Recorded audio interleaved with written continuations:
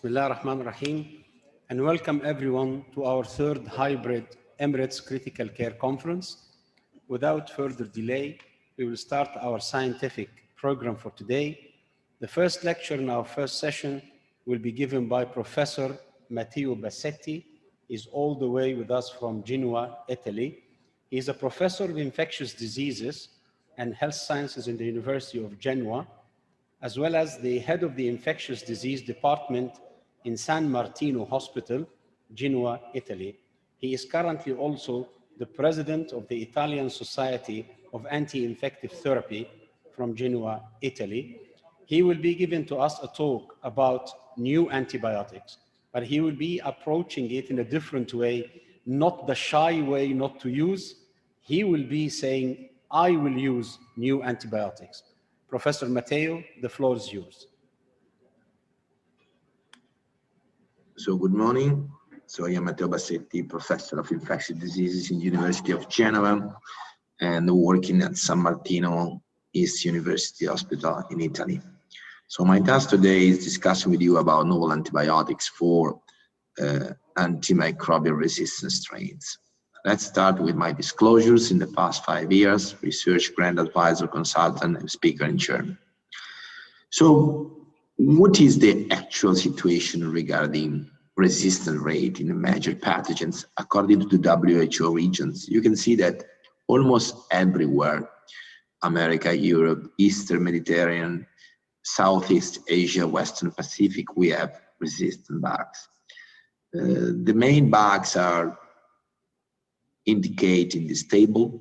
So we have E. coli resistant to extended spectrum cephalosporins, Klebsiella resistant to cephalosporins, then we have Klebsiella resistant to Carbapenemases, Pseudomonas MDR, Acinetobacter, and Staphylococcus aureus resistant to MDR. So these are the main bugs. So but what happened in the past 15 years regarding the use of antibiotics? Why we have so many resistant bugs? Because in the past 15 years, there has been an important increase in the use of the antibiotics all over the world. All the countries report an increase between 10 to even 30% of using antibiotics. But this was particularly true for Carbapenemases. So there has been an important increase in the Carbapenemases related to two reasons. First of all, because actually Carbapenemases are generic and they cause because they are very cheap, and because of the pandemic of ESPL in Enterobacteriaceae. So doctors believe that because they have ESPL, they have to prescribe Carbapenemases. And obviously, with the widespread use of the Carbapenemases, we select resistance. When you look at the situation of the global resistant trends in Enterobacteriaceae, you can see this is a nice paper published last year in Open Forum of Infectious Diseases, which they compare to period 2007, 2009 with 2014, 2016. And you can see that, for instance, in Europe, there has been an important increase in ESPL just in less than 10 years, 16% increase in ESPL overall, around 16% in E. coli, and even more in Klebsiella, around 20%. And the important increase was also in the Carbapenem resistant in Klebsiella, with more or less 15%.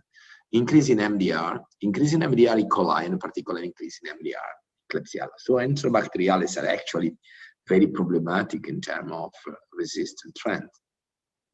But what is going to be the trend in antimicrobial resistance prevalence in the next 10 years? So this is a nice article published in 2018 in which they analyze which will be the prevalence and the trend in the next 10 years. And you can see that there are countries like Italy, for instance, with a very high increase, like 32.3, Greece 40%. In general, Europe is really problematic. But look, for instance, what will happen in Russia or in China or in India.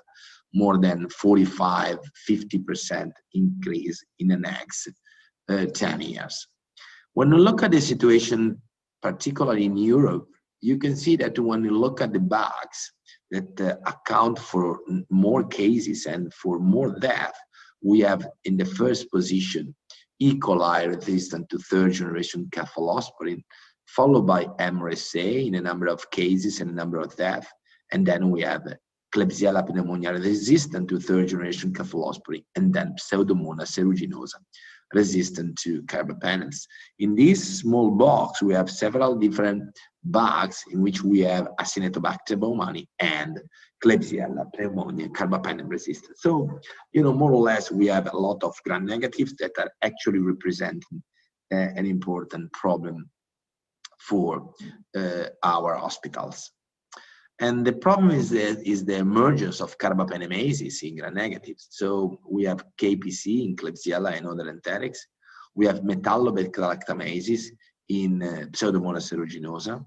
Then we have metallobacteraemases in enterics, the OXA23, 24, and 58 in Acinetobacter. And then we have the OXA48 in Klebsiella and in E. coli. So we have a lot of carbapenemases, and it's very difficult even to know where the carbapenemases are, in which country the carbapenemases are distributed. For instance, KPC, actually, that is one of the mechanisms of resistance and is one of the enzymes, is different, the distribution in the different countries all over the world. We have countries in which KPC is endemic, like US, Colombia, Italy, and Greece. Then we have countries in which there are sporadic spread of KPC, like, for instance, in Canada. And then we have countries in which we have outbreaks due to KPC. And then we have a country in which we don't know the distribution of KPC. The same is for OXA48. So OXA48 or OXA48-like producer is the situation is completely different in the different countries. You can see that there are countries that are only reporting sporadic spread, other countries in which we have outbreak report, like for instance my country, and other countries that are endemic, North Africa, Turkey, and even India. So it's very important to know where you are working and which are the main enzymes that are circulating in your country. But it's also important to discuss about the role of Pseudomonas aeruginosa, and particularly Pseudomonas aeruginosa resistant to third generation cephalosporin or to carbapenems. And you can see very well that we have countries, particularly in the part, even in Europe, with a very important proportion that is in the middle. So we have around 40% of strains resistant to third generation cephalosporin, and we have a similar proportion of strains of Pseudomonas resistant to carbapenems. So in this context, I think it's very important to define some rules for using antibiotic in critical ill patients, and these are some of the my personal view about the 10 golden rules for antibiotic use in critical ill patients. First of all, we have to give to our patient with suspected infections an early appropriate therapy, particularly for septic patients. Then we have to be careful, because when we select an antibiotic, we can have an impact on bacterial resistance. Then we have to improve diagnosis and diagnostics. We have to do a risk stratification. We have to use, when needed, a combination. There is a role of established antibiotics. Then we have to optimize the drug that we decide to use. We have to de-escalate when needed. We have to look at the duration. And then at the end, there is also the role for new antibiotics. And now is my pleasure to review an article that has been published a few days ago in International Journal of Antimicrobial Agency, in which we review the potential impact of appropriate versus inappropriate initial antibiotic therapy on the outcomes of patients with severe bacterial infections. And you can see very well that using an appropriate antibiotic therapy has an important impact on mortality overall, but particularly during the ICU for patients in the ICU, or for pneumonia, bacteremia, sepsis, and septic shock. In these settings, it's very important to prescribe appropriate antibiotic therapy. So, and based on that, which is the role to have more appropriate drugs of new antibiotics? So you probably remember that this page made by the Infectious Disease Society of America more or less 10 years ago, in which they said bed bugs need drugs. And it was a kind of call, the idea is call for 10 new antibiotics by 2020. So I think, the pharmaceutical companies did a very important effort. And in fact, we have actually 15 new antibiotics already approved by the FDA. So, you know, we have several new antibiotics, and particularly for gram-negatives. So when we look at the antibiotics that has been already approved or that will be approved, you can see very well that these are the drugs for gram-negative, and this is a recent review article. So almost all of the new antibiotics are active against ESPL. So what about KPC? You can see that the majority of the antibiotics, the new antibiotics, are active against KPC, and the first that was active has been represented by Ceftazidime-avibactam, that is also active against Carbapenema-resistant OXA48, and also active against multi-drug resistant Pseudomonas aeruginosa, that is not active against Acinetobacter. Let's move to the main activity of these bugs with the kind of scheme and the color that is probably better for the audience. So we have these two new antibiotics that are already approved by the EMA, ceftolozane and tazobactam, active against ESPL, with the activity also against AMP-C, but variable activity, no activity against the Carbapenemases, and also very active against the Pseudomonas, particularly the Influx and the AMP-C. What about Ceftazidime-avibactam? Very active against ESPL, AMP-C, KPC, OXA48, active against Pseudomonas AMP-C, and variable activity against the Influx mediated by Pseudomonas. So why Ceftazidime-avibactam is so good? Because avibactam is a novel first-in-class non-beta-lactam beta-lactamase inhibitor from a new chemical class that is the DBOs, is the diazoxycyclothane. Very difficult to pronounce, but you know the potentiality is it does not have a beta-lactam skeleton, expanded spectrum of beta-lactamase inhibition, and mechanism of inhibition is reversible. So the activity of avibactam is very potent, as I mentioned before, is very active against TAM-SHV, active against CTXM, active against KPC, active against AMP-C, active against other class C enzymes, and also active against the OXA48 in the class T. So it very broad in terms of activity. And in fact, when you look at the microbiological activity, so this is a review article that reviewed the antimicrobial activity of ceftazidime-avibactam against MDR, Enterobacteriaceae, and Pseudomonas. You can see that the drug is active almost against 100% of the Enterobacteriaceae. Even for MDR remain very active, and even for extremely drug-resistant Enterobacteriaceae remain active against 98%, but also against Carbapenema-resistant Enterobacteriaceae. But the activity is also very potent against Pseudomonas aeruginosa and remain very active even against Pseudomonas aeruginosa resistant to meropenem, piptazo, and ceftazidime, and also against the multi-drug resistant strain of Pseudomonas. The drug has been approved in the European Union for complicated intra-abdominal infections, complicated urinary infections, hospital-acquired pneumonia, and the treatment of infection due to aerobic gram-negative organisms in adult patients with limited treatment options. So when we look at the phase 3 studies, actually we have 7 prospective international multicenter randomized phase 3 studies, 3 in abdominal infections, 2 in urinary infections, 1 in patients, in adult patients with ceftazidime-resistant pathogens, and 1 in adults with nosocomial pneumonia. So when we look at the different studies, I like to review the REPROVE study. It is a very interesting one in which Ceftazidime-avibactam has been compared with the best available therapy for treating patients with the pathogen-resistant ceftazidime in the setting of urinary and abdominal infections. And the study is very interesting because when we look at the best available therapy, 97% of the patients receive a carbapenem. So this was a study that demonstrated that we can in some manner spare the carbapenems in our treatment. So when we look at the clinical response, we have more or less 90% response for urinary infections and abdominal infections, and we have an higher and favorable clinical microbiological response in patients treated with the ceftazidime-avibactam than for patients treated with Carbapenems. So when you look at the second study, is the REPROVE study, and in the REPROVE study we have Ceftazidime-avibactam 2 grams plus 0.5 gram of avibactam Q8 in comparison with meropenem for treating nosocomial pneumonia.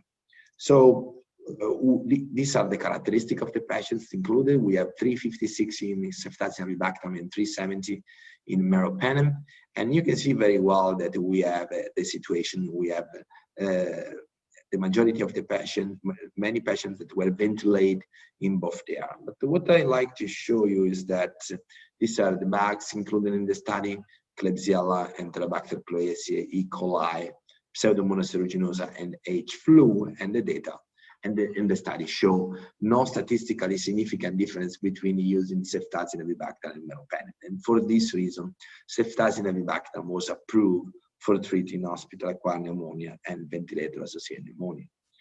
These were the studies, the phase 3 studies, but then it's important also to look at the real-world experience. And in the real-world experience, we have more than 17 observational studies that prove the efficacy of Ceftazidime-avibactam. We have single-center retrospective cohort study, we have multi-center retrospective cohort studies, we have single-center prospective observational or multi-center case control studies, and then we have multi-center prospective observational cohort studies. So when we look at one of them, that is probably, that was the first published by Ron Shields in 2017, it's very interesting because in this study, Ceftazidime-avibactam has been studied in patients with Klebsiella pneumonia bacteraemia, and you can see very well here that Ceftazidime-avibactam, the mortality for Ceftazidime-avibactam was 8%, while it was around 30% for all the different combinations. And even the clinical success rates at 30 was much higher for Ceftazidime-avibactam than for any of the other combinations, carbapenem plus aminoglycoside or carbapenem plus colistin, or other combination. And Ceftazidime-avibactam was independently associated with success in the multivariate analysis.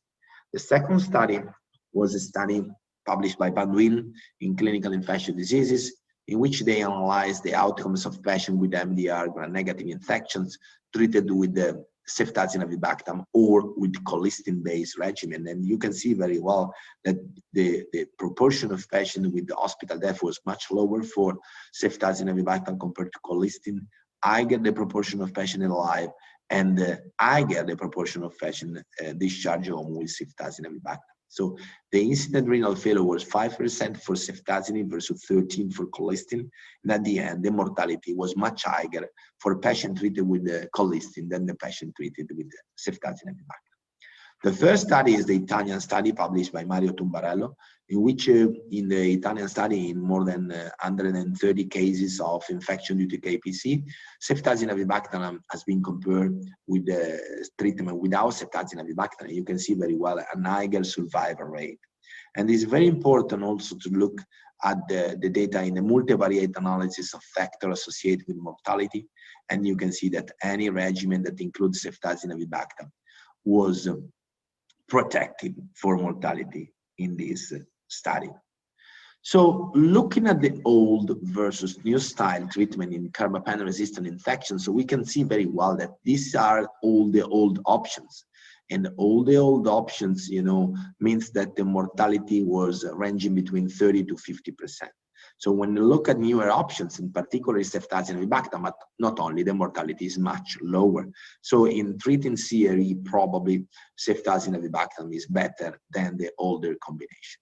What about Ceftazidime-avibactam for Pseudomonas aeruginosa? So even for Pseudomonas aeruginosa, the drug is useful. This is a study that we published in Antibiotics at the beginning of the year, in which we include respectively in this study all patients who receive at least 72 hours of Ceftazidime-avibactam for Gram-negative other than CRE, and you can see very well that the most common side were nosocomial pneumonia. And the data are encouraging because look at the activity against Pseudomonas aeruginosa, clinical cure. Obviously, there are a lot of limits for a prospective study, but we have more than 87% of Ceftazidime-avibactam favorable outcome and 100% in ESPL. So Ceftazidime-avibactam present a lot of pros and some limitations. The pros are predictable pharmacokinetic, rapid tissue distribution, particularly in the lung, good safety profile, inhibits the ESPL, the MC, the KPC, and the OXA48, very good activity against Pseudomonas and Enterobacteriaceae, and is approved for empiric and target therapy. We have also some limitations due to ceftazidime-avibactam. The drug is not active against class B and class D. There is Acinetobacter that is not susceptible, and even against the anaerobes, you have to avoid if a beta-lactam allergy. And then we have to discuss where to use salvage or empiric therapy, combination or no combination.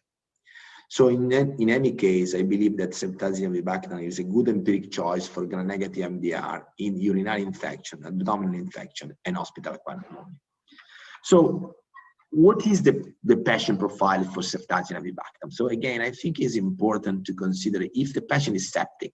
If the patient is septic, there is probably a role, an empirical role. If we work in a setting where we have a particular epidemiology, Carbapenema-resistant Enterobacteriaceae more than 20%, or ESPL or ESPL more than 20%. In these 3 or 4 clinical entities, but also when we have risk factors for Carbapenemases and or ESPL. Obviously, in this setting, I believe that if we have all of these risk factors, after obtaining adequate microbiological sample of culture, I think we can start empiric therapy with ceftazidime-avibactam, and then obviously we can de-escalate the treatment based on the culture result.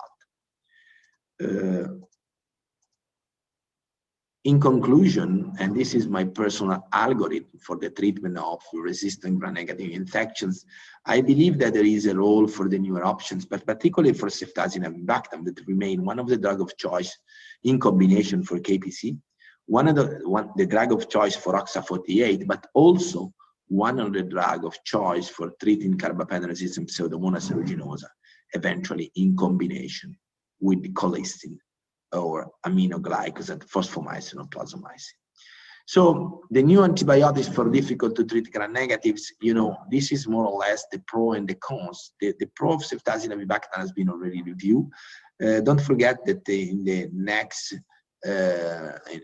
month we will have imipenem-lebactam, meropenem-avibactam, ceftriaxone available in Europe, because this drug has been already approved and will be available for everybody soon.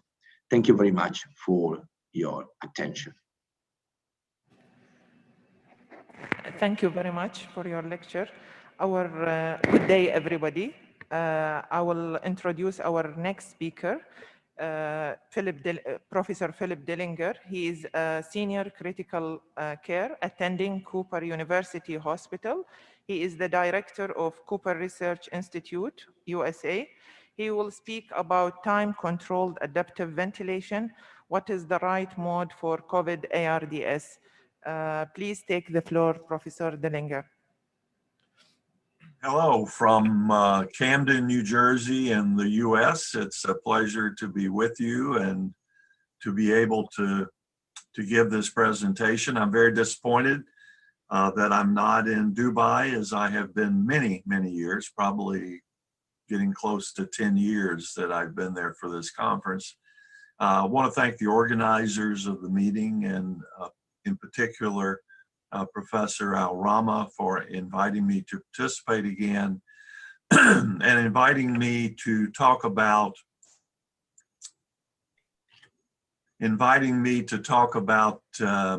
time-controlled adaptive ventilation, which is a form of airway pressure release ventilation, and is it the right mode for COVID ARDS? I have no potential financial conflict of interest. Many of you are familiar with airway pressure release ventilation. It's not the most commonly used mode, but it is used in patients, particularly with severe ARDS, in whom it's difficult to oxygenate. This is a variant of that called time-controlled adaptive ventilation. I have a question for you. Airway pressure release ventilation is most like which one of the following modes of mechanical ventilation? High level pressure support, inverse IE ratio, continuous positive airway pressure with very brief releases, or assist control pressure control ventilation. And the answer is continuous positive airway pressure with very brief releases. This is a pressure over time waveform for airway pressure release ventilation. If you think about this sustained high pressure that I'm showing you here as CPAP, because you see it is possible to spontaneously breathe on that, what we call P high, the high pressure, although we don't usually do that in severe ARDS. And then there are these very brief releases that allow CO2 elimination, and in severe ARDS is what controls the positive end expiratory pressure. Now, the reason that airway pressure release ventilation may improve oxygenation over traditional modes is this very sustained high pressure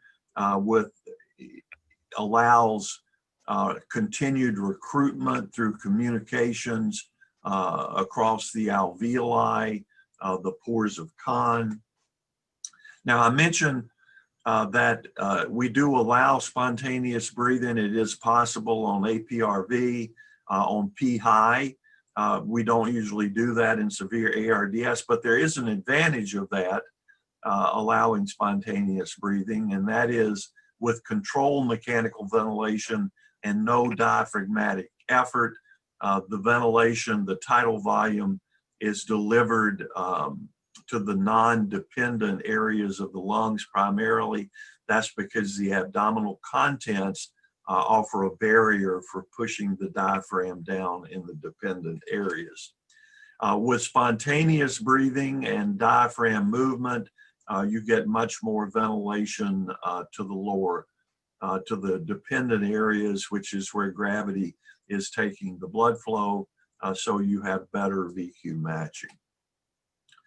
Oxygenation with APRV is a combination of the high mean airway pressure by having this long inspiration on P high. T high is the high time, and these very brief releases. It also may be related to spontaneous breathing if you allow it, and PEEP effect if pulmonary edema, which is very important in ARDS to adjust the releases or the T low. We'll talk about that. CO2 elimination occurs with spontaneous breathing on P high, which tends to move the CO2 back closer to the ventilator so that when you have the release with the T low, the proximal airways are loaded with CO2 and therefore you get more CO2 elimination. But the primary route for CO2 elimination in APRV is the T low, how much expiratory flow that you get during that T low time when you have expiratory flow. Traditional initial APRV settings for ARDS, when you switch over from volume ventilation or pressure controlled ventilation, the PI is P high, the high pressure is initially set at what the plateau pressure was if the patient was paralyzed, or what the previous mean airway pressure was in the non-paralyzed patient. The T high, the time that you allow for each pressure application before the release with T low, 4.5 to 6 seconds, about 9 to 12 breaths per minute, and the P low is set at 0. The reason we set the P low at 0 is that gives you the highest pressure gradient between the P high and P low and facilitates CO2 elimination and expiratory flow. And the T low is set with traditional APRV for ARDS at 0.5 to 0.8 seconds. This is some example of some graphics with APRV. This is pressure over time. This is flow over time, and these are tidal volumes. You can see here that this sustained high pressure, this would be a severe ARDS patient where you're not allowing spontaneous breathing. You have this sustained high pressure application, and then you have your brief release that lasts as long as the T low is set. That eliminates CO2. It also sets your PEEP because your PEEP is determined by auto PEEP. We'll cover that in another slide. And here is your expiratory flow during your release, sometimes called your dump because you're dumping CO2. And this is your inspiratory flow here, which reestablishes that high pressure. This is a patient, this is showing spontaneous breathing on P high. You can see pressure goes down with inspiration and back up with expiration. Here are the flows that go along with those inspiratory effort. Again, with severe ARDS, we typically do not allow spontaneous breathing, but based on the severity of ARDS and the ability to keep the transpulmonary pressure within acceptable ranges, that it may in some circumstances be allowed. This is spontaneous breathing on the P high. You can actually add pressure support. Again, typically you would not want to do that.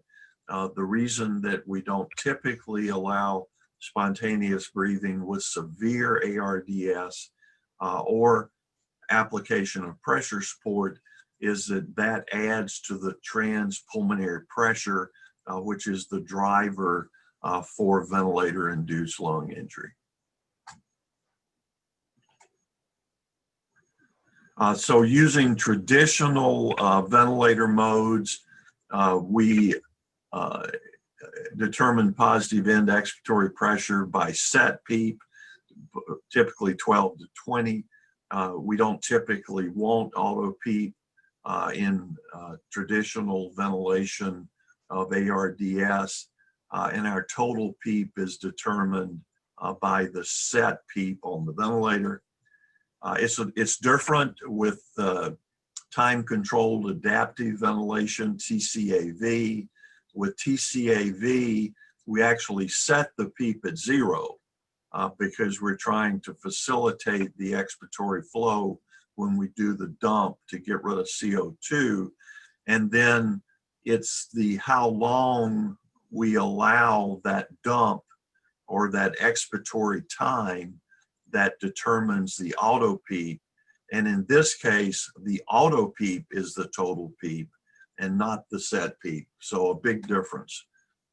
This is an example with APRV. If you use a prolonged T-low, you can actually allow that expiratory flow to go all the way back to the baseline, which means you'd be going back to 0, which is potentially catastrophic because you would be collapsing the lung at end expiration. So with TCAV and APRV, you set the T low to give a certain percentage of the initial high peak expiratory flow. So we're looking at that dump here. This is the expiratory flow.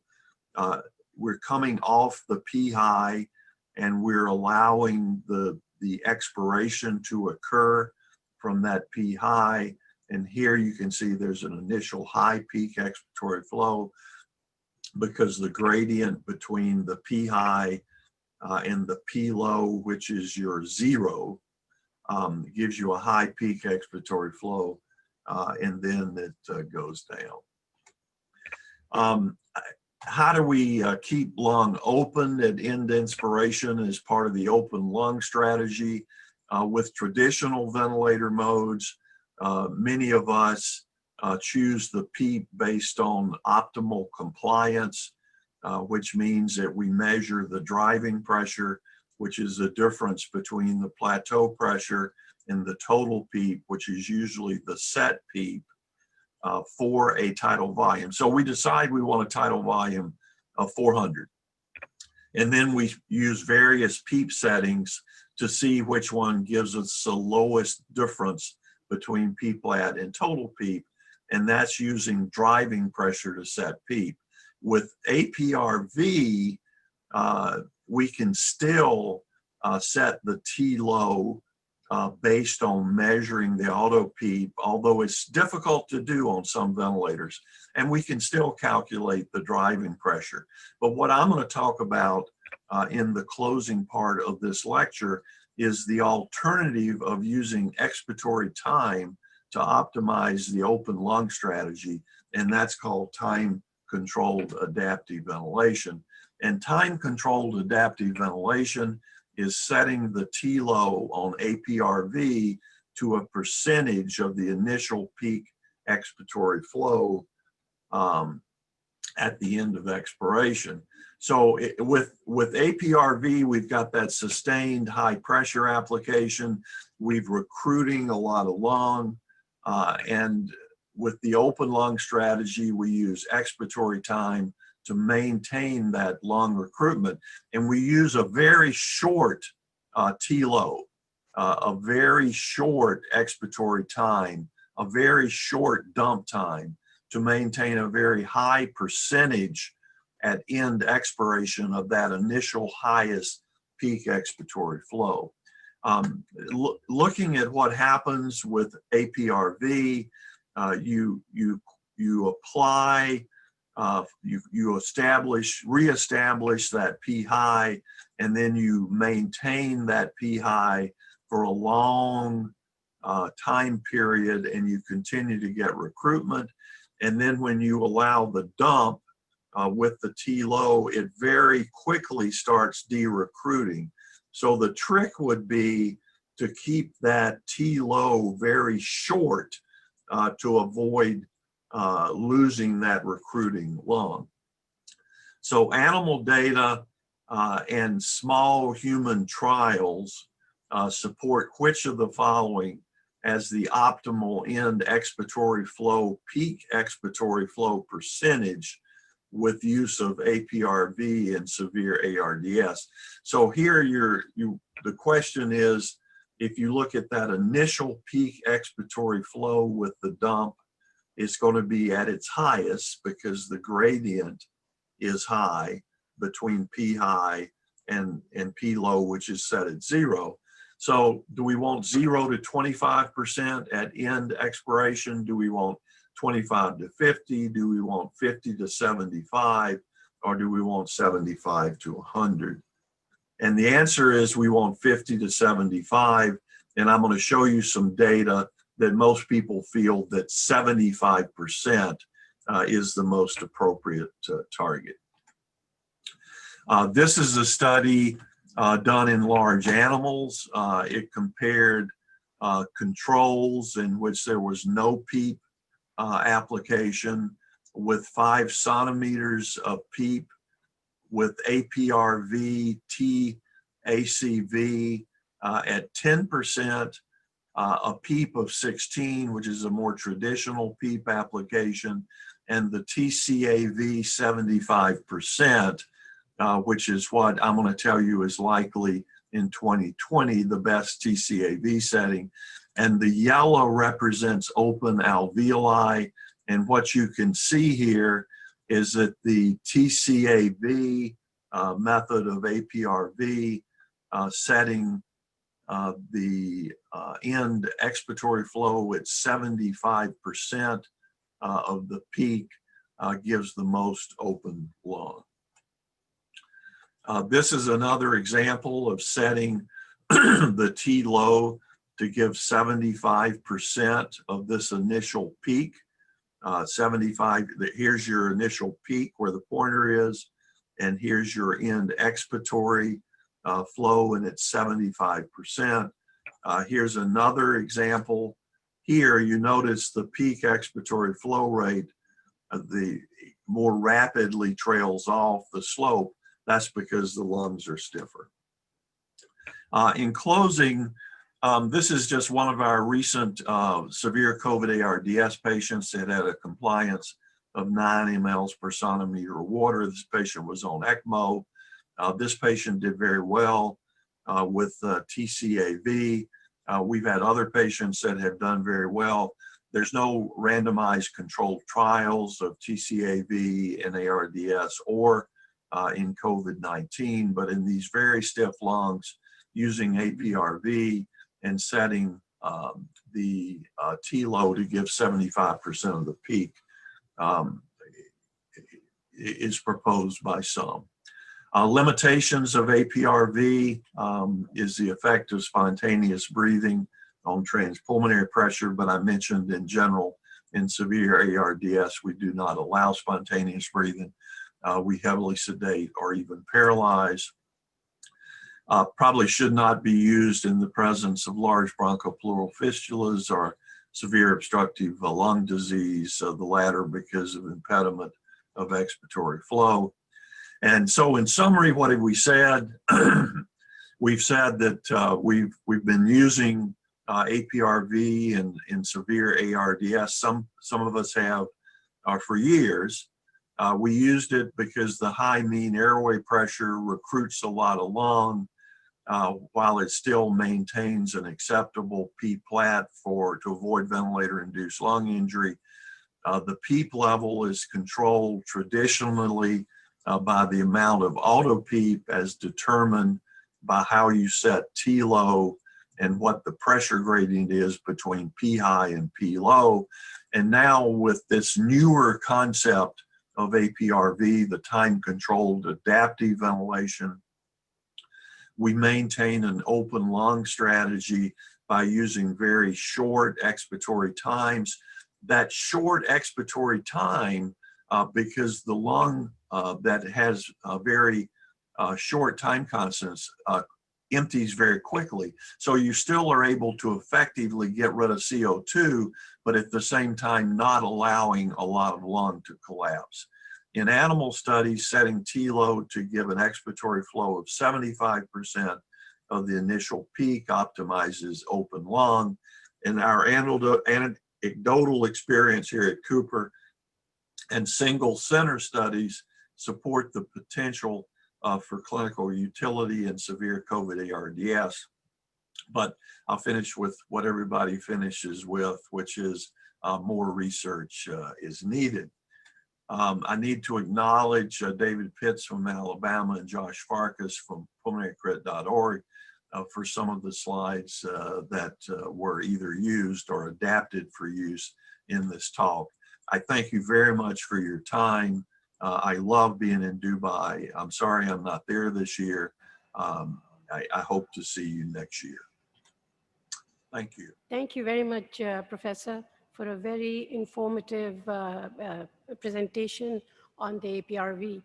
Please stay online for the questions. It will always be a pleasure to welcome you here.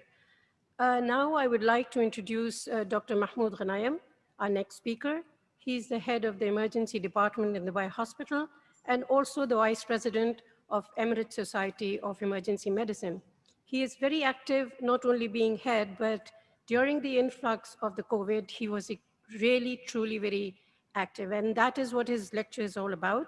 He'll be speaking about managing non-COVID cases during influx of COVID, keeping the balance in a busy emergency department. So Dr. Mahmoud Ghanayem, please go ahead. The floor is yours. Good afternoon, everybody.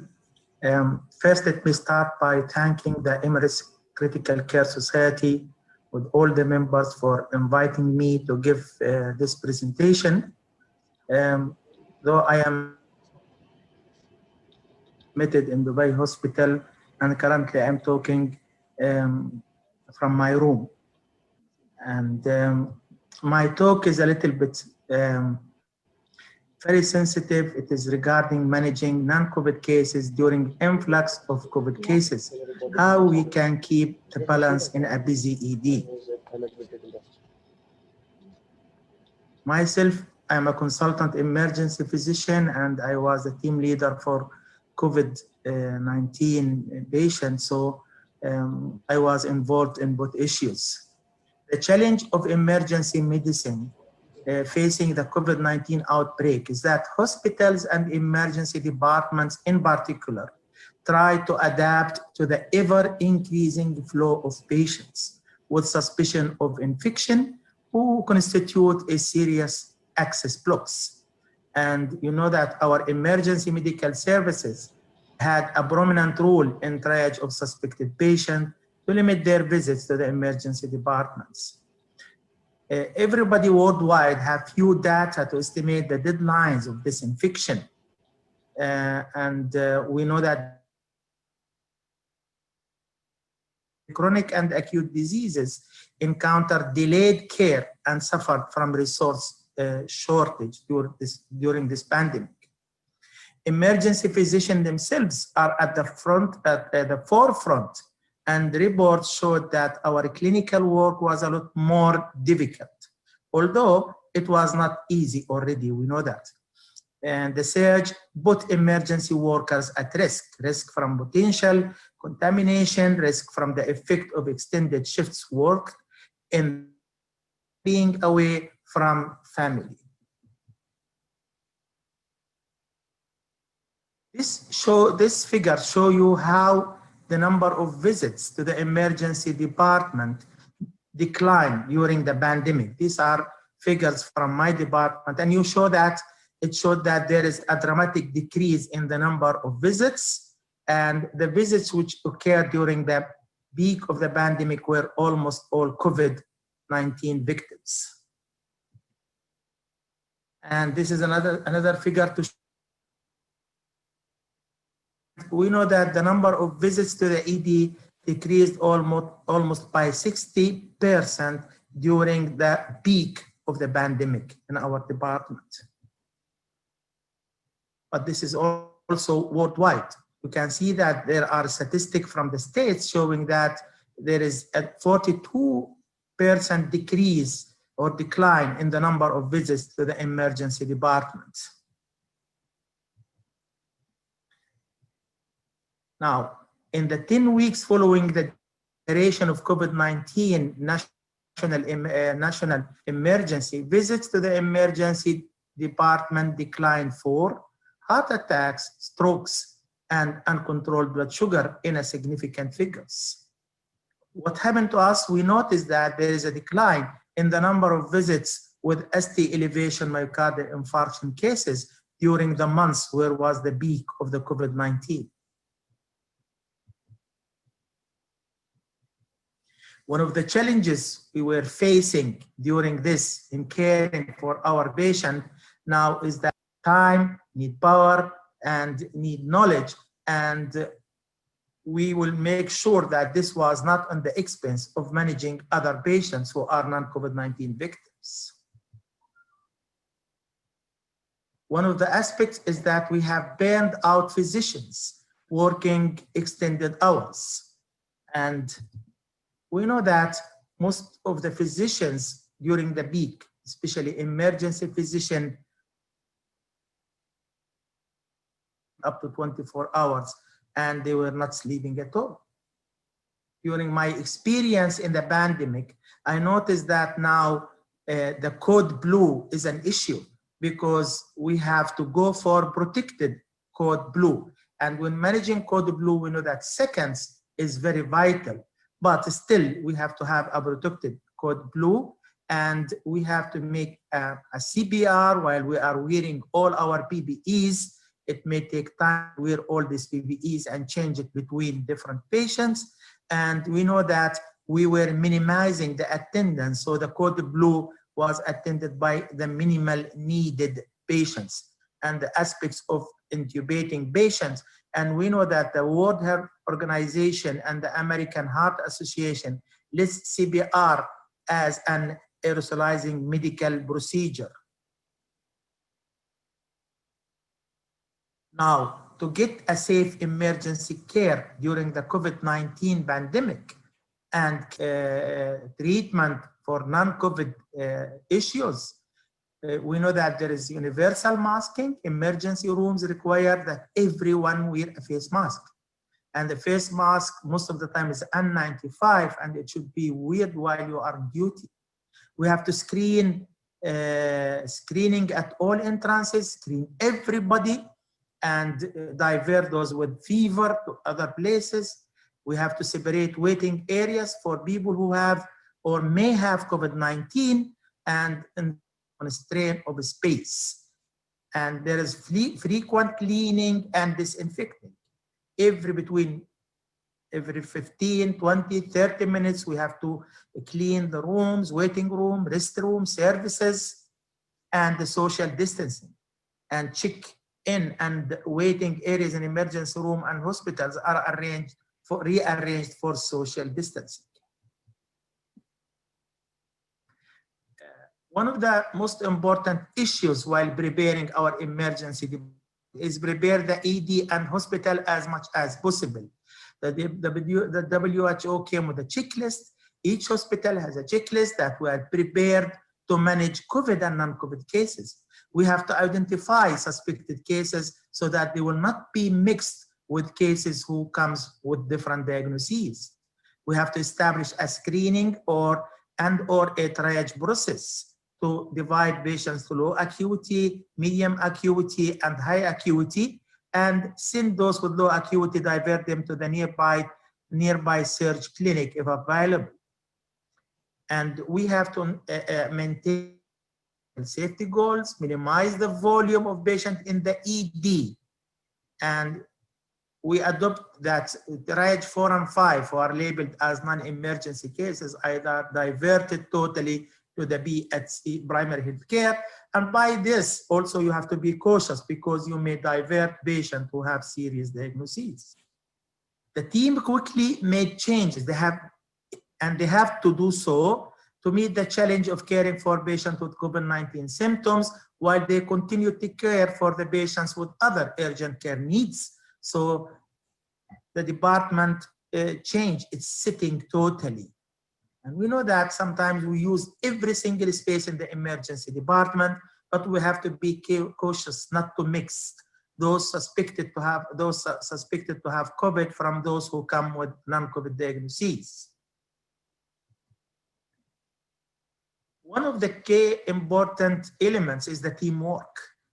And the teamwork is very vital. It is not only the emergency physician involved in this issue, but other subspecialties and the administration and everybody. So we need to divide to teams. Team who cares totally for COVID-19 suspected cases, COVID-19 diagnosed cases, team who suspect for non-COVID cases, and team who can support. And when somebody exhausted from any other teams, they will interfere. And the teams were chosen from all the subspecialties. Everybody now work as a team. But the teamwork gave us high morale. It was really a great opportunity to strengthen the relationship between physicians, intensivists, nursing, emergency physician, admin, all the works. And this has also gave us a very good morale actually to work, and this was a positive energy to manage such a pandemic effect. Publics also, we have to send lessons to the public to use the ER wisely during COVID-19. So we urge people not to come to the ER to be tested for COVID-19, and there were fever clinics which established, for example, in Dubai to test people who have no significant symptoms.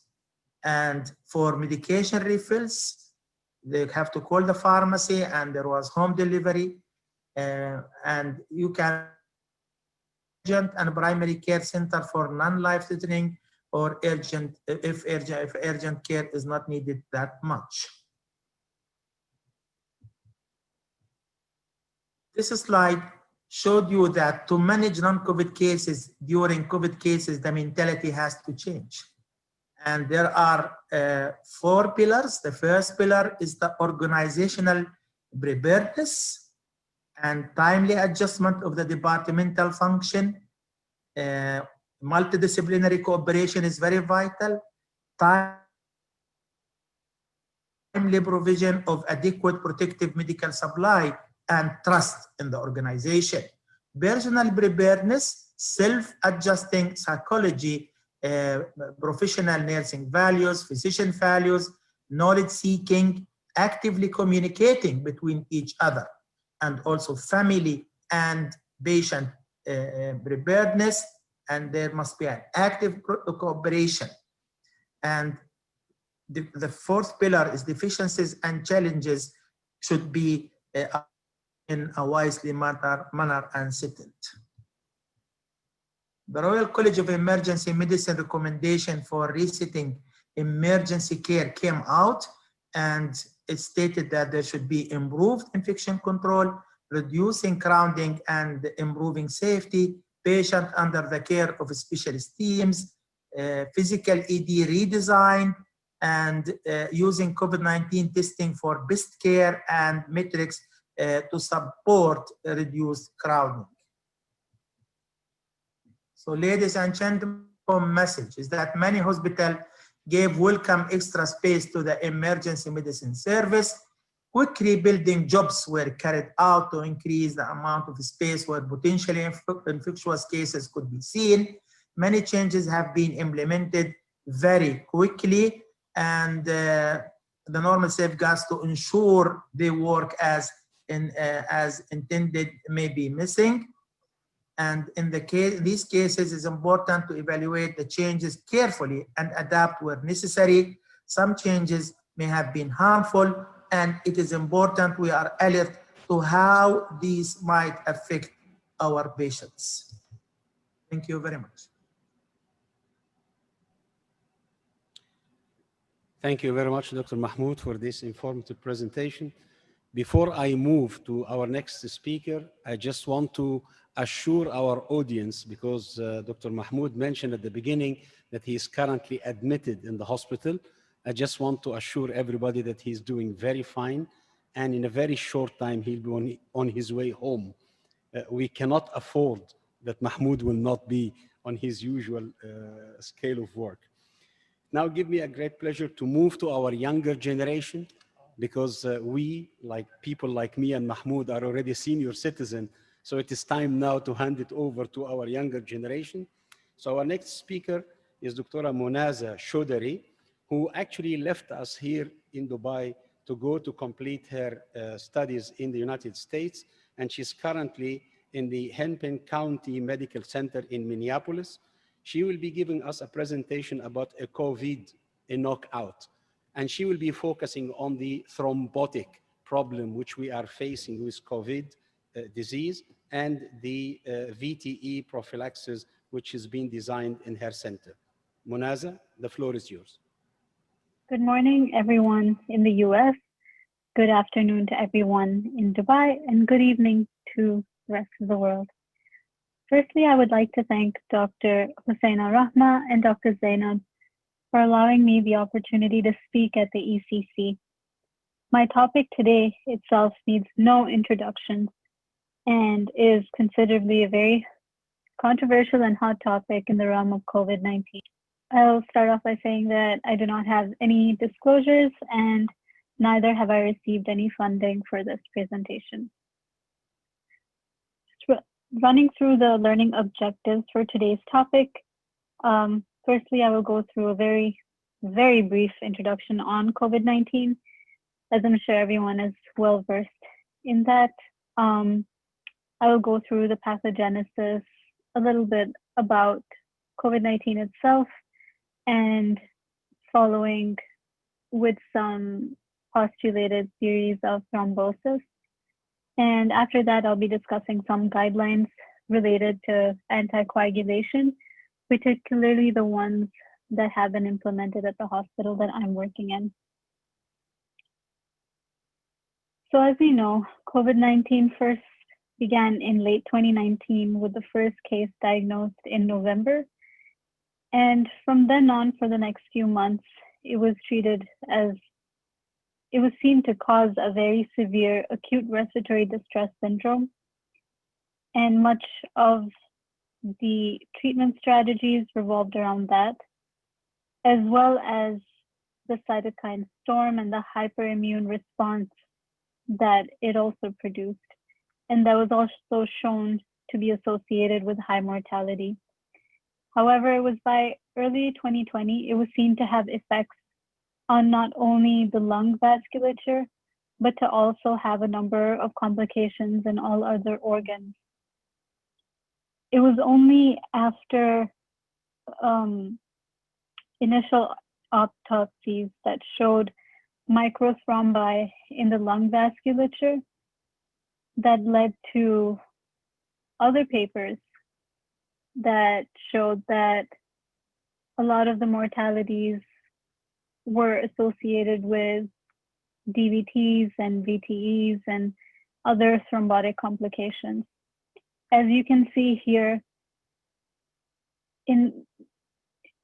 around the alveolar membrane, you can see some platelets and fibrin being formed, which just goes to show the microthrombi that was evident in these autopsies.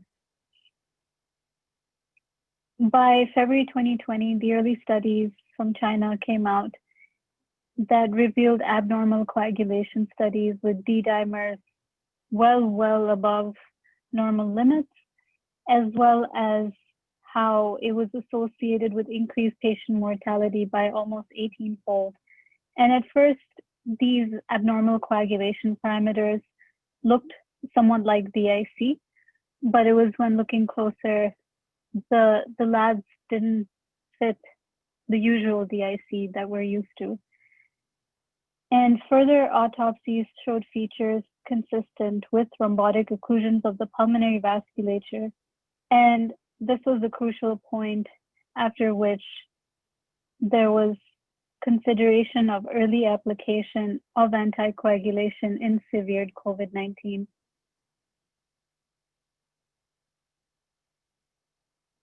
This is just a timeline to show how initially we weren't able to do a lot of autopsies, mostly because we didn't know much about the disease and to protect hospital staff.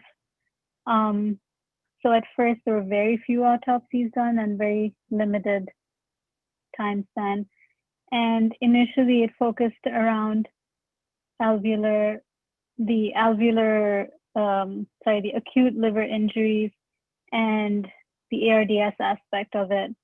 Whereas by March, and once we knew a little bit more and more autopsies were done, it was seen that there was more vascular damage that we had not been paying attention to earlier.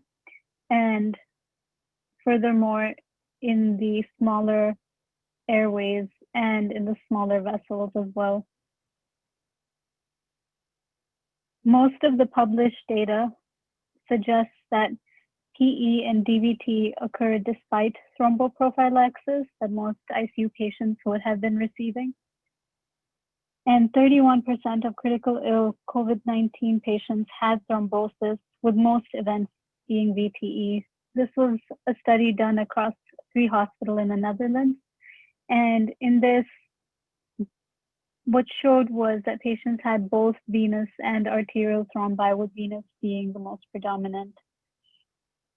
Other studies also showed significant associations between non-survivors and survivors and their D-dimer levels, as well as some showed elevations with PT associated with poor prognosis. Overall, anticoagulation was associated with decreased mortality, where major bleeding is less observed than thrombosis. So just going over the pathogenesis, the SARS virus induces the production of cytokines such as interferons and interleukins, resulting in a systemic inflammatory response, which we all know as the cytokine storm. And there's still a lot of investigation going on in this aspect too.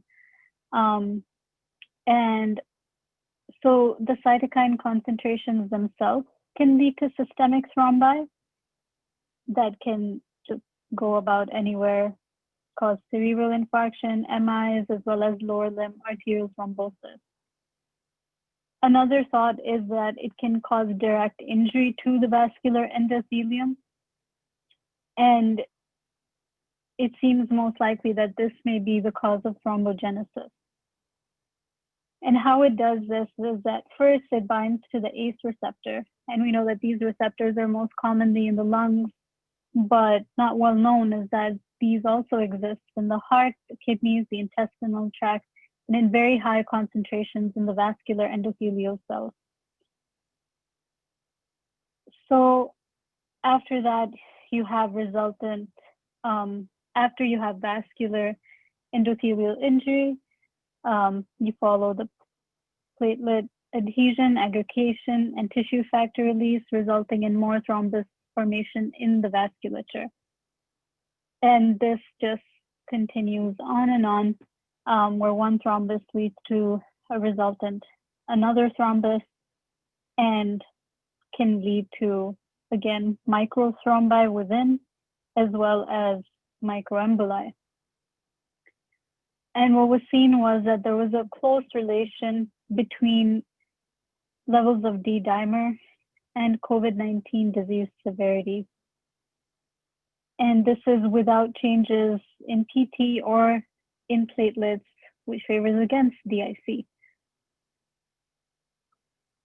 This I found to be a very interesting slide showing the pathogenesis related to thrombosis. So here, as you can see, initially the virus attaches to the ACE receptor, and it induces something called pyroptosis, which is when pro-inflammatory molecules undergo apoptosis. And this leads to the generation of oxidative stress. And once this happens, this attracts more inflammatory cells, promoting a more pro-inflammatory state, and these just continue to regulate one another and result in a feedback loop. In addition, there's activation of the complement cascade, which ultimately leads to platelet activation. And another thing that is seen is that somehow COVID itself can cause a subdued response of natural anticoagulants and fibrinolytics. The other mechanism that it may go through is lung hypoxia, and these also propagate inflammation by activating plasminogen activator inhibitor, or PAI1, and this overall suppresses fibrinolysis. So as you can see, there are multiple mechanisms for multiple proposed mechanisms, but overall we can see that the clot just continues to thicken. Other proposed mechanisms of procoagulability, there may be some form of DIC. As I mentioned before, the virus itself can have other properties that subdue anticoagulation. A very new proposed theory is antiphospholipid syndrome that is induced by the virus. There was a recent case series that was published in the New England Journal where 3 patients tested positive for anti-cardiolipin antibodies, and these were suggestive of APS, and maybe it just can cause the development of these antibodies. So the reason that this is important is that this would mean that we would have to approach it from another angle and not just anticoagulation. We'd have to get our rheumatology colleagues involved. This is another slide that I quite like because it shows you just in a little picture, in a little vessel, everything that's going on and all the mechanisms through which COVID can cause thrombosis, as well as all the different modalities that we've used so far, such as immunomodulators, tocilizumab, some antiplatelets. Some people considered using recombinant TPA. And then I remember ACE inhibitors were also introduced to just completely just stop it from the beginning. And then heparins. So going over the treatment protocols, this is one, this is the one that became very popular in the US. Although even here, it just varies from state to state. And many treatment guidelines exist for each hospital system. The one that was adapted at my hospital at Hennepin County was one that was developed by Dr. Stephen Mull at University of North Carolina. And I've seen that through my readings, I've seen that this is actually one of the most popular ones, where the approach is neither overly aggressive, not overly passive, and it's referred to as being a more intermediate approach. We adapted this to kind of to fit our patients and our workflow as well. So this is the one that is used at Hennepin County. And as you can see, it's a busy slide, and I'll break it down in the next couple of slides. So at first, what we divide them into either low, moderate, or high. And this is based off of D-dimer levels, as well as bleeding risk. And then it's further classified by BMI as well as renal function. So what is classified as low? That's when you have D-dimers less than 2,500, and if they are very high bleeding risk, and they don't fit the other criteria. And after that, based on their BMI, they're started on either enoxaparin or unfractionated heparin. And again, taking in consideration BMI is higher than 30, we do go higher on the dose. With the moderate one, we look at D-dimers at least up to 10 times the upper limit of normal, so that's about 2,500. And again, you take bleeding risk into consideration. If they are a high bleeding risk, we do the low intensity. However, here, if they do meet the criteria, they're started based on their renal function, either on an unfractionated heparin drip, or if not, if with preserved renal function, we start them on 0.5 mg per kg BID and target a range of anti-10A between 0.3 to 0.5. And then high is considered when a patient has confirmed or a very high suspicion for DVT or PE. And in this situation, based on their kidney function, they're either started on enoxaparin 1 mg per kg, and this is BID. And again, we aim for levels between 0.5 to 1. And if they have lower kidney functions, we go on to a heparin drip instead. So initially, in the earlier months, patients would come in, we would be routinely monitoring their CBC, their PT, fibrinogen, D-dimers almost daily. And they didn't show much change, or kind of maybe did show some ups and downs, but eventually we started moving towards doing them every 3 days. And then eventually, since it didn't really change much of management, now we do their D-dimers, especially when they come with very high D-dimers and are started on a high intensity, depending on their clinical course and how long they've been and in the hospital. So about once a week or twice a week, but it changes on a patient-to-patient basis. And yes, I won't really go much into the discharge management, but based on the severity of COVID and other additional risk factors for VTE, some patients are given at least 1 month of a DOAC.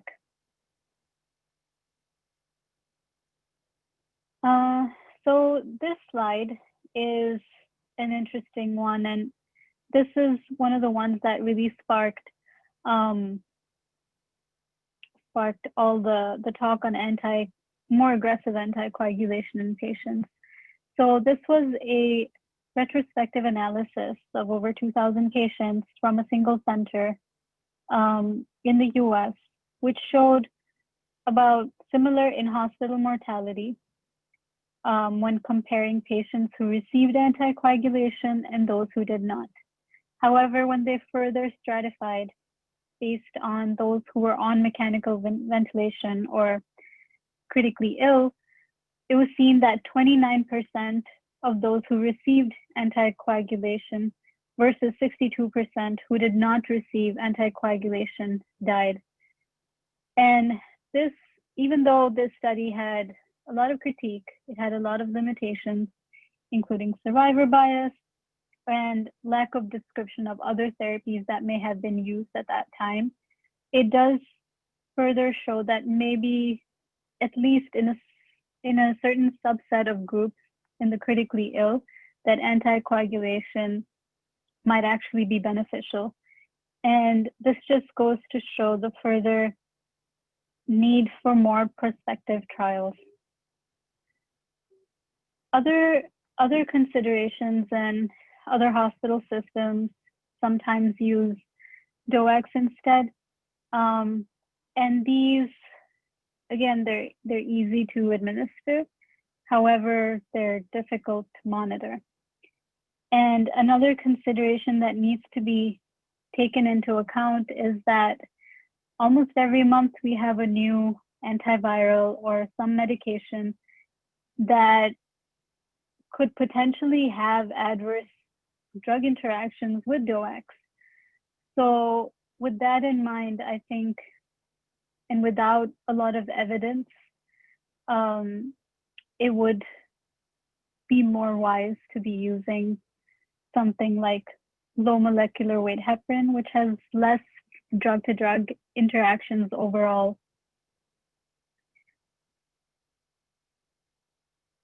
So what is the optimal strategy? Coming soon. So in this time, many guidelines came out from all over. Even within the US, we had the CHEST guidelines, we had the American College of Cardiology guidelines, and the International Society on Thrombosis and Hemostasis, and then from our colleagues around the world, the NIH, the Italian Society, and the Royal College of Physicians. And these are just to name a few. They're all vastly different and very detailed, and highlight the need for further trials so that we can practice our best evidence-based medicine. But for the time being, they do provide good guidance. So I would highly advise you to look through these and see which one would suit your patient population. So most of the recent literature overall suggests the use of prophylactic to intermediate doses of enoxaparin in sick COVID patients, and that is those patients with elevated D-dimers or sepsis-induced coagulopathy scores of greater than 4, as it was shown to be associated with decreased mortality. Overall, most academic centers favor the use of standard dose regimens of low molecular weight heparin. And of course, wherever anticoagulation is contraindicated, mechanical thromboprophylaxis should be used. Furthermore, taking into account VTE risk stratification. So if you have patients with BMIs over 30 who are at already a higher risk, and we know that obesity is one of the risk factors for severity of illness in COVID. And then also biomarkers such as D-dimer. Overall, the use of empiric therapeutic doses for anticoagulation for the critically ill is there, and some people do use it. However, the evidence is very, very limited. Thankfully, there are many ongoing trials underway already, and which is quite exciting. There are actually quite a few that where they're looking at the difference between intermediate versus therapeutic versus prophylactic, and about 28-day mortality. And I'm sure we're all looking forward to this. I know they're underway right now, and the final results will probably, unfortunately, come by next year, but it's still great to see that these things are going on right now.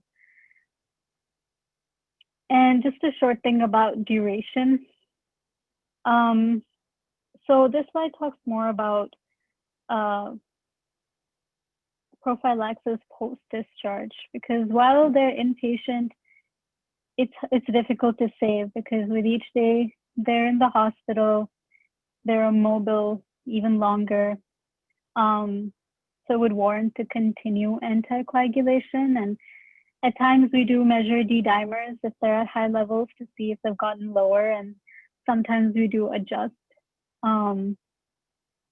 But overall, what was seen, and this is pre-COVID, that the risk of hospital-associated VTE can go up to 6 weeks post-discharge in critically ill, and out of which 60% of VTE occurred within the first 3 weeks. However, even given this data post-discharge, most antithrombotic guidelines recommend against any kind of prophylaxis in medically ill patients. However, there is a further risk stratification score called the Improved VTE score, and this identifies patients with elevated D-dimers at least 2 times the upper limit of normal, and they were seen to have a higher risk of VTE of at least 3 times.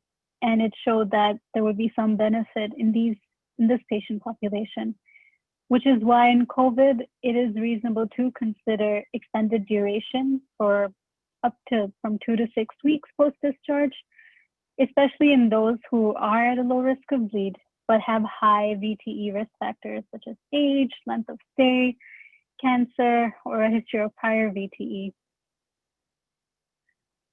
So in summary, the general recommendations are to start some form of thromboprophylaxis early. Which one is still to be determined. The initial coagulation studies and clinical biomarkers for diagnostic strategy, I think almost everyone who comes in is tested for D-dimers as soon as they're admitted.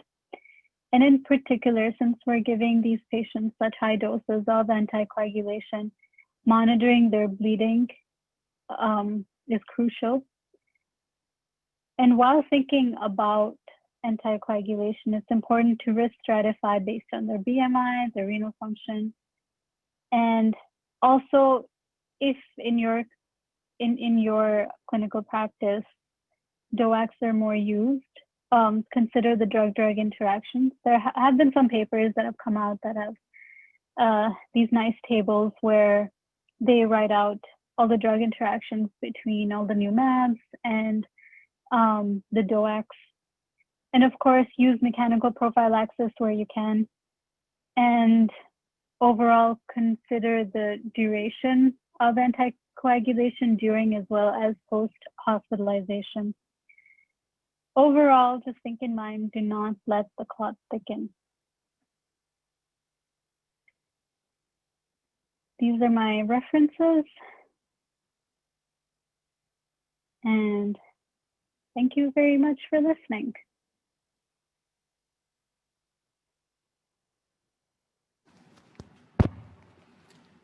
Thank you very much, Munaza, for this very interesting and informative lecture. It's now how we have a little time for a few questions, and we are happy that Professor Dillinger is still with us because he already answered a couple of questions online, but I prefer to give those questions to him live. It looks like too many audience are worried about the ability of the APRV as a mode of ventilation in eliminating carbon dioxide, particularly in severe ARDS, when the lung is very stiff and your ability to ventilate will become very limited. Can the APRV really eliminate CO2? And what you can do if the CO2 start to touch 100, for example, no matter how much you will play in the P high, P low, and T high, T low.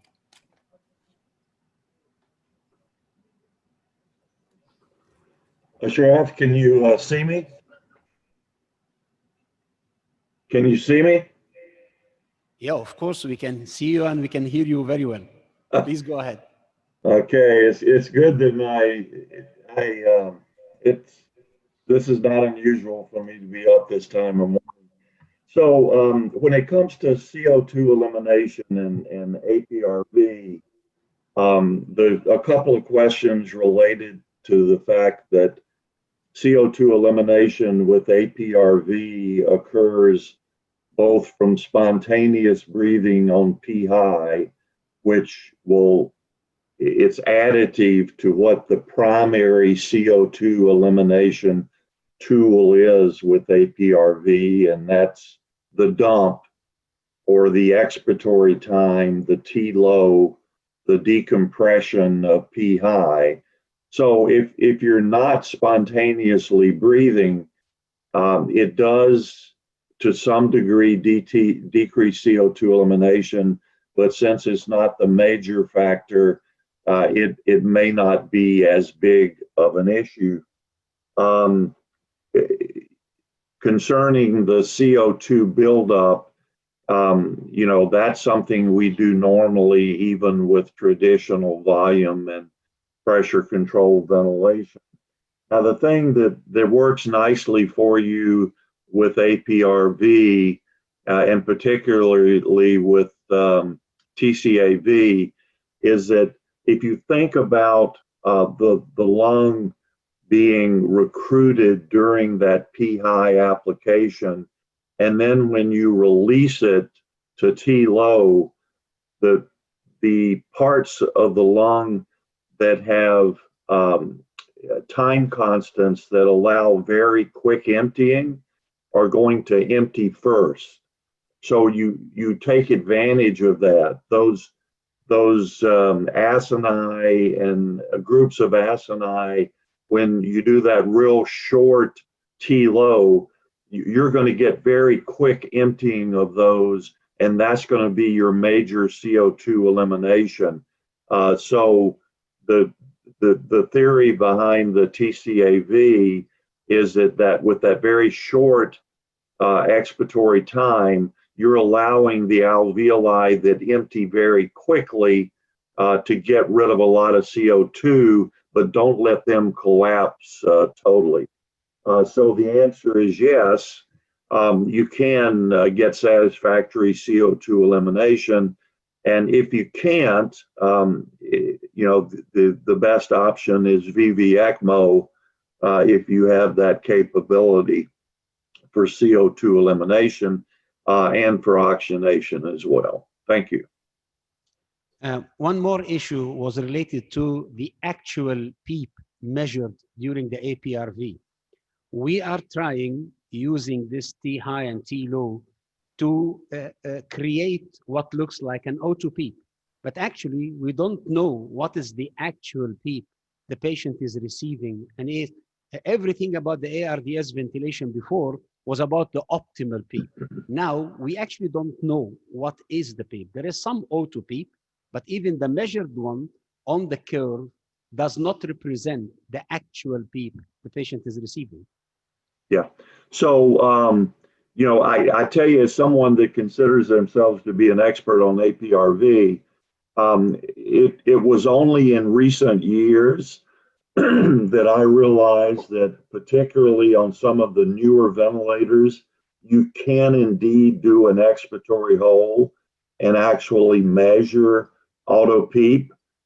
So yes, with some of the newer ventilators, like we have a Servo U, a Maquette Servo U, and I'm not affiliated with them, but that's not the only one. But you can do an expiratory hole, you can measure auto PEEP.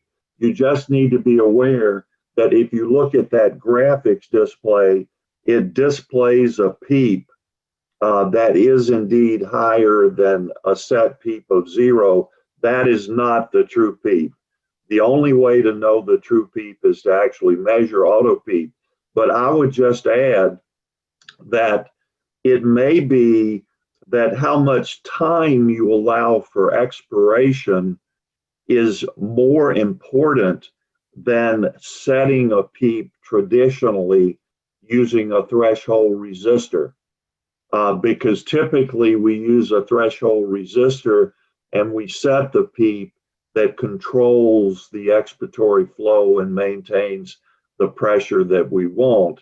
But by using the time, the short expiratory time, that may prove to be as good or even better a mechanism to keep lung open during expiration than set PEEP. Ashraf, I'll be glad to send you the specifics on how you do an expiratory hole on APRV and how you are able to actually measure auto PEEP. And if you do that, you can measure driving pressure. So you can do the same thing with APRV and measure your auto PEEP, see what the total PEEP is, which would be purely the auto PEEP if you have the P-low set at 0. And you can see at various T-lows what your driving pressure is. You know, there's even a ventilator now that has the capability to automatically stop the expiratory flow at 75% of peak. And the reason that might be important is because if you're setting the T-low visually based on periodic checks of the graphics, the patient changes over time. So it's not just a matter of doing it once and you're done. You have to constantly reevaluate. Thank you very much, Professor Dellinger. I think if we open the discussion about this mode of ventilation, we might stay till the end of the day. So thank you very much for this informative lecture. And thank you very much for this very good interactive discussion. Now we are running a little out of time. So I will ask our esteemed speakers to answer any questions which is being written for them on the Q&A box. They can write it back so we can move to our next session. Hi, everyone. It's my pleasure to start the second session for today. Our first speaker will be Dr. Osman Sulaiman. He's MD Consultant, Critical Care Medicine and Neurocritical Care, Director, Life Supporting Training Center, Director, Research Committee, Critical Care Medicine from King Faisal Specialist Hospital, and Research Center Assistant Professor, the Faisal University, Riyadh from Saudi Arabia. His topic for today will be optimal timing for intubation in COVID-19 patient. Dr. Osman, the floor is yours. Hello, good evening, everybody. And let me introduce myself. My name is Dr. Osman Sulaiman. I am a consultant ICU at the Neuro ICU at the King Faisal Specialist Hospital and Research Centers, and also I'm assistant professor at the Faisal University in Riyadh.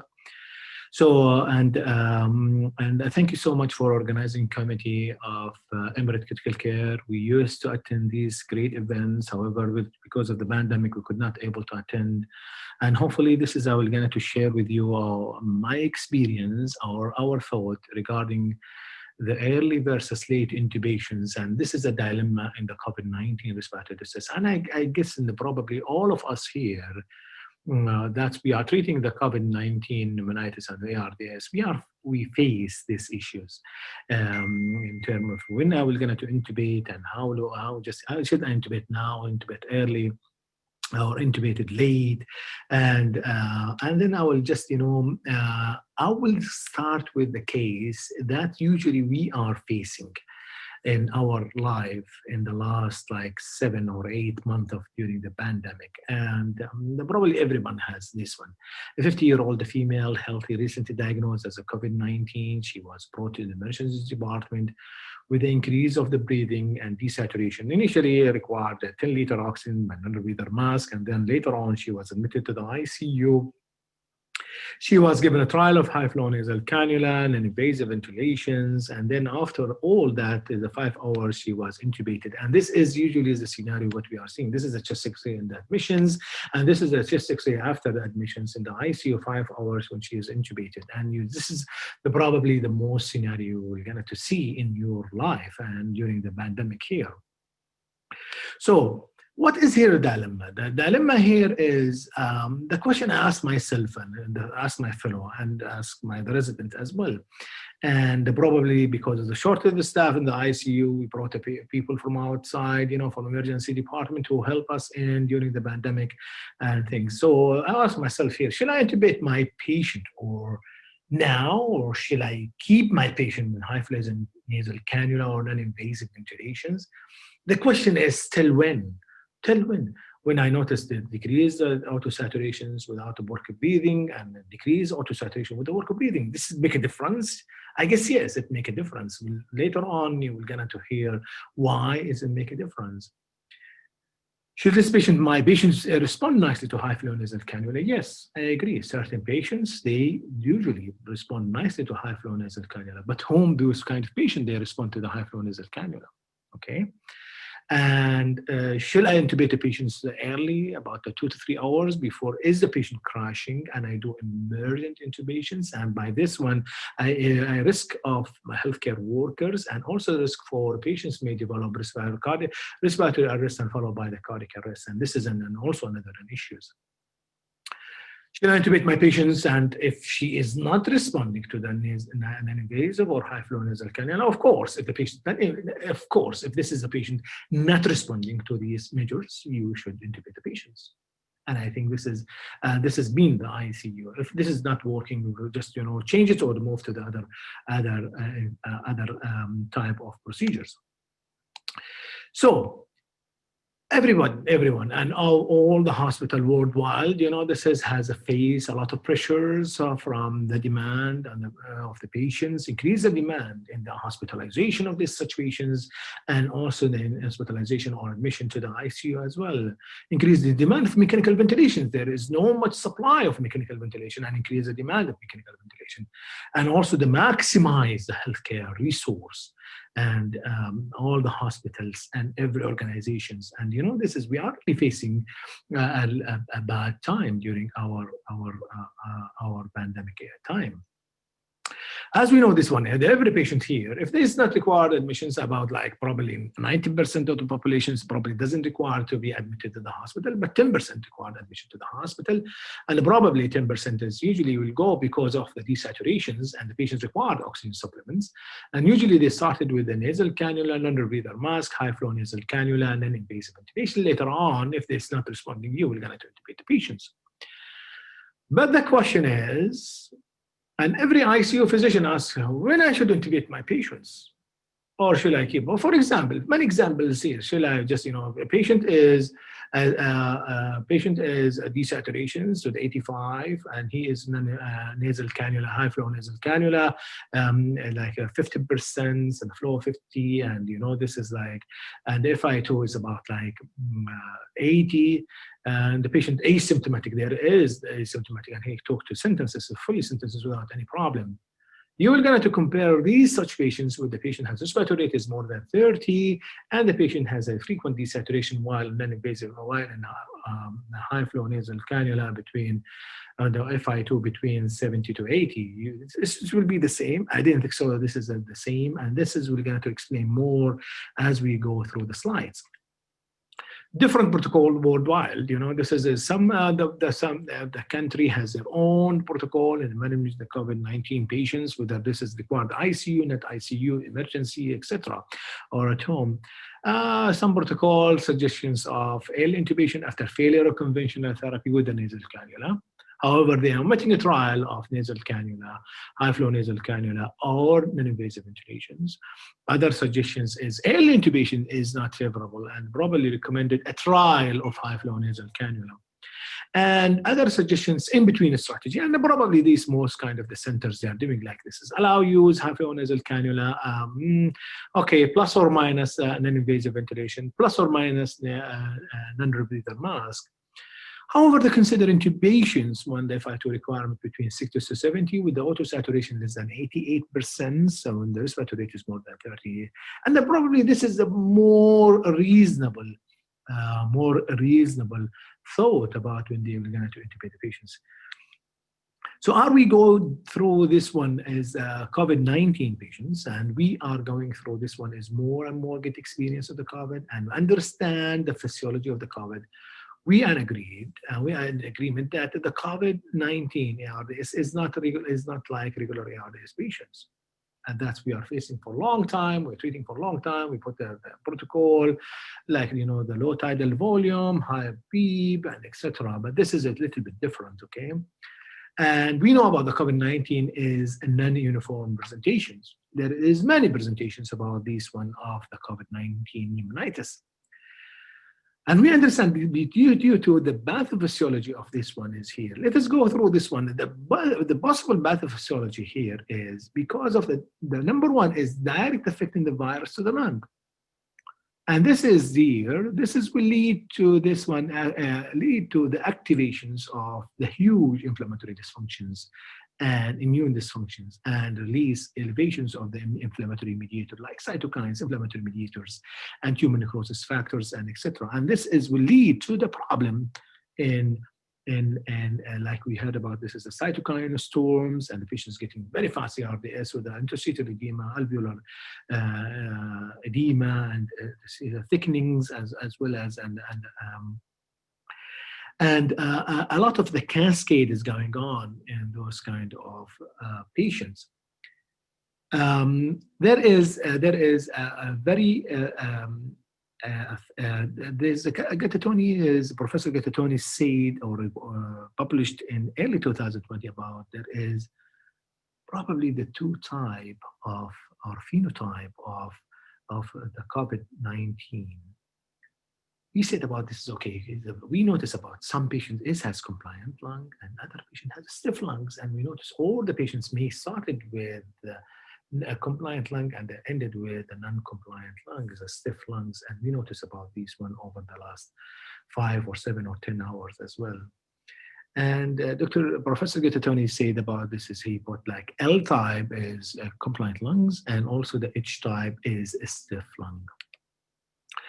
As we know here, the clinical presentation is very wide. As we said about the probably is 90% of the populations probably is asymptomatic or had mild symptoms and not require the auto supplementations or auto requirements. But the other spectrum who required hospitalizations may require different protocol of the oxygen therapy, and this is like, and some of the patients admitted to the ICU may require high-flow nasal cannula and invasive ventilations up to flow, and also this is one in invasive mechanical ventilations. And why the certain patient is not intubated and the other patient is intubated. And the other scenarios is the patient has a desaturations, but has no work of breathing. The other population has a desaturation with the work of breathing and difficult to talk, and then things and all is dependent on the non-compliance and affecting of the viruses to the lungs as well. So There is a lung compliance is versus a stiff lung versus a compliant lung, and this is a real problem. And even if you do the CT scan of the patients, you will get to see different presentation as well. Sometimes scattered, sometimes scattered, and sometimes scattered infiltrate all over the lungs, and sometimes is you will get to see this diffuse airspace disease involving all the lungs. Okay. So we were going to talk about those kind of patients who has the compliant lung. We call them about happy hypoxemia. And we understand that the pathophysiology, why they get hypoxemia? Because of the low VQ ratio. Okay, so the gas volume is fairly normal, but they may not be at dyspneic. Those kind of patients, and we face this one, these kind of patients may respond well to the conventional oxygen therapy. Okay. However, if we get hypoxic, this is escalations to the high flow nasal cannula, and then later on, probably non-invasive ventilations, plus or minus, spreading the viruses, and it's prohibited in some centers. And of course, if the patient is getting worse, you will get to consider intubation for such patients. So my belief here in the compliant lung, probably a trial of the regular conventional oxygen therapy is the way to go. You give a trial of such patients with the oxygen therapy before you consider intubation for such patients, because it will going to work on those kind of patients. But on the other hand here, if the patient is like, they're getting worse, you just, this is like the patient admitted with asymptomatic, and after 5 hours, is getting sick, work of breathing, and hard to breathe, and desaturations, and you would repeat your chest X-ray, and you will going to see diffuse bilateral interstitial infiltrate. And you understand the pathophysiology, what will happen here. They will go to alveolar and interstitial edema, and this may lead to the causative space and impaired ability to clear the CO2. And there will be dissociations in between the pulmonary ventilations and drive the expel the CO2. And here is the problem. What will happen here is the problem is either the lungs getting stiff. So the patient is trying to breathe against the resistance, So the patient is trying to breathe more to overcome the elastance as a stiff lung. And that's why the patient says they will start to develop work breathing, and the work breathing will be getting worse of the infected lung injuries. So here we understand that the work breathing is maybe considered as a surrogate marker of the lung compliance. So if you are not intubate this, and if you not intubate these kind of patients here, you are understand that has alveolar and interstitial edema, and probably some of the alveoli is filled with the fluids, and the edema fluid, etc., and just collapse lungs bilaterally. And then this is very difficult to assess recruitability and also the lung elastance as well. So in those kind of patients here, as if you are waiting for them, the patients may develop worsening hypoxemia and worsening work breathing. And this is the patient is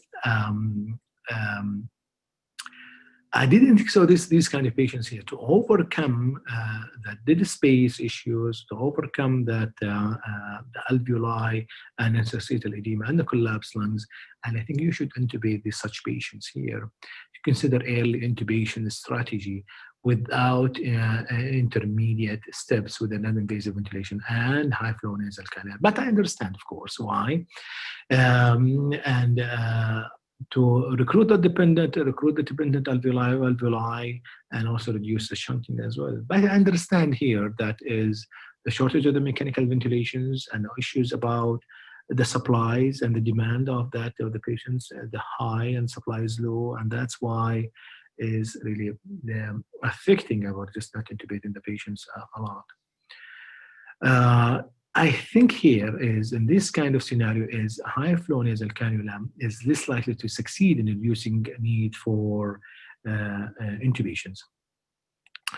There is another type here called this dynamics. The dynamic here usually like the same scenarios. This is most of us, we are facing this one. The patient presenting with compliant lung is desaturations, and probably, but there is no work of breathing. But in the 5 to 6 on 1 or 2 days, the patients get to the stiff lungs, work of breathing, desaturations, which can or stiff lungs. Okay. Of course, here, what is it? What will happen here in the pathophysiology? Okay, because it's the multiple unit collapses here, dead space, increased respiratory drive, increased ventilations, causing work breathing as well. And here is the problem as well. When the patient has a work breathing, what will happen here? They will lead to the self-inflicted lung injuries. And what will happen here? This is excessive negative intrathoracic pressures, transpulmonary pressure swings as well, increase in transluminal pulmonary vascular pressure swings, and also lead to the Bendeloff due to change in the pleural pressure.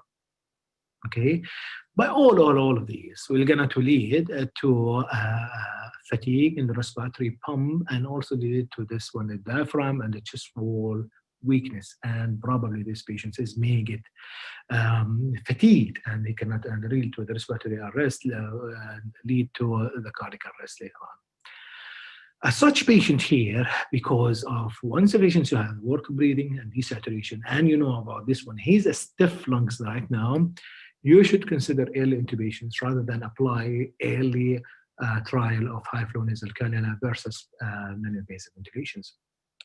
Okay. There is many studies here was done about this one, is using a lot of hospitalization, use non-invasive ventilations in their critically ill patients. The China, of course, uses 20%, and also United States, some center use is about 19% as well. Also, this is a high flow nasal cannula getting popular here. The Chinese using a lot, and United States using a lot. And however, you know, this is big, and I understand because the supply of the mechanical ventilation is not really there. And they ask that the manufacturing a lot of the mechanical ventilation. Even, you know, this is innovations in the use to ventilate 5 patients by using 1 mechanical ventilations, and etc. So it's really a problem in the mechanical ventilation supplies. Here, interesting studies here was done in 2 centers in China, and the experience of the severe respiratory failure is up to the use about 63% treated with the high flow nasal cannula and the first line therapy, 33% treated with an non-invasive ventilation, and 4% intubated with invasive ventilations. Interesting here, what they did when the high flow nasal cannula is the experiences of the 41 failure rate. So whom they are failed, interesting, in the 0 in the patient who has the PO2 F2 ratio more than 200, and almost 63% in the patient who has that the PO2 F2 ratio is than 200. And this is exactly what we said about the compliant lung versus non-compliant lung, a stiff lung versus the compliant lung. And this is because here is the PO2 F2 ratio more than 200 is more compliant lung, compared with the PO2 F2 ratio is not 200, is more stiff lungs.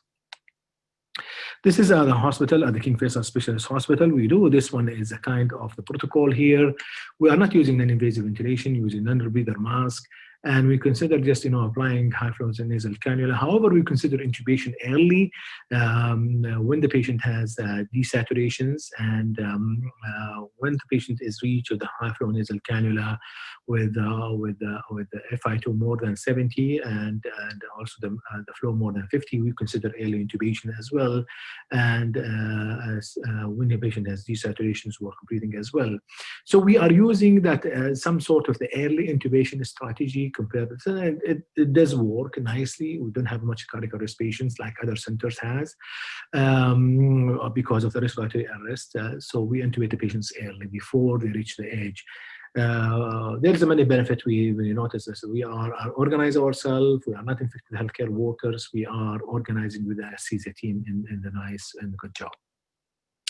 So what is the summary here? I would like to, this is delay intubations, and we know about this one from the ARDS trials, is when we delay the intubation for such patients, we had worse outcome, prolonged ICU admissions, but here is in delay intubations, you will get to rush to emergent intubations and may end it with the transmission of disease or viruses to the healthcare worker. And this is what we don't want here. However, if the patient has admitted to the COVID with the compliant lungs, i.e., this is the patient is a desaturation, for example, but he has like no work of breathing, is not shortness of breath or something, and probably UNISA. And this is probably considered as a compliant lung, and probably you can try with him non-invasive nasal cannula, high flow nasal cannula, and also this is non-invasive ventilations. And but But for sure, if the patient develop ARDS and work breathings and desaturations, and he has and also shortness of breath, I think you should consider early intubation for such patients. Just remember here is once the patient develop dyspnea and work breathing, a significant number of patients continue to progress to the point of intubations. And the clinical assessment of the work breathing and intubating at earliest signs of the respiratory distress and may prevent any further acute lung injuries. So the timely intubations could lead to shorter durations of mechanical ventilations. And I would like to thank you so much here. This is my emails. If you have any questions, please don't hesitate to email me there in this email. Thank you so much. And also this will put the 3 MCQs based on the requirement from organization.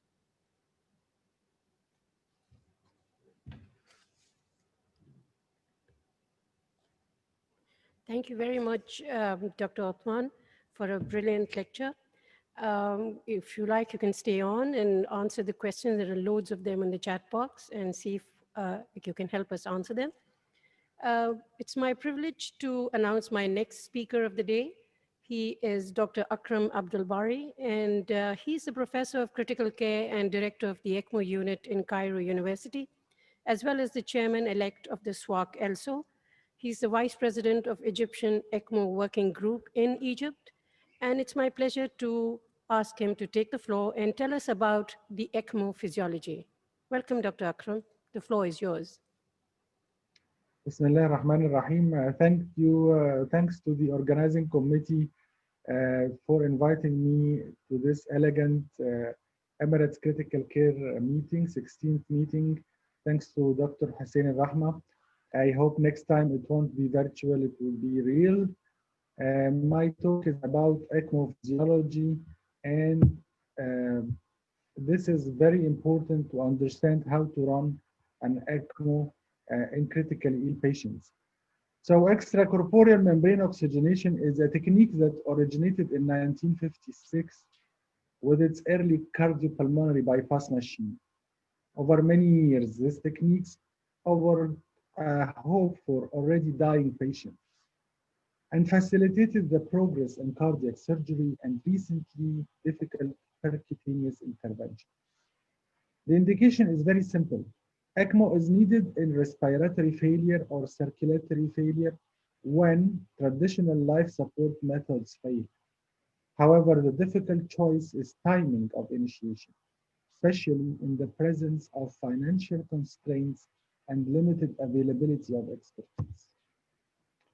A careful understanding of ECMO physiology can make the intensivist easily manage an ECMO patient, limiting the role of expertise to initiation and consultation. The physiologic derangement coming from the ECMO circuit may be helpful or harmful if inadequately understood.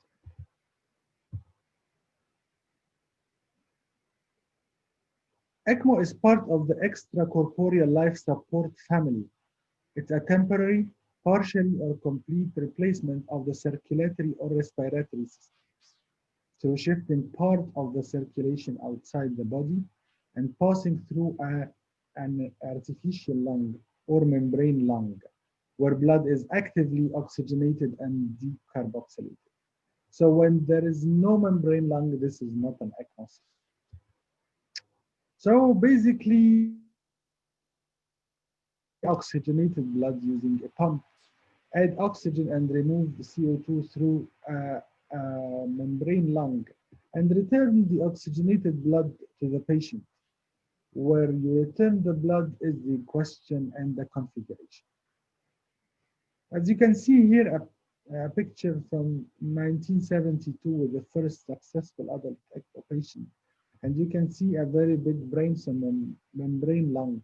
It needed 18 liters of blood to prime. How complicated was that?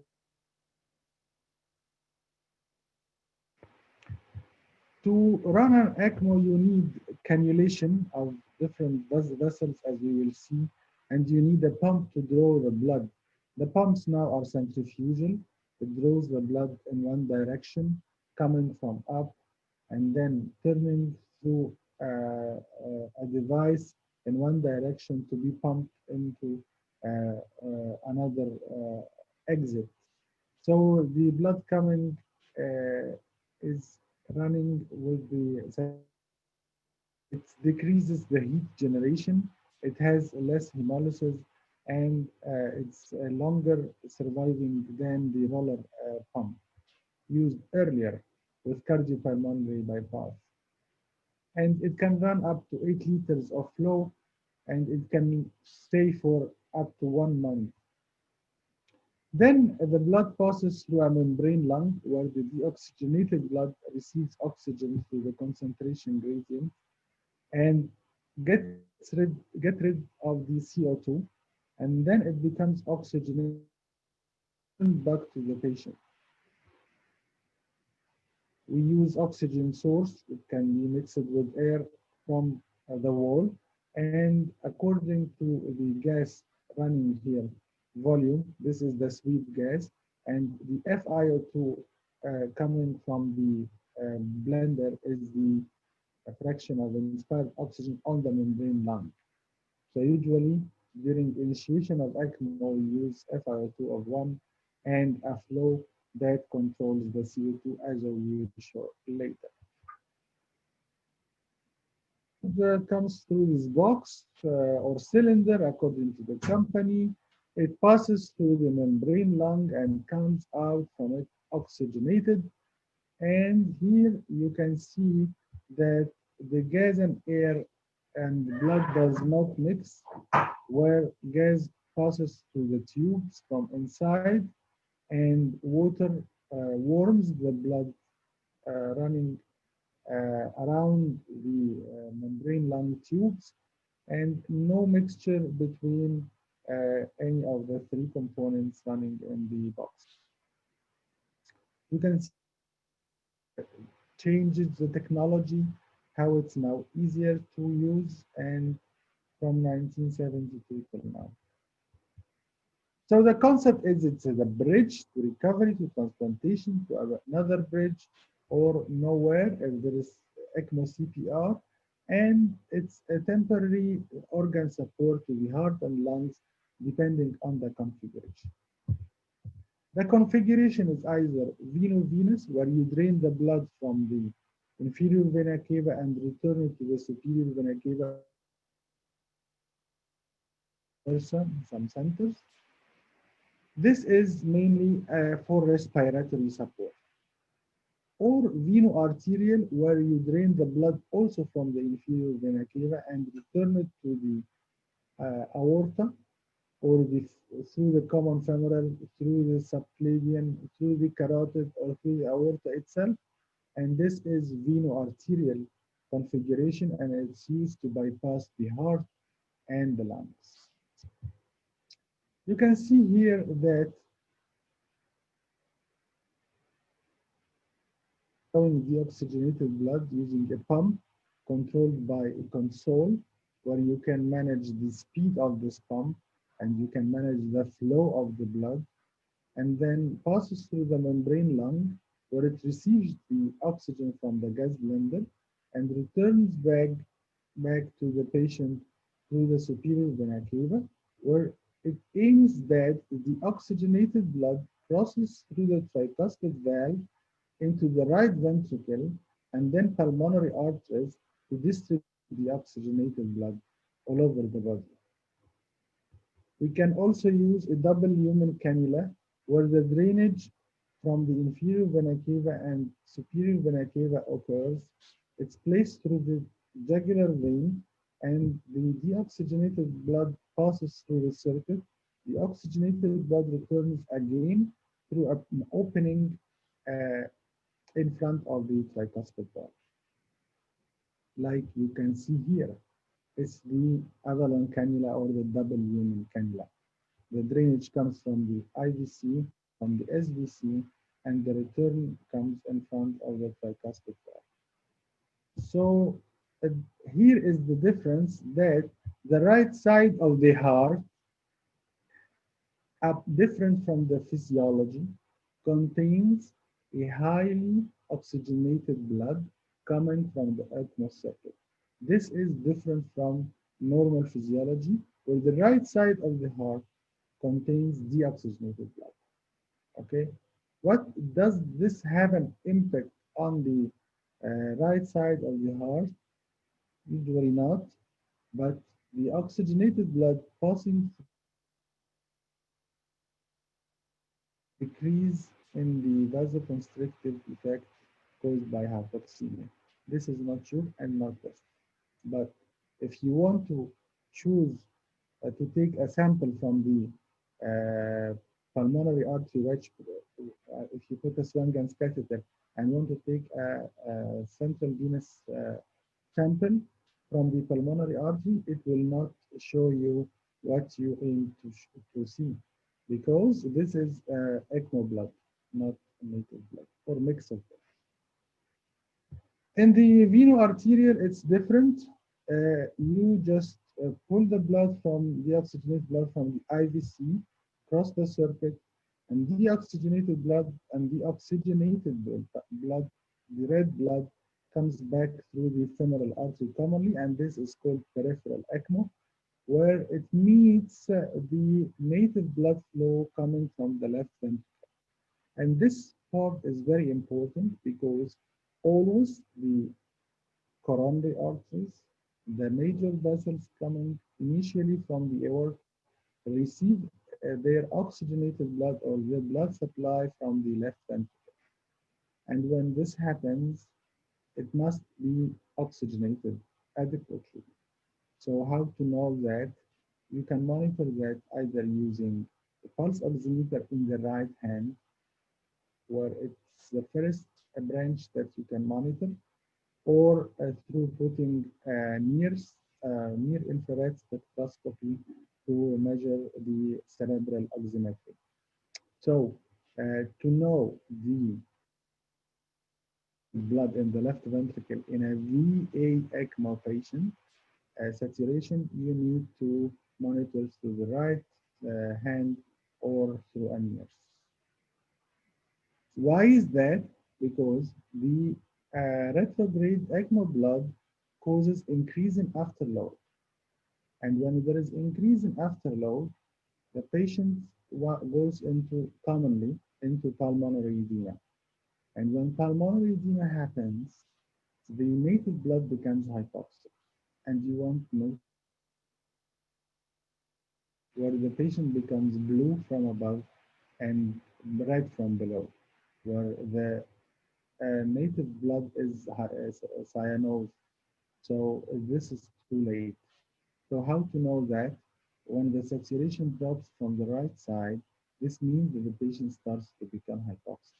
You may ventilate him, you may PEEP him, you may diurese him, you may put an inotrope, or you may put another jugular venous ECMO cannula.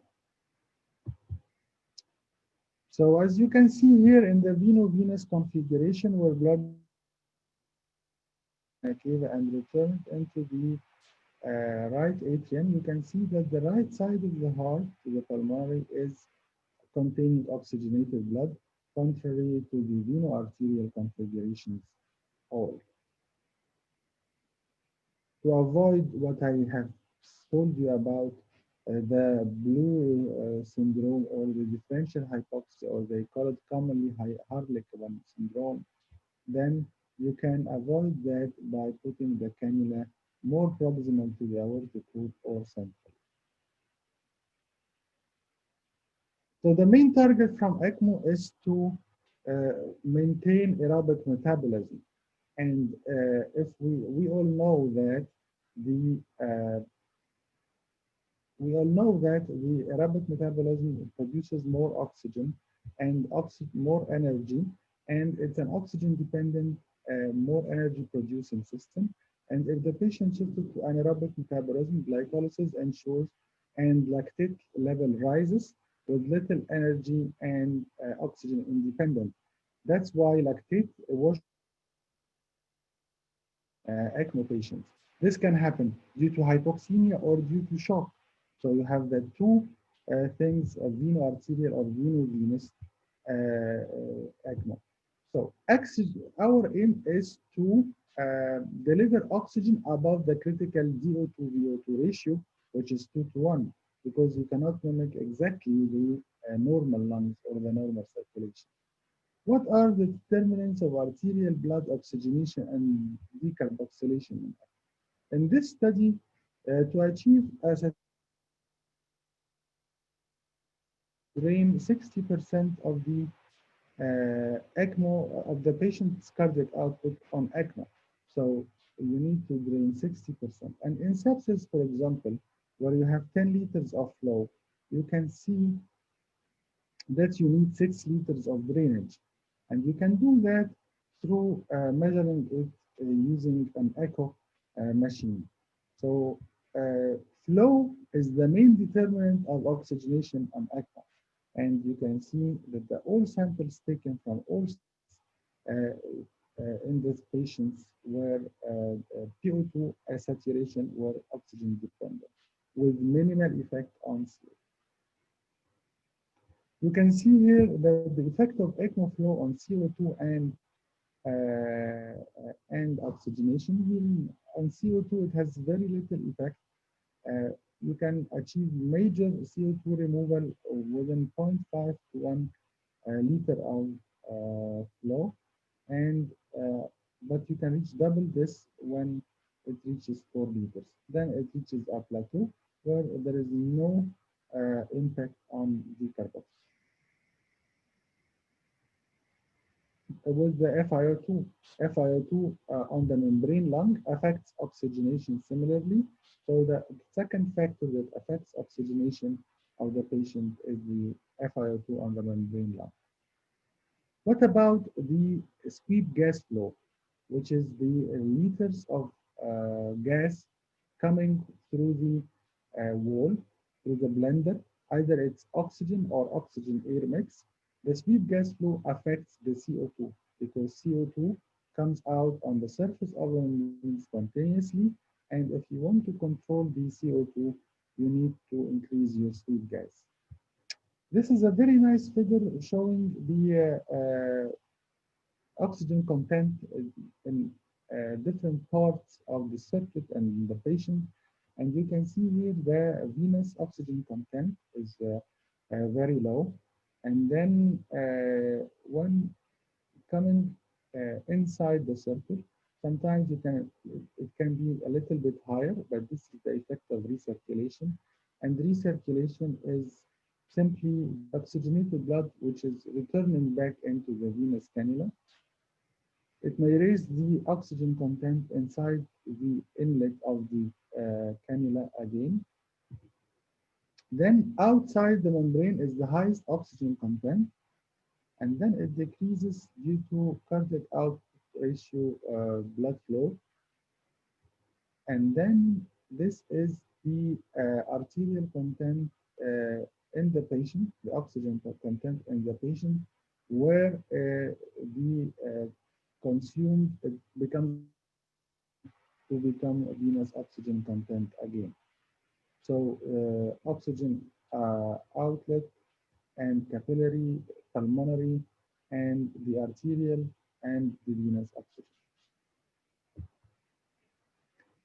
During VA support, there is reduction in RV preload, there is reduction in pulmonary blood flow, and there is reduction of pulsatility, of course. With increased systemic perfusion, combination of native cardiac output and extracorporeal flow, as I told you. With heterogeneity of perfusion, the arterial cannula side dependent, as I told you, between the native blood and the ECMO flow. If the native blood is hypoxic, you will have an upper blue part. And if the native blood is red, you will have normal part. So you can monitor this early through putting a pulse oximeter on the right side, right hand. It increases after load, leading to left ventricular dilatation. You can see here in this diagram that increasing the extracorporeal flow affects pulsatility until it vanishes completely. So if you want to stop the extracorporeal flow to a maximum, but this comes to on the expense of increasing the pressure and afterload and consequently pulmonary edema. So we need to maintain some pulsatility around 10 to 20 millimeter mercury during the VA ECMO run. And there is a little difference between pulsatile and non-pulsatile flow impact on acidosis and shock, especially during low flow states. But if there is no difference on perfusion or lactate washout. How to determine adequacy?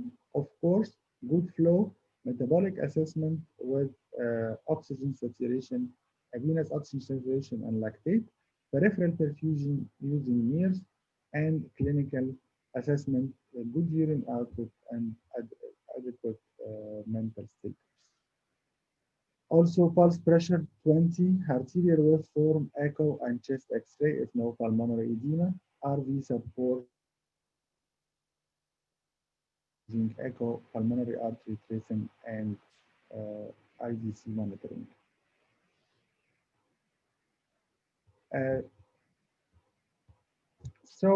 In conclusion, we need to tell you that understanding of the ECMO physiology can make intensivists run adequately an ECMO run.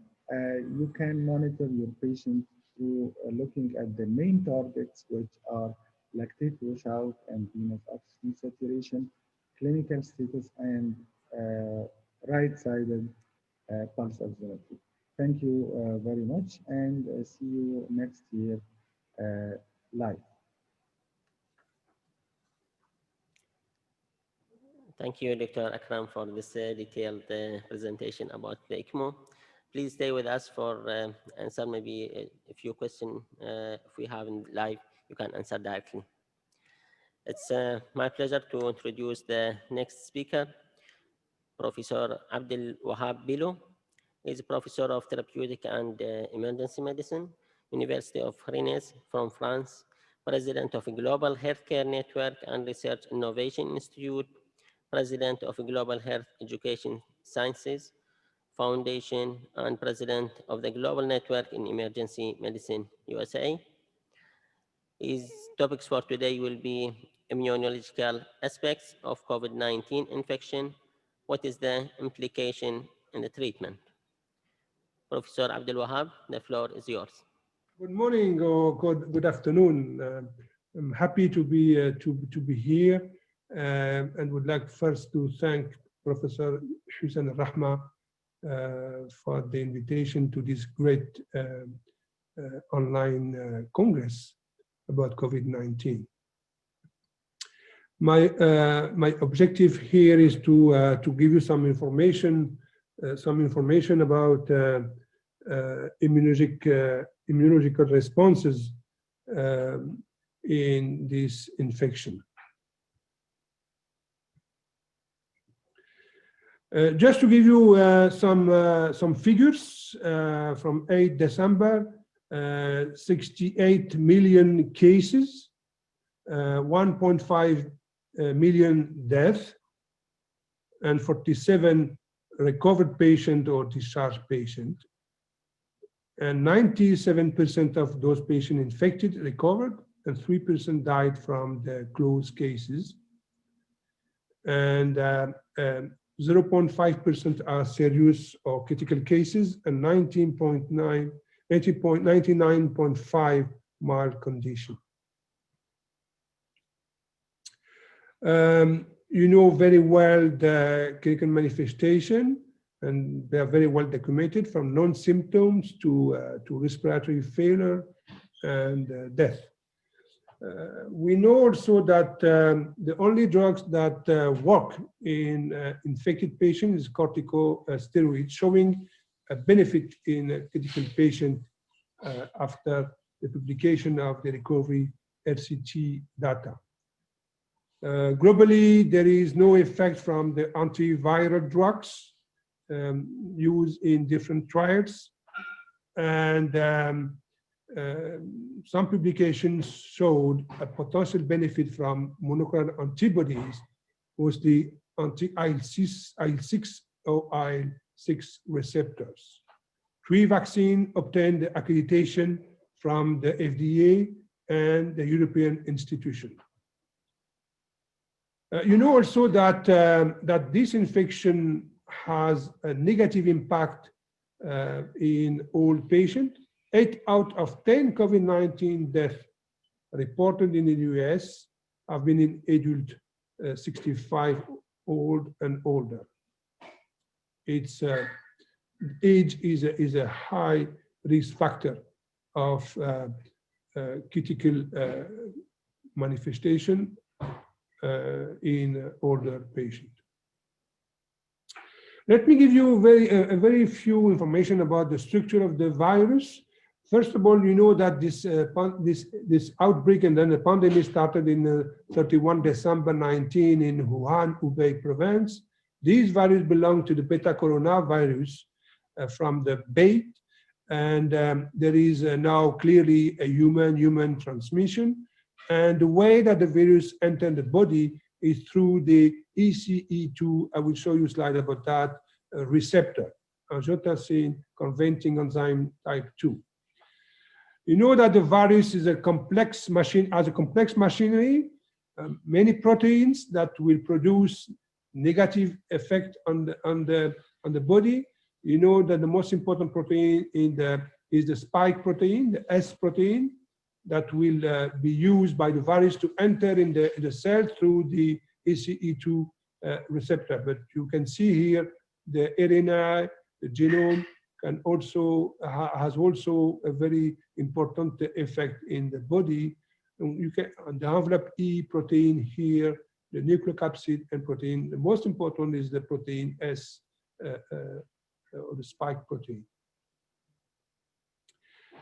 We know that the angiotensin converting enzyme is expressed highly in the intestine, in the kidney, and the testis.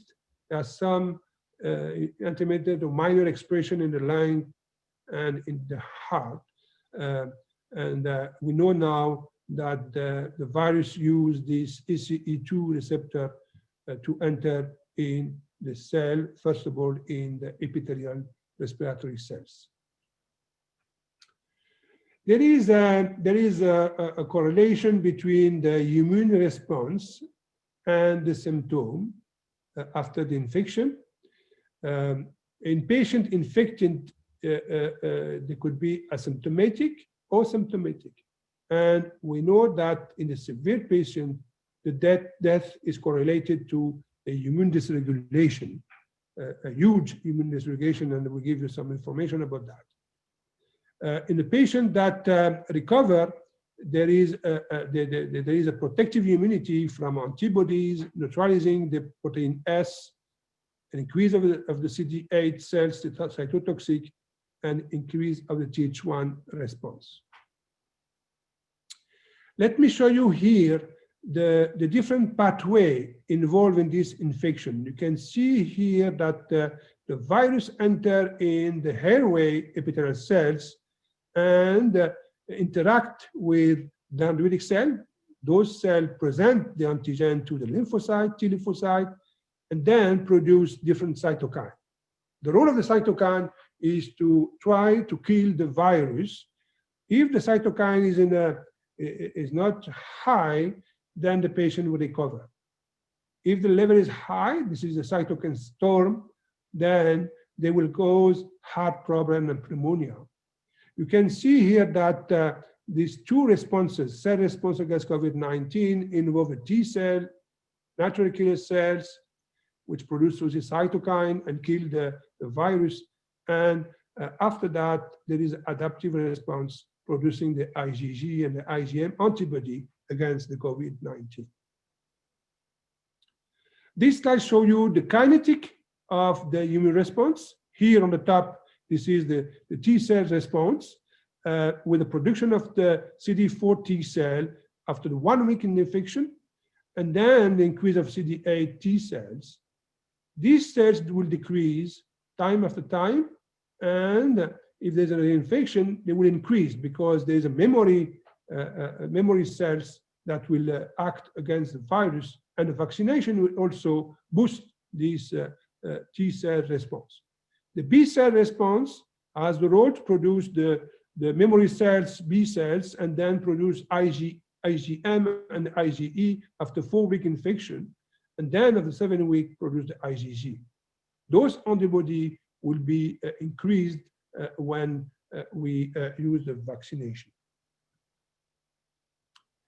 Just to show you here a global picture of the mechanism, how the virus acts, we know that type 1, type 3 interferon has a role to block the virus. NF-kappa B is important for the during the activation with production of cytokine, TNF, IL-1, IL-6, IL-18, with the potentialization of the adaptive immune response.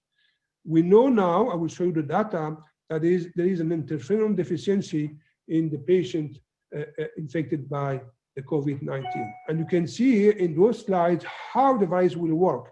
The virus will block the production of type 1 interferon here. We will have less interferon, then there is no way to fight the virus. The virus has a different way to block this production. This publication from Science in 2020, of course, show this deficiency in interferon gamma. There is a loss of function in TLR3 and IRF7 dependent type interferon immunity. So this deficiency was found in critical care patients. You see how it works. Normally, the production of type 1 interferon will block the virus, but the COVID-19 block the TLR3, but also block the production of type 1 interferon. In the same time, this group showed that the critical care patient produce auto-antibody against type 1. On these two ways that the virus block the protection the patient protection by producing auto-antibody or by inducing deficiency in interferon type 1, type 2. There is an increase of CD8, CD4 with increase of cytokine that will act in the body, in the lung, and different organs to induce damages. We know that we can follow the immunological biomarkers in the blood. We can measure the CD4 and CD8, and they are low in patients infected with COVID-19, severe patient, increase of IL-6, IL-8, IL-10, different pro-inflammatory cytokine, and we can measure these cytokines and these mediators in the blood. Let me show you now what we know about the action of the drug used in different trials. The chloroquine interfere with the entry of the cells, also interfere in the virus fusion and suppress mildly the immune response. But we know that now that RCT show that there is no benefit from this drug. Glucocorticoid, you know that these drugs suppress the immune and inflammatory responses. Other drugs also act as inhibitor of the virus replication, like leflunomide. The thalidomide reduces inflammation in the lung, but we don't have evidence in human. There are some biological drugs like the monoclonal antibody drugs, like the tocilizumab, and those drugs will block the IL-6 receptor and block the downstream signaling pathway. And I will show you that some trials is ongoing now, and some of them show a slight benefit. Other biologic drug can be used, blocking the JAK inhibitor. by blocking JAK inhibitor, they block the immune response and use immunosuppression. Those are used in rheumatologic disease.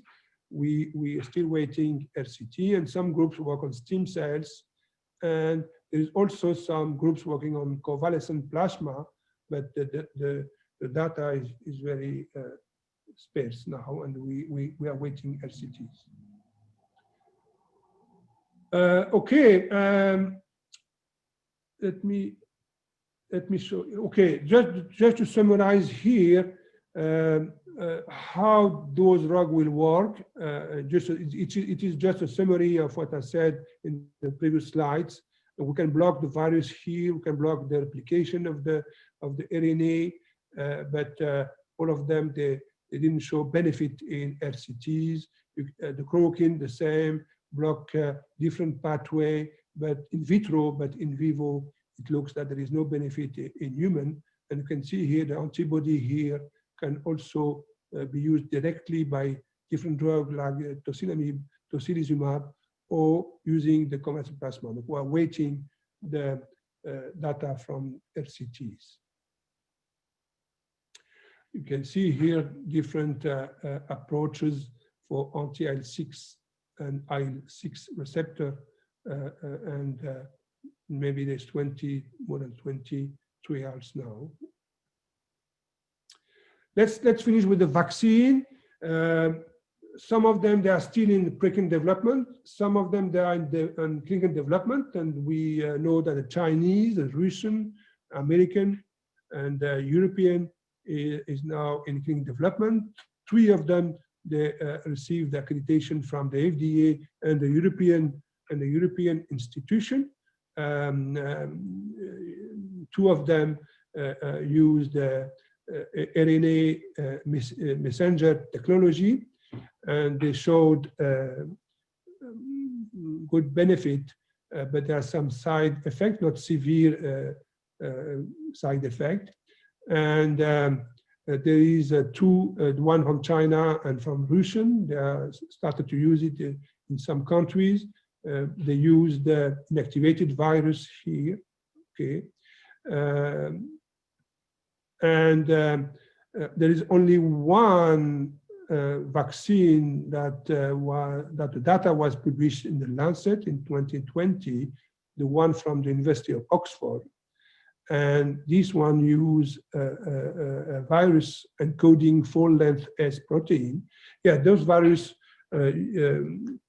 produce antibody against the protein, the spike protein, the protein S. And this was published in the Lancet, and it looks that this vaccine has a benefit in all the patients. For the other one, we're still waiting the publication of the data in the peer review journal. Let's conclude now. I showed you that the COVID-19 infection is a multisystemic disease. There is responses from the innate immunity and adaptive immunity, and the virus use a strong effect on production of cytokine that will induce this storm, which will induce damage in different organs, principally in the lung. Adaptive immunity is used to try to produce antibody against the virus, IgM and IgG. We know also that the drug using in approach against the virus, the virus activity didn't work.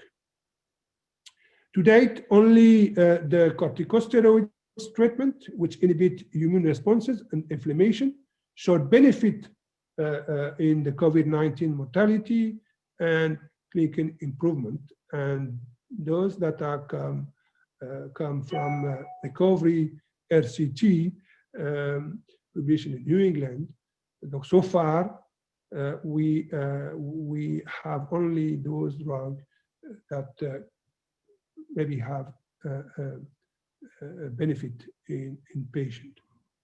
All of the other drugs used in different RCTs did not show benefit in critical patient.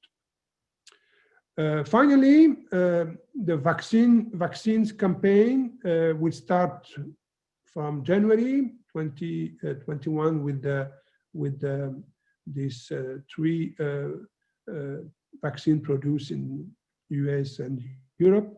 But so far we know that the Chinese and the Russian vaccine are used in different countries in the world. Thank you very much.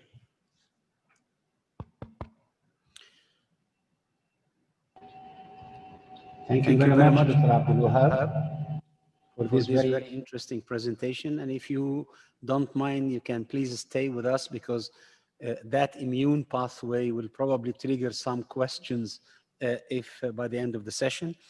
It now gives me a great pleasure to introduce our last speaker for this session, Dr. Nahid Ilahi. She's of course working with me in Dubai Hospital ICU for quite some time. And she will be talking about a topic which is usually considered as much neglected in ICU. She will be talking about nutrition in COVID-19. Thank you very much, Dr. Ashraf, for the introduction and of discussing my topic as well, which is very interesting, especially in the COVID era.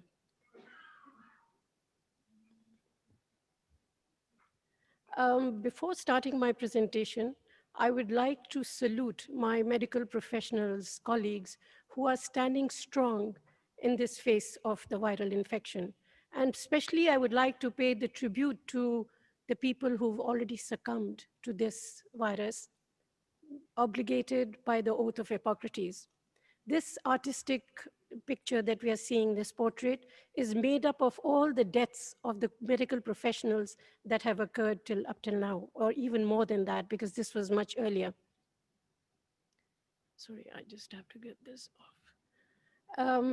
So if you zoom in, you will be able to see all the photographs that are inbuilt in this mosaic portrait. Well, when this a virus came up in the markets of Wuhan and has engulfed the whole world up to now, is coming in a wave form. It's coming and going, undulating, giving us the real terror of this virus. It has actually come like an earthquake. It jolted us off our feet, didn't know what to do. The markets all over the world crashed. There was an economic crisis.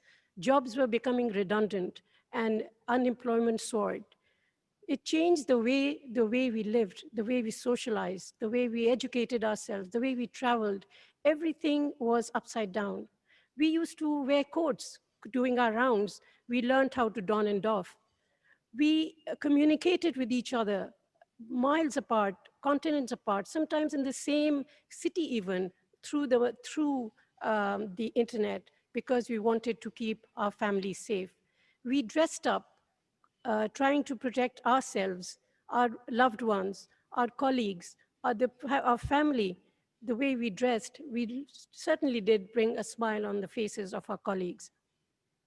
Yet with the scars on our faces and the suffocating masks that we were donning, we kept our smiles, although our hearts grieved, our eyes were filled with tears, yet we smiled in the face of death. And we said we could do it, and we moved on. We stood hours on ends trying to save lives, putting up life support machines on the patients. We kept our heads high, and we smiled, we felt happy, we felt relaxed when we were able to extubate our patients, and the patients smiled back and replied to us, and when we were able to send them home. These patients gave us strength, gave us hope, gave us courage that we were able to deal with this virus. But my topic of the day, yet we are still in the storm of the eye of the storm right now, but my topic of the today is how can we feed the patient, how can we keep ourselves strong, and how can we keep our patients strong enough to deal with this virus and viral infection. I have no disclosures to declare, and I have not received any funds for this presentation. So my learning objectives of the day would be for this presentation: how, what, and when to start the feed. What are the clinical complications of COVID related to nutrition? Proning and feeding, is it feasible? The 4 nutritional guidelines that have come up in 2020 from the different corners of the world, and what is common between them. So what is a COVID virus? We have seen so many lectures and presentations up till now that really the virus that was named as SARS-CoV virus initially took the name of the corona because of the crown-like shape of it, but have been labeled as a pandemic of COVID-19. Professor Marini, as well as Professor Phillips Dillinger, has mentioned in his their article called COVID Elephant that these are 6 blind men touching the different parts of this elephant, which is the COVID. And they're blind, they have no idea what they are. And this COVID-19, is it really an elephant? Or is it a dragon? Or is it a dinosaur? We have no idea, because this dragon has been spewing out fire since it's arrived, and we have done so many guidelines up till now. But my talk of the day would be the COVID when it came in. It came in when it arrived. There were 80% had just mild to moderate symptoms, 15% needed hospitalization, 5% landed up in critical care in our ICU, and only 1% were dying. The risk factors involved in these were that most of them elderly. Now I'm talking about the nutritional aspect of these patients. Most of them were elderly. They had 1 or 2 comorbid conditions, although when we look back, we see so many of our patients were young with no comorbidities, and they were hale and hearty at the time they arrived. But when they were coming in, there were risk factors involved with were the contributing factors that they had a comorbidity.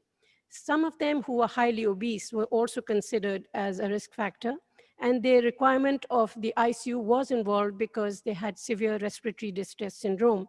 So patient would have sustained some nutritional deficits even prior to the admission. Later on, the data demonstrated that it was not only the lungs that were being involved, it was other organs that were involved in this as well. So that had to be considered during our nutritional assessment. It was the microemboli that were causing these problems, were affecting wherever they were lodged. They were being lodged in the brain, in the heart, in the kidneys, in the lungs, in the liver, and they were causing problems associated with this virus.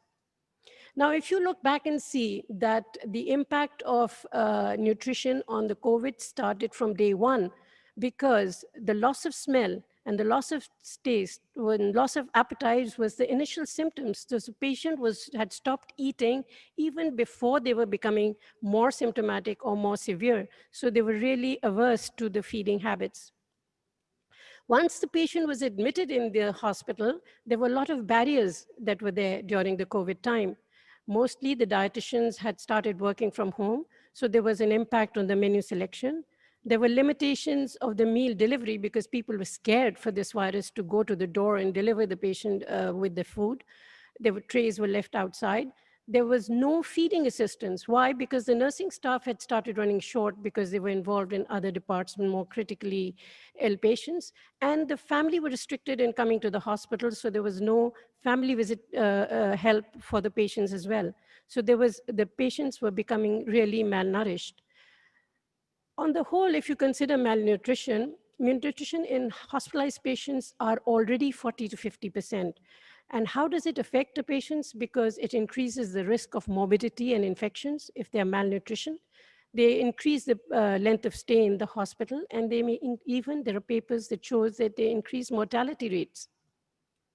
Now the patient is in the hospital, so now we have to consider the metabolic sequelae. We have to keep in mind that each degree rise in temperature of the patients, the metabolic requirement increases by at least 10 to 13%.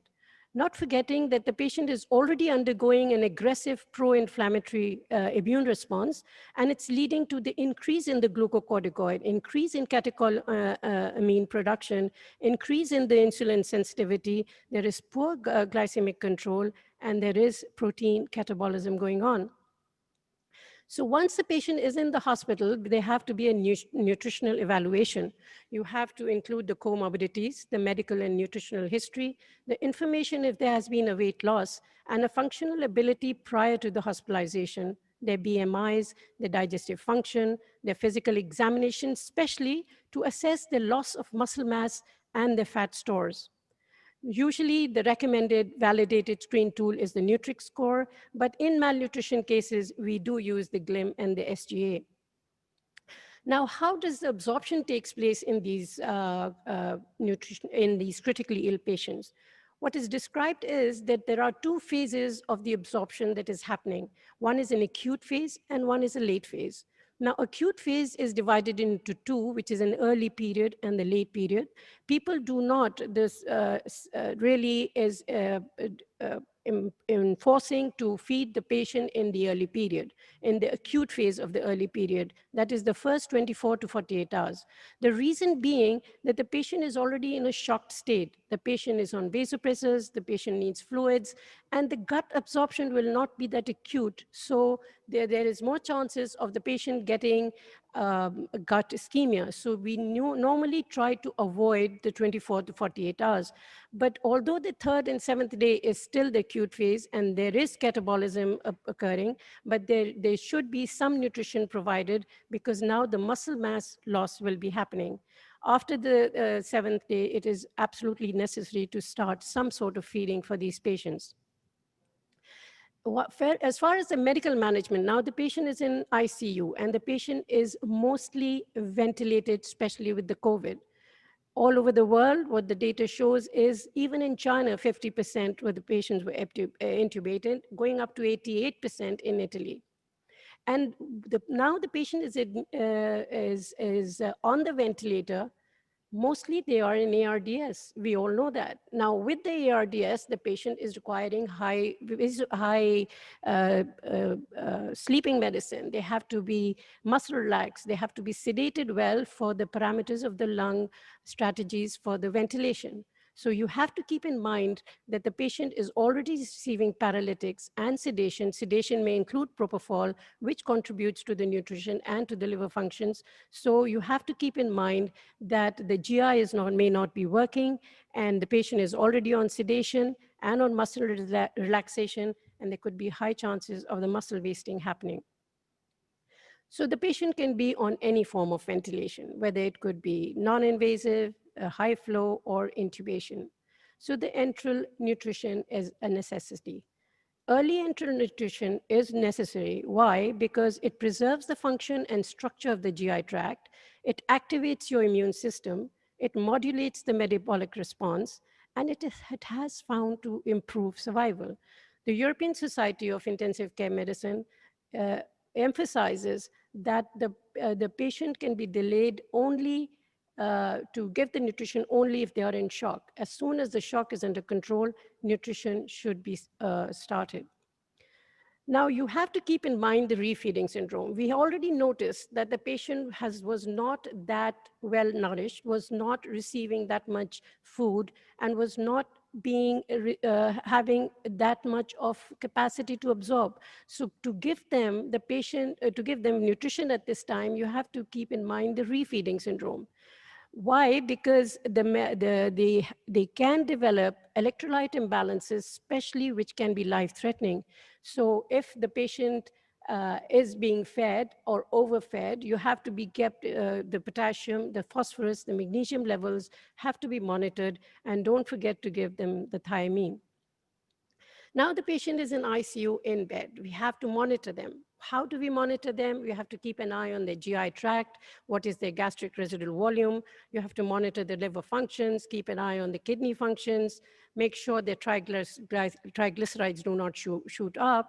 And you have to keep in mind that the patient is having acute respiratory distress syndrome. So there can be fluid restrictions. You want to keep the lung dry. And in this scenario, you have to keep an eye on the acute kidney injury and provide them with extra proteins. Hyper and hypoglycemia are both at risks for morbidity and mortality. So you have to keep not a very tight control, because data has proved that the glycemic tight control can be more detrimental, but keep them in the range. Now, the Americans and the Europeans are, although very close to each other, but in the numbers, they differ a bit. So the Americans recommend a target range of 140 to 180. The Europeans say 110 to 145, but in our ICU, we keep the up ceiling of 180.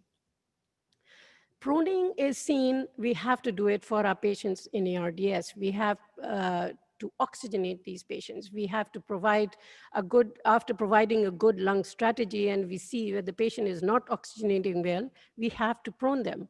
So should we feed them or not? Well, Rayner in 2004 did publish an article saying that there could be the increased prevalence of a delayed gastric emptying, and there could be risk of vomiting. But we have to make strategies to make sure that this doesn't happen.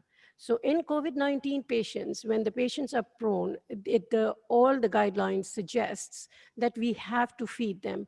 We can do that. We have to have some strategies. Strategies meaning we either give them prokinetics, or we insert the NGT to be a post-pyloric, so that there are less chances of delayed gastric emptying time, which would lead to vomiting and increased gastric residual volume.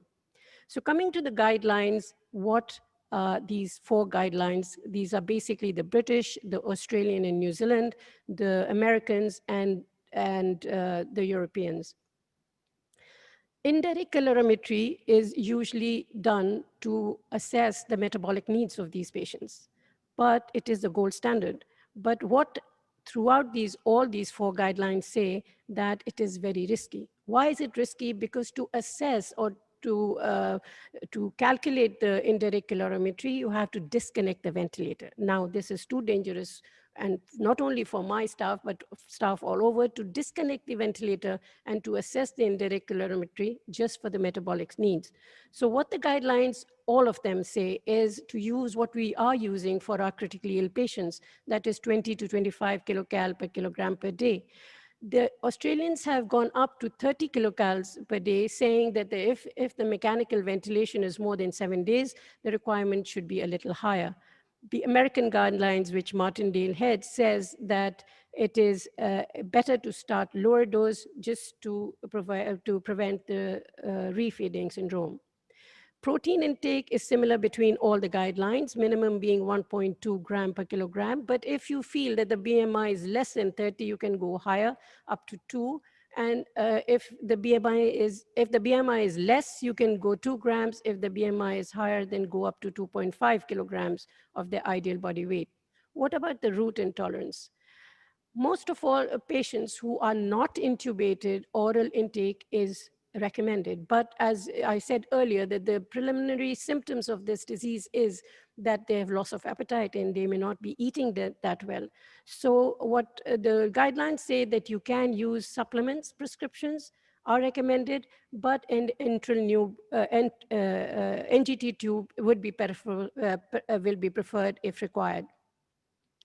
For those patients who are extubated, and we know the requirement will not that much be adequate, it's better to keep the NGT feed so that you can provide the nutrition. Now, placing the nutrition, the NGT to provide the nutrition is also questionable. We know the patients are having an airborne virus, so there can be cases where the medical staff would be hesitant in putting this NG tube, and I fully agree with them. It would be too dangerous to expose them to this deadly virus just to put an NG tube. So to keep safe, the guideline says that you can start parenteral nutrition till you find it safe enough to put the NG tube. And once the NG tube is inserted, it's better to be a post-pyloric one, and the prokinetic if you are really scared that the gastric residual volume will be too much. Trophic feeding is the slow introduction of nutrition in the acute early phase that I mentioned. This is supported by the international guidelines, and the trophic feeding should be started, if possible, within 24-48 hours if the patient is not on very high vasopressor support. What about the enteral formula? What should be the density of these formulas? Well, the guidelines, all the 4 nutrition guidelines recommend energy density of not more than 1.5 kilocalories. Martindale insists on adding proteins to it. Although you may be thinking that you're providing less nutrition and you can go up to 2 kilocalories, but the nutrition guideline says not to do it. The reason being, if you give a higher or a concentrated enteral formula, what you will be ended up doing is that there'll be a delayed gastric emptying time because of the increased osmolality and the higher fat content of these formulas. Again, the gastric residual volume has to be considered in these cases. What the guideline says, some of them don't even mention it at all. Do not monitor. That's the safest way. Again, you have to be safe. You have to keep your medical staff safe. So it's better not to monitor it. But if you see that the gastric residual volume is more, it's better to start the prokinetics and to give lesser volume. Prone position gastric feeding is recommended across all 4 COVID-19 patients. So if the GI is intolerant, then again, start the prokinetics, post-pyloric feeding, and feed these, even the prone patients. Vitamins and minerals are really in demand these days because what they've noticed is that the administration of higher than recommended daily dose of nutrients like D, C, E, and the mineral zinc, as well as the omega-3, have a beneficial effect in potentially reducing the viral load and the length of hospitalization.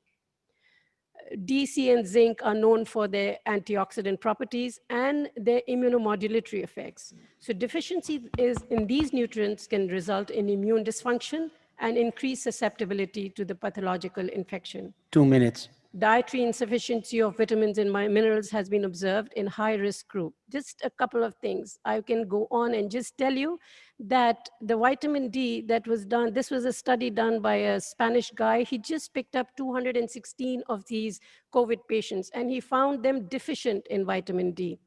So they are more prone to it. So keep your vitamin D between 40 to 59. Again, analysis done in patients of vitamin D. The one who were deficient, having 14.4, landed up in ICU. The levels of 22 were admitted to the hospital, but not to the ICU. And the one who were in the optimal level had only mild to non-respiratory symptoms. So low vitamin D levels independently is associated with severe COVID-19 cases, and improving vitamin D status might decrease the risk of developing severe respiratory distress. This is mentioned in an article in 20th. In vitamin C, we all swallow it, especially when we get our flus and our colds, and it is shown to prevent viral infections, reducing their duration and severity, as well as acting in antihistamines. There are 2 guys who did some COVID-19 case series, Raul and Waqas Khan, and they showed that giving IV vitamin C twice a day reduces the requirement of FiO2 on their ventilator. So they were able to extubate their patients faster while they gave the vitamin. This is a case series. Zinc is hot in demand, and studies have shown that zinc supplementation is able to decrease COVID-19 related symptoms, such as lower the respiratory tract infections. Wow, how it does it, that it inhibits the viral uncoating, binding, and replication. So zinc, we all know, has an immunomodulatory, and there's a paper published also showing that it inhibits the synthesis, the replication, and transcription of a complex coronavirus. So the take-home message is feed early, feed the right amount the right way, don't forget your proteins, parenteral nutrition only if and when required. D, vitamin D is for your defense, C is for sustenance, and zinc is for your treatment. Be strong, be safe, and yes, we can do it. Thank you very much, Dr. Ashraf.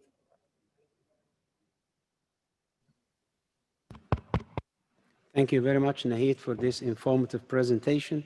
And before you just leave, there was one question about what you can do to the post-COVID muscle wasting. Dr. Ashraf, the muscle wasting just does not only come from the deficiency of proteins. Of course, we have to decide when the patient is intubated and ventilated not to lose. The first object would be not to lose the muscle mass. So we have to provide the protein content of the feeds that we're giving right from the start. And also exercising these muscles are a must. You cannot just feed them, you have to keep them toned, and you have to use them. So providing the right amount, the right time, and moving them, whatever way, you have to move them to prevent this muscle wasting. That's very good, because usually those patients are staying on a ventilator for a long time, and too many people are giving heavy sedation and unnecessarily prolonged muscle relaxation because of difficult ventilation. So all of this is contributing. Thank you very much, Nahid, for this very informative presentation. There was one question actually for Dr. Akram Abdelbari, but unfortunately he is not with us online. And the question, quickly we can answer it, because somebody is asking about the duration, how long you can keep a patient on ECMO in the adult, and how it is feasible for children. Now, we know that the ECMO for children is very well indicated. It's the same indications as the adult, but for the duration, nobody knows for how long you can keep the patient on ECMO, but the ECMO is usually a bridge to recovery. It's a bridge for something. So if you feel that there is no longer any recovery in the lung functions, it will become very difficult to keep the patient longer than this on ECMO.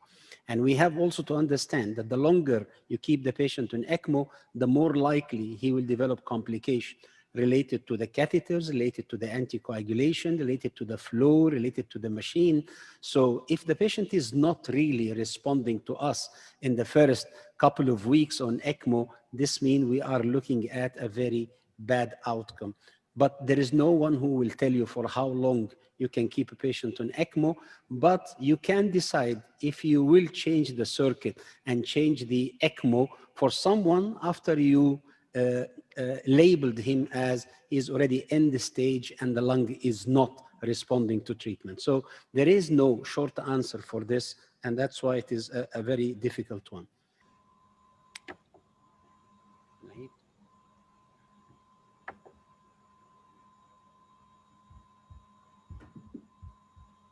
Yeah, hello.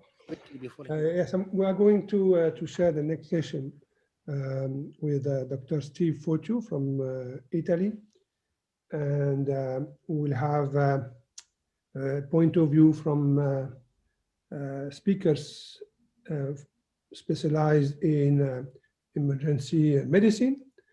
The first speaker is Nicola Peshansky, who is Associate Professor of Emergency Medicine in the University of Rennes, Rennes 1. And he will talk about, he will talk about COVID-19 in out of hospitals, things to do and don't. Nicola, are you here? Yes, I am. Ah, hello, comment tu vas? Hello, how are you? Very good, thank you. Yes, I think you can start now, yeah? Do you have the pre-registered? Normally they should go with the pre-recorded, slides. I don't know. Will, with the recorded one, they will. Okay. Welcome to my presentation about the pre-hospital setting regarding the patients suffering from COVID-19. I'm very pleased to get involved in the Emirates Critical Care Conference this year on hybrid form, and I will go on about my presentation. So the title is Do's and Don'ts in the Pre-Hospital Emergency Setting, and we'll talk about how we manage the first and second waves in France, and especially in my parts.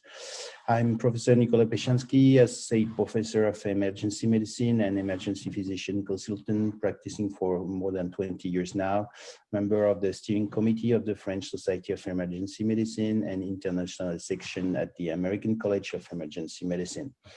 I'm living in Brittany, and the western part of Europe and Brittany. In Brittany, as you can see on the west part of France, where the waves were not that huge as Paris or the eastern part.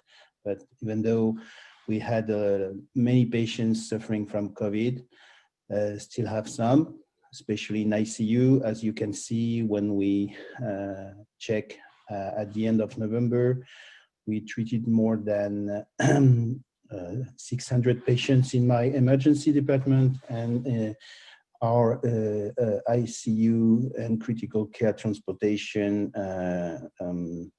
took care about more than 100 patients suffering COVID.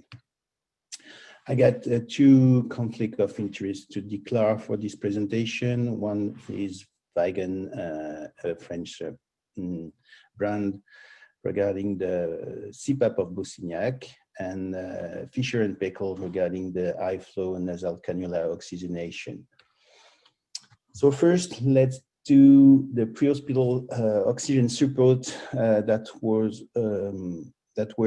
the main guidelines during the first time of the pandemic. And as you can, as maybe you can know or you can see now, the first guidelines from the WHO was an oxygenation objective of an SpO2 above 93%. And for that, you can use either the nasal cannula, or if you need more than 5 liters per minute for SpO2, an oxygen mask.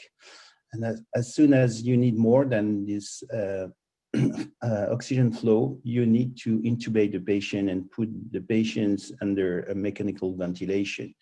So you have pretty little choice regarding the oxygenation of patients, especially in the pre-hospital emergency setting, with very few oxygen support coming from the nasal cannula to an oxygen mask, then an intubation and mechanical ventilation.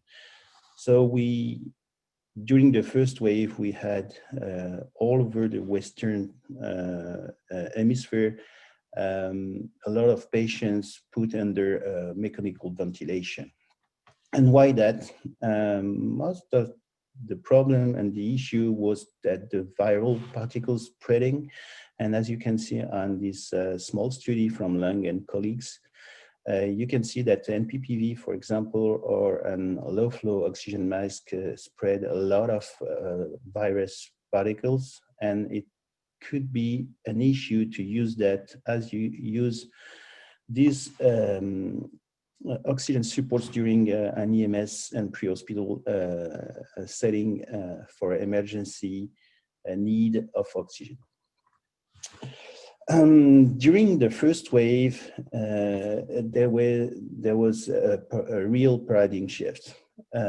Actually, the first healthcare providers and doctors from Italy react from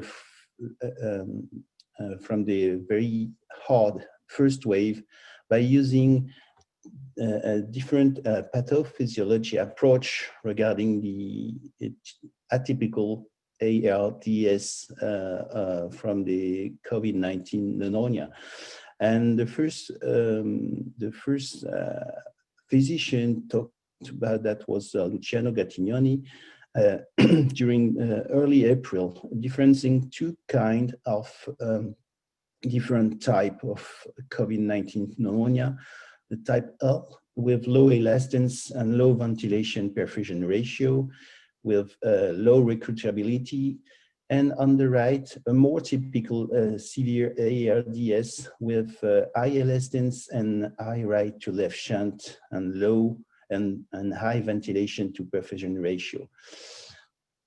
So from Italy, we get the information that maybe most of people, or a part of people, needed some oxygen support present an atypical ARDS with the same virus, but two kind of phenotypes. As I said before, you have two different kinds: an L type with low elastance, low lung recruitability, and H type with high elastance and high lung recruitability, more classical. And once the Italians get the first feedback from how they approach the patient's population, they can see that about 15% of the patients that they get in ICU were on the L type, and the more classical type of ARDS was more than 80%. And when the scientific and physician population thought about these two phenotypes, they consider very quickly that you can move from the type L to the type H, but it's not compulsory. That's why the first changing in the guidelines were to consider non-invasive option, as you can see on the higher left, with HFNC, CPAP, or NIV systems. And it was a real paradigm shift from the Berlin criteria classically used to put the patients in ICU under mechanical ventilation, sorry. There was a real debate about the severe form of COVID-19 pneumonia to consider if it's typical or not typical form of ARDS. Let me remember that ARDS is not a disease. ARDS is a syndrome, and you can have many different kind of these syndromes. And does it matter? Really, let me guess, for the emergency setting and mostly for the pre-hospital emergency setting, it's not a clue, absolutely. And that was the first paradigm shift. And one more thing, that we changed the way we consider the care of the critical patients, even if we don't intubate them, as the Korean and Italian tested the prone position even for conscious patients put under either NIV or HFNC, with awake prone position, especially for some patients with very good results, and avoiding intubation and mechanical ventilation. So, as I said, during the first wave, we have a real paradigm shift between the early rules that consider the early intubation as soon as you need more than 6 liters per minute oxygen flow, and considering that because the NPPV and IV don't work and were dangerous for healthcare provider, but we upgrade to some kind of possibility with HFNC and non-invasive oxygen supports and prone positioning, even in our ambulances or in our emergency rooms. The first that made that switch from the early guidelines to newer were this Society of Critical Care Medicine and the Surviving Sepsis campaign that changed during the early April their guidelines. So let's focus on pre-hospital oxygen supports regarding those guidelines and beyond. We consider now that we need to put the patient in a kind of escalator of oxygen supports regarding their needs. So the first step when people need oxygen was, and still, the low flow nasal cannula, and you put a protection with the surgical mask, and considering the pathophysiology of the presentation, you have this support used with the type L. And if you need to go further, you can use the non-rebreather mask, but you still have spreading of the particles. So most of the time, you will need to give oxygen with a better and higher flow. And still you can use the high flow nasal cannula with humidification in the pneumonia. This is the first study that was done by Americans, by Wang and colleagues, published in the Annals of Intensive Care in a retrospective cohort. You see that 380 patients were hospitalized with COVID-19, and some of them were put on HFNC and an IV. And you see that where you have the good criteria, you could have a good success, as the initial P/F ratio were more than 200. So let's focus about high flow nasal cannula with humidification of oxygen. You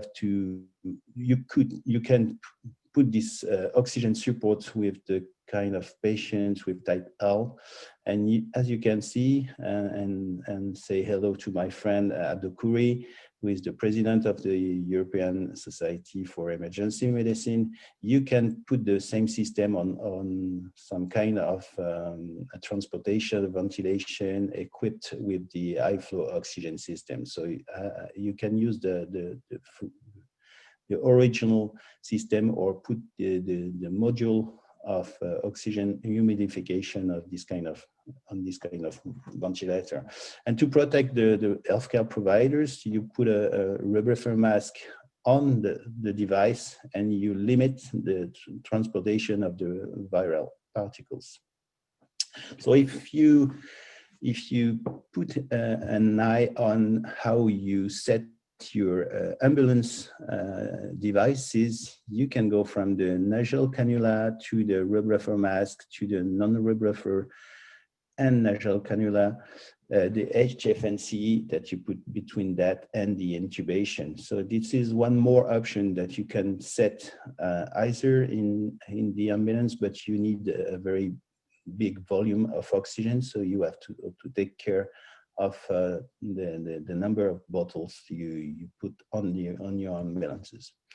You have to watch out about the filters, putting a classical filter on the inspiratory valve, but putting an HEPA filter against the virus on the expiratory valve, either on the transportation ventilator, or like you see on that photo, on a ICU ventilator.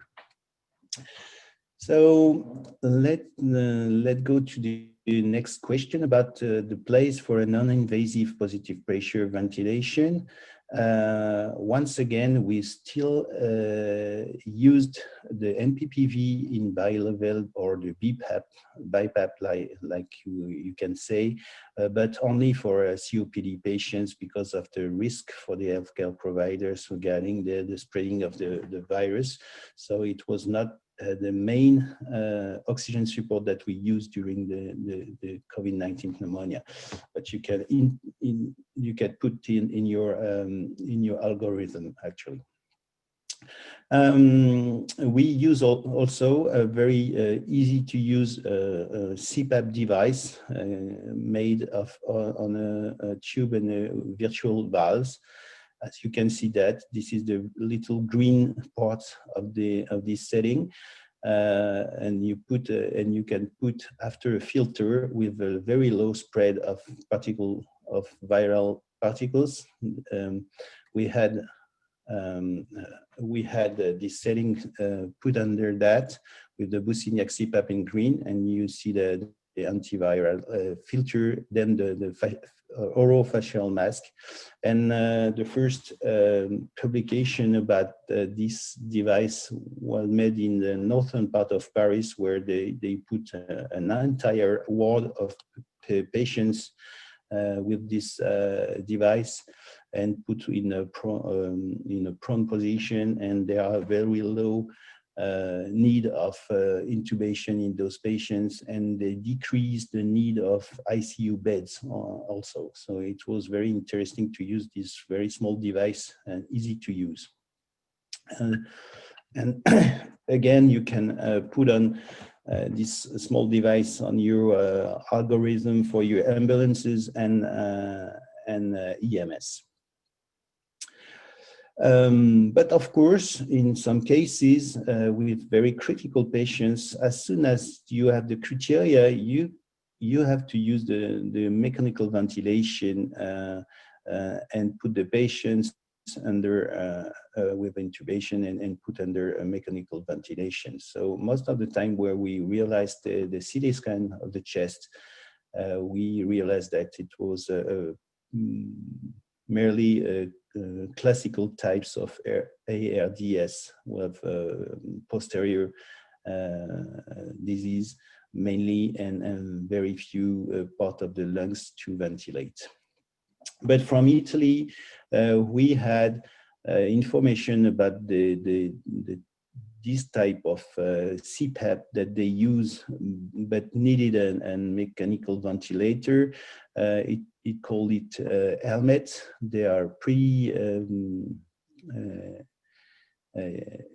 it's very useful, and they know how to use it. So in the northern part of Italy, they made a lot of people with this device on, with a good success, because it limits the spreading of the virus, and they put some patients in a ward with no individual room, so that were a good solution for our Italian friends to manage the COVID-19 critical patients. So as you can see, you can upgrade your algorithm with those mechanical ventilator devices that you need, in PPE with helmet or mechanical ventilation. So we have now a lot of different possibilities with the oxygen support devices, and you have to put on very tough algorithm, choosing to choose wisely your patients, and as you can say, you can set up in your ambulance system and train your EMS to use those devices. But maybe less could be more. What can I say? It's that maybe we can reduce to the very few devices that you know the best to organize your algorithm. As you can see that in the pre-hospital setting, you can limit the use of the oxygen support on 3 or 4 devices, as you can see on the slide. But is it now a risky business regarding the risk for the healthcare providers, EMS or nurses or physicians, making the transportation of those patients? Not really, actually. Again, from Italy, we had the first evaluation of the spreading of the viral particles, and as you can see, the very small device like CPAP with an oral nasal mask rising till the 20 centimeter H2O pressure, or the BiPAP with the helmet system, or an IV with protection with tight air cushion, or even the HFNC. You see that with good protection, you have negligible air dispersion or very small air dispersion for the HFNC at maximum airflow that is 60 liters per minute. So as you can see on the slide, you see that there's only a spreading of 70 centimeters, and with good protection of your healthcare providers, you can use this device very wisely. And if we adapt this graph from Lang and colleagues, you see that you can use the very small and very transportable system to your ambulance regarding the Busignac CPAP or the HFNO.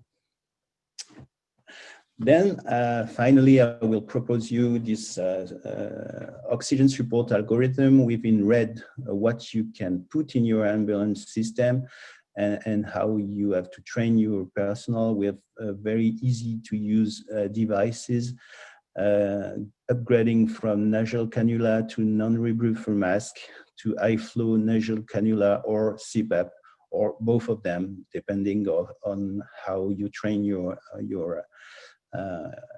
your healthcare providers, EMT, and other pre-hospital physicians. And if it's not enough, as soon as you have the criteria, you have to intubate the patients and put them in the ICU. If you use the high-flow nasal cannula, we train our physician in the emergency room to use the ROX index. It's not really an index you have the time to do in the pre-hospital setting, but it's a good index regarding the success or not of your high-flow nasal cannula process. So thank you for attending this session. We'll be pleased to answer any questions that you can have. And even though you don't have the time to ask questions, you can send me a message and I will be pleased to answer your questions. Thank you very much.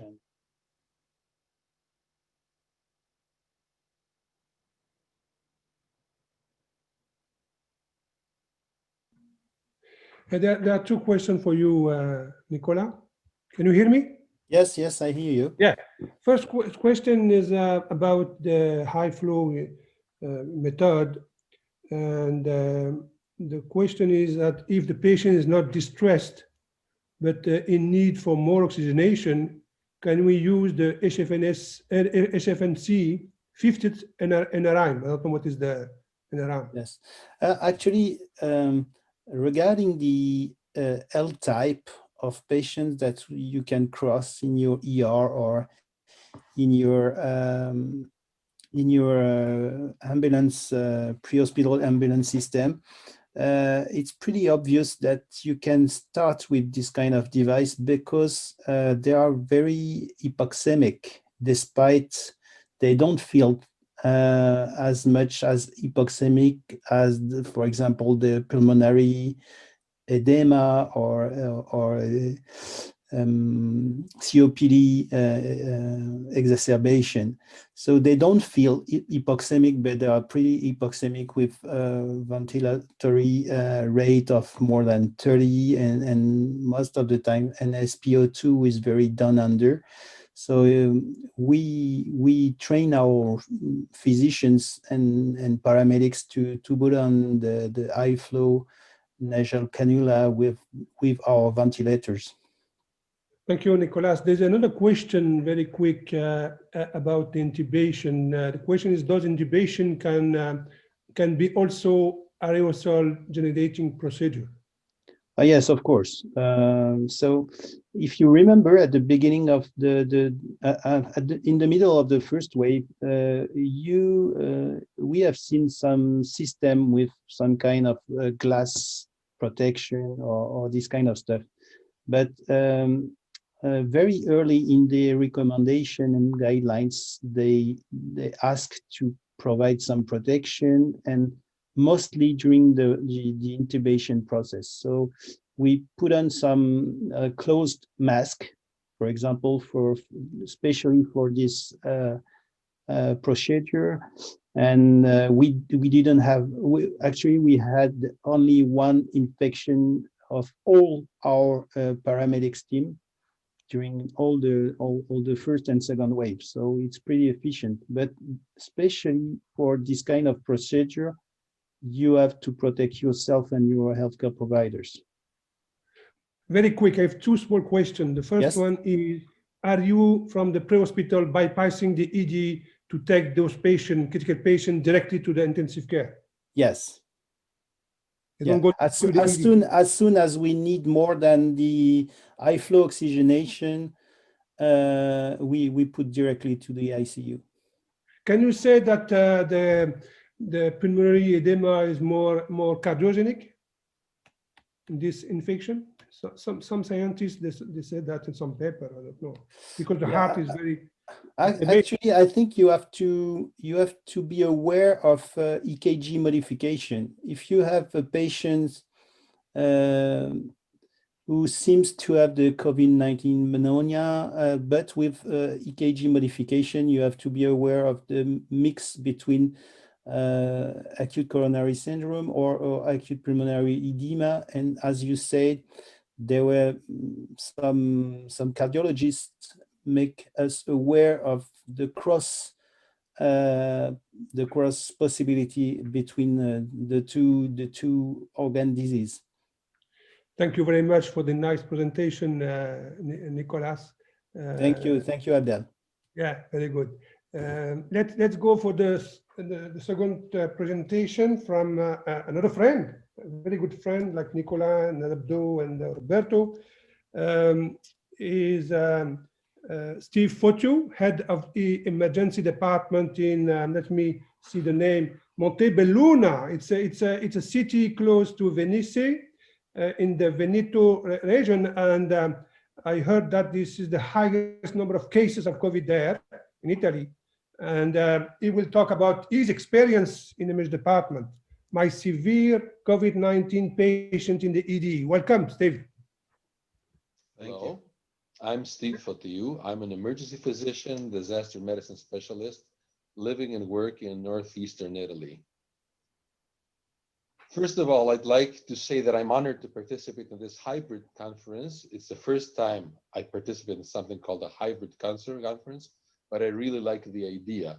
On the other hand, unfortunately, COVID-19 changed our norms. Hopefully, we'll sometime in the future turn to some kind of normalcy. I would also like to thank the organizers and especially my friend Hussein Al-Rahma for the invitation.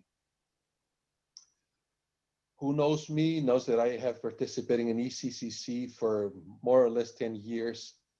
I strongly believe in this kind of conference because I consider it an international knowledge merger. So, scope of this presentation is not to teach, but first of all, to share and then to exchange. To share Italy's experience, a country which has been severely hit in springtime in Lombardy, and severely hit now in Veneto, which is where I'm talking from, where I live and work. To exchange viewpoints, ideas and rules of engagement, and logistical solutions. Fact one, first of all, hospitals and especially emergency departments have a baseline level which is near maximum of patient demand.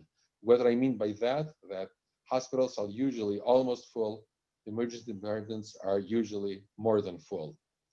Therefore, even a slight increase in influx can lead to a significant surge in the number of patients in the emergency department. Fact two, mass casualty events are disasters by definition, and pandemics are disasters as well. I'll explain this. Let's keep in mind that healthcare in disasters is provision of care for a large number of patients or casualties with limited resources, inadequate information, inadequate communication, and especially in this case, great personal risk. Keep in mind is that the imbalance between the resources and needs, and that's what means disaster. On the other hand, the pandemics have the characteristic of not being an immediate disaster, but a non-immediate disaster. That means that pandemics give you a sort of lapse of time to organize somehow. Fact three, surge capacity, which is the reaction of the system, is based upon beforehand risk management. It has to be done before, based on risk assessment, risk identification, risk prioritization, mitigation, and preparedness by all needs. But all this has to be done as soon as possible, possibly before the disaster comes.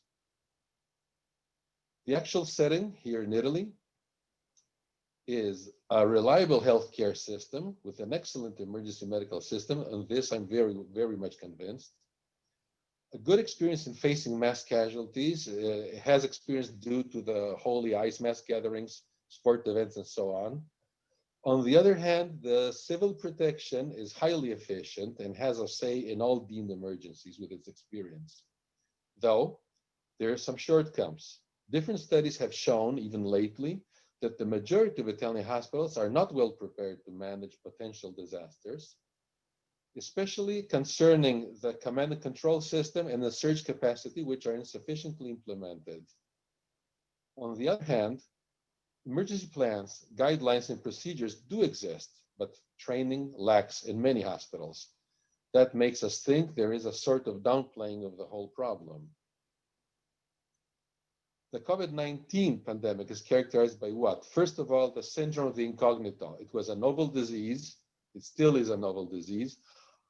On the other hand, is the third pandemic in 16 years, something that has to worry us, really. And at least at the beginning, the flow of information was bad or unclear. Then, when everything exploded, we had a huge amount of information, which was uncontrolled. Therefore, anyone said anything and the opposite of anything.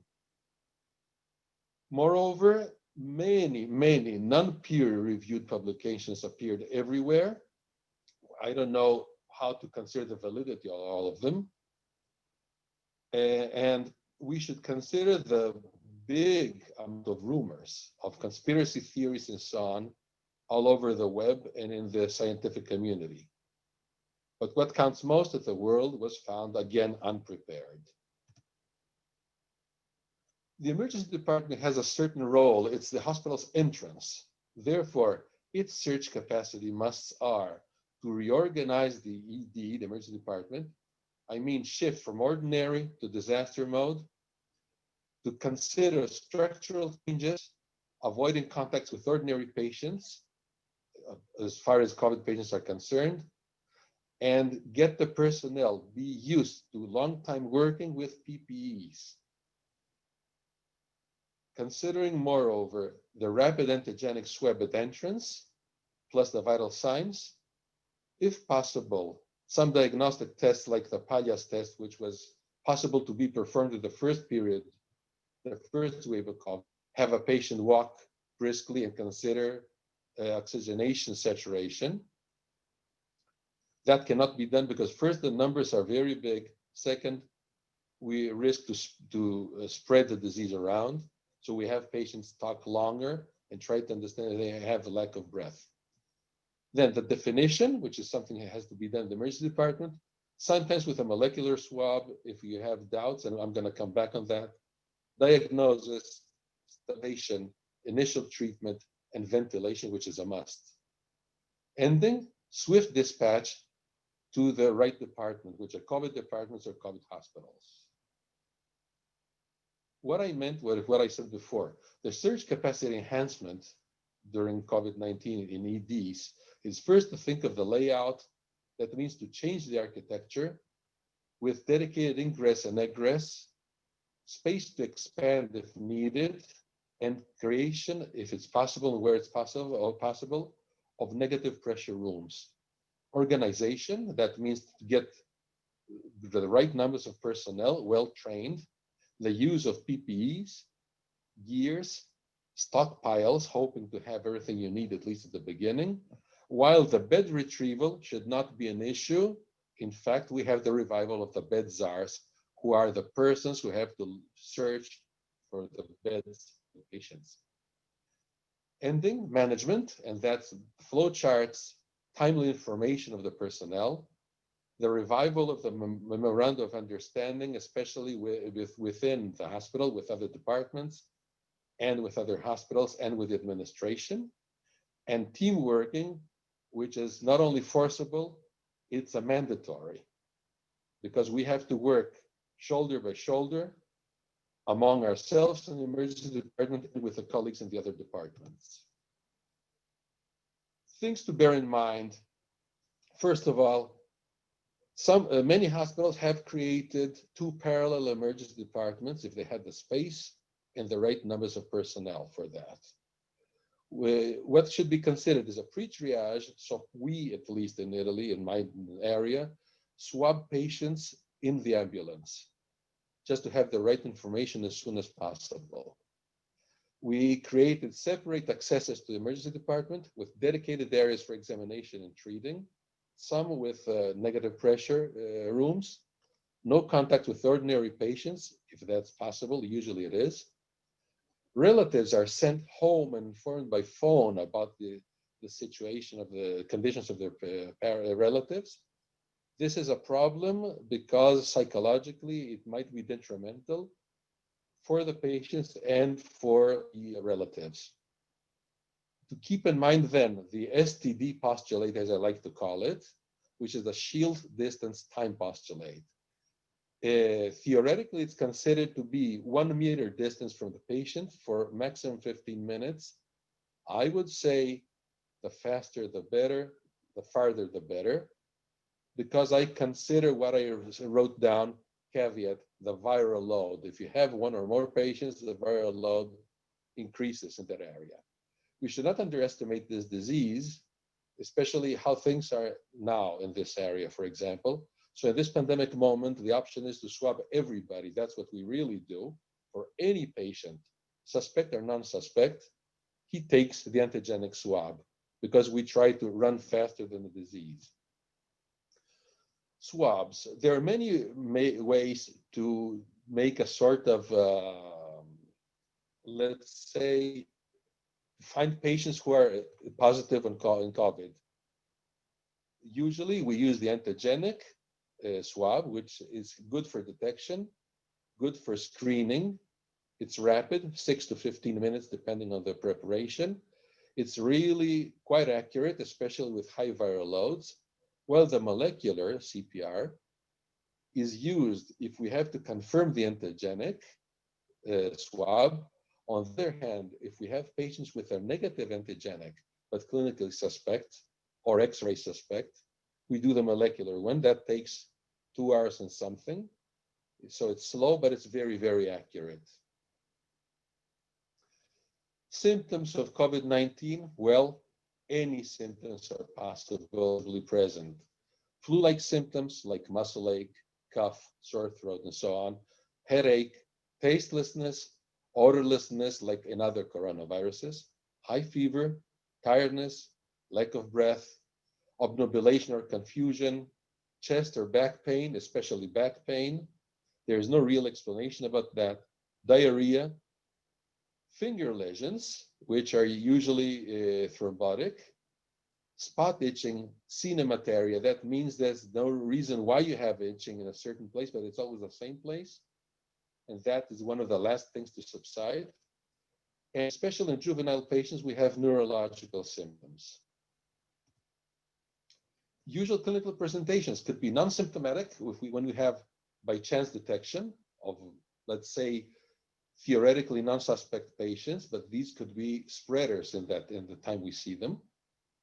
Then mild disease with upper respiratory symptoms like usually dry or whooping cough, non-severe pneumonia or severe pneumonia with acute respiratory distress, secondary bacterial infection, which we see mostly in the elderly, pulmonary embolism, which is something we've noticed quite frequently, especially at the beginning of the first wave, so we know about it now. And then septic shock, ventilator-associated pneumonia, heart injury, lung injury, or multiple organ failure syndrome. Issues in the ED, safety for personnel, the right space to isolate the patients and maintain shield and distance, consider the viral load, so we have to use negative pressure or try to change air in the rooms, unidirectional pathways, flow charts, which in our case have been changing very often, and safe ventilation, safe for the patient, safe for the healthcare workers. Here I'm showing you the last flow chart we've been using, which considers oxygen saturation, breath rate, and how fast the patient symptoms subside or worsen.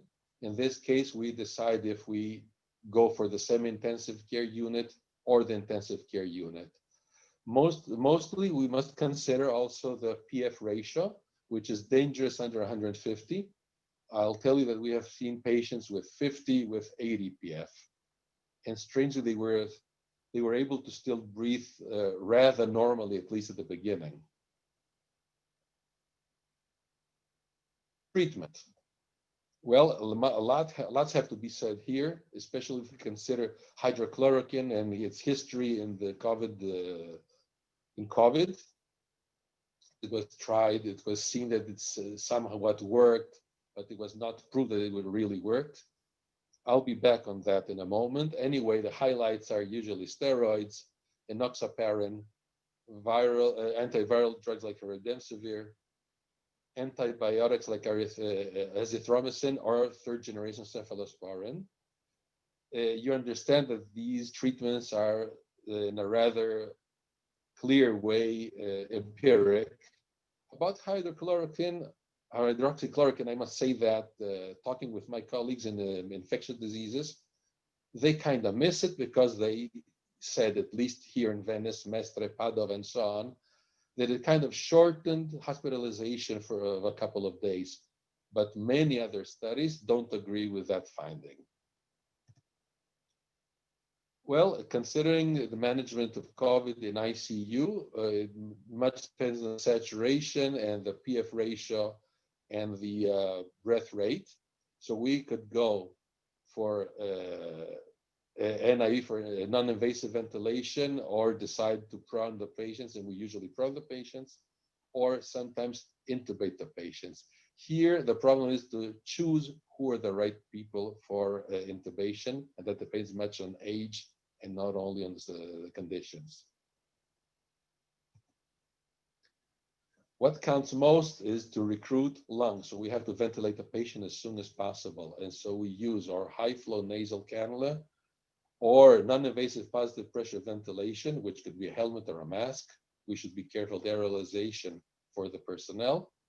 Prone ventilation, there are some theories that talk about 12 hours or 16 hours. Seems by the patients that it's heavy to withstand, but they have to do that somehow, or we arrive to intubation.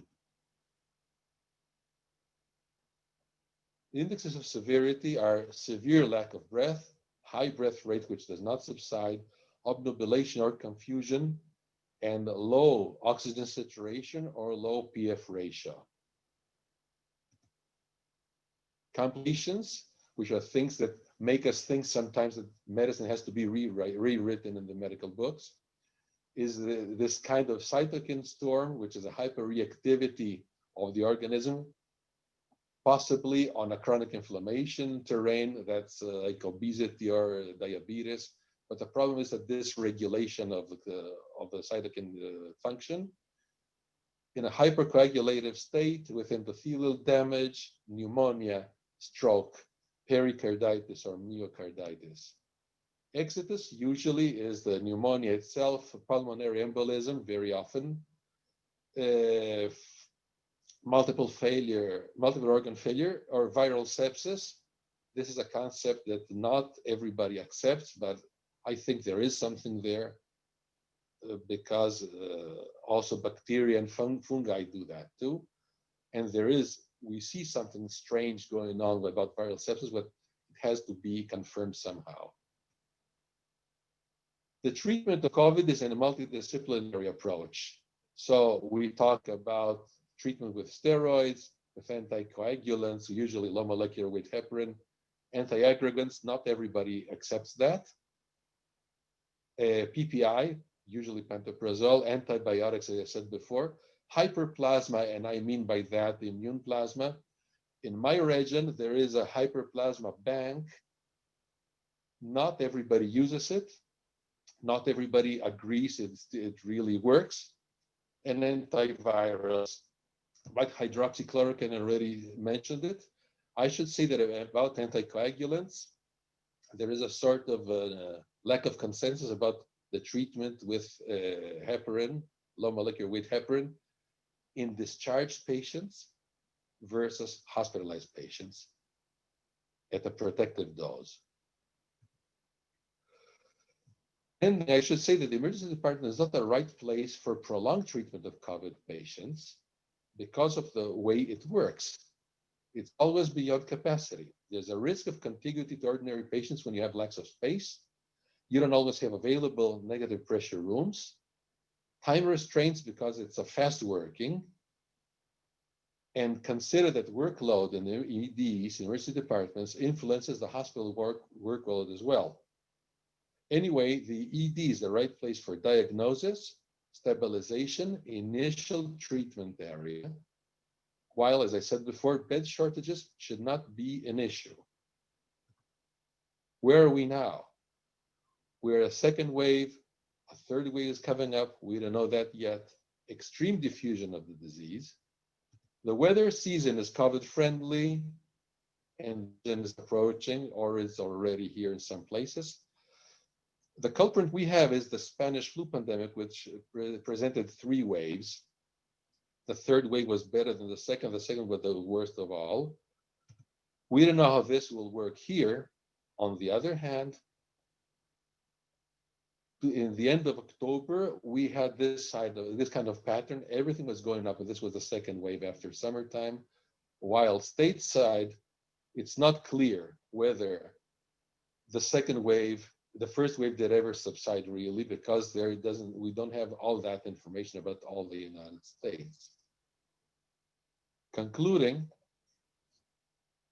I'll close with this. This is what they used to say in Italy about healthcare workers, that they were heroes, they were angels, and so on. I would say that if heroes exist, I don't know, but this is our job.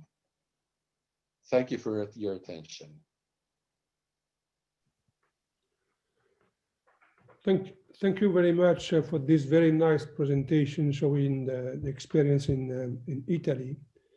I didn't see question in the Q&A, but maybe the other friend, do you have questions? If no, I will let you, Steve, introduce the other speakers and the talk. So, as soon as I start with the video, which will not start. All right. Okay, I'll start as well. So I have the honor. Hello, thanks for inviting me to this very interesting session. In the next 20 minutes, I will talk to you about the question of intubation of patients with COVID-19 pneumonia. This is a great debate in the literature. Seems some researchers think that early intubation is okay because a delayed intubation leads to significantly demonstrated worse outcome, and also because the supposed patient self-inflicted lung injury, and also because patient intubated can be monitored in terms of lung mechanics. Whereas some other researchers think that early intubation is dangerous because, especially from the first reports from the United States, mortality was reported very high, although we must consider that most of these patients were still in the hospital, so mortality was expected to decrease significantly in the following weeks. And also because intubation is a very high risk contamination procedures, and also we may face a limited resource in terms of ICU beds. In the following slides, I will show you some clinical cases based and discuss them based on what is the literature, the debate between two ventilation internationally known gurus like Luciano Gattinoni and Martin Tobin. And also I will rely on a very recent paper published just on endotracheal intubation indication in COVID patients, published by a research group, an Italian research group.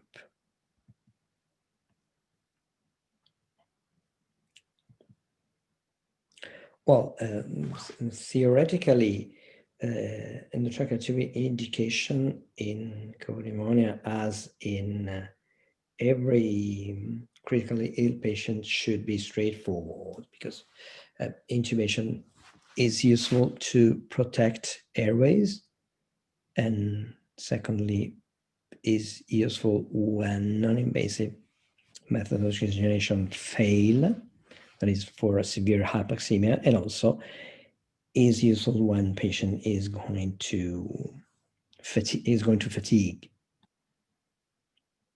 So let's get into our emergency room, where case 1, Aldo, is coming. Aldo is 59 years old with fever and pneumonia, who got recently a stroke and is coming to our emergency department with a very low Glasgow Coma scale of 8. So this is a clear-cut indication for intubation, because with the patient in coma, we have to protect the airway. So this is simple.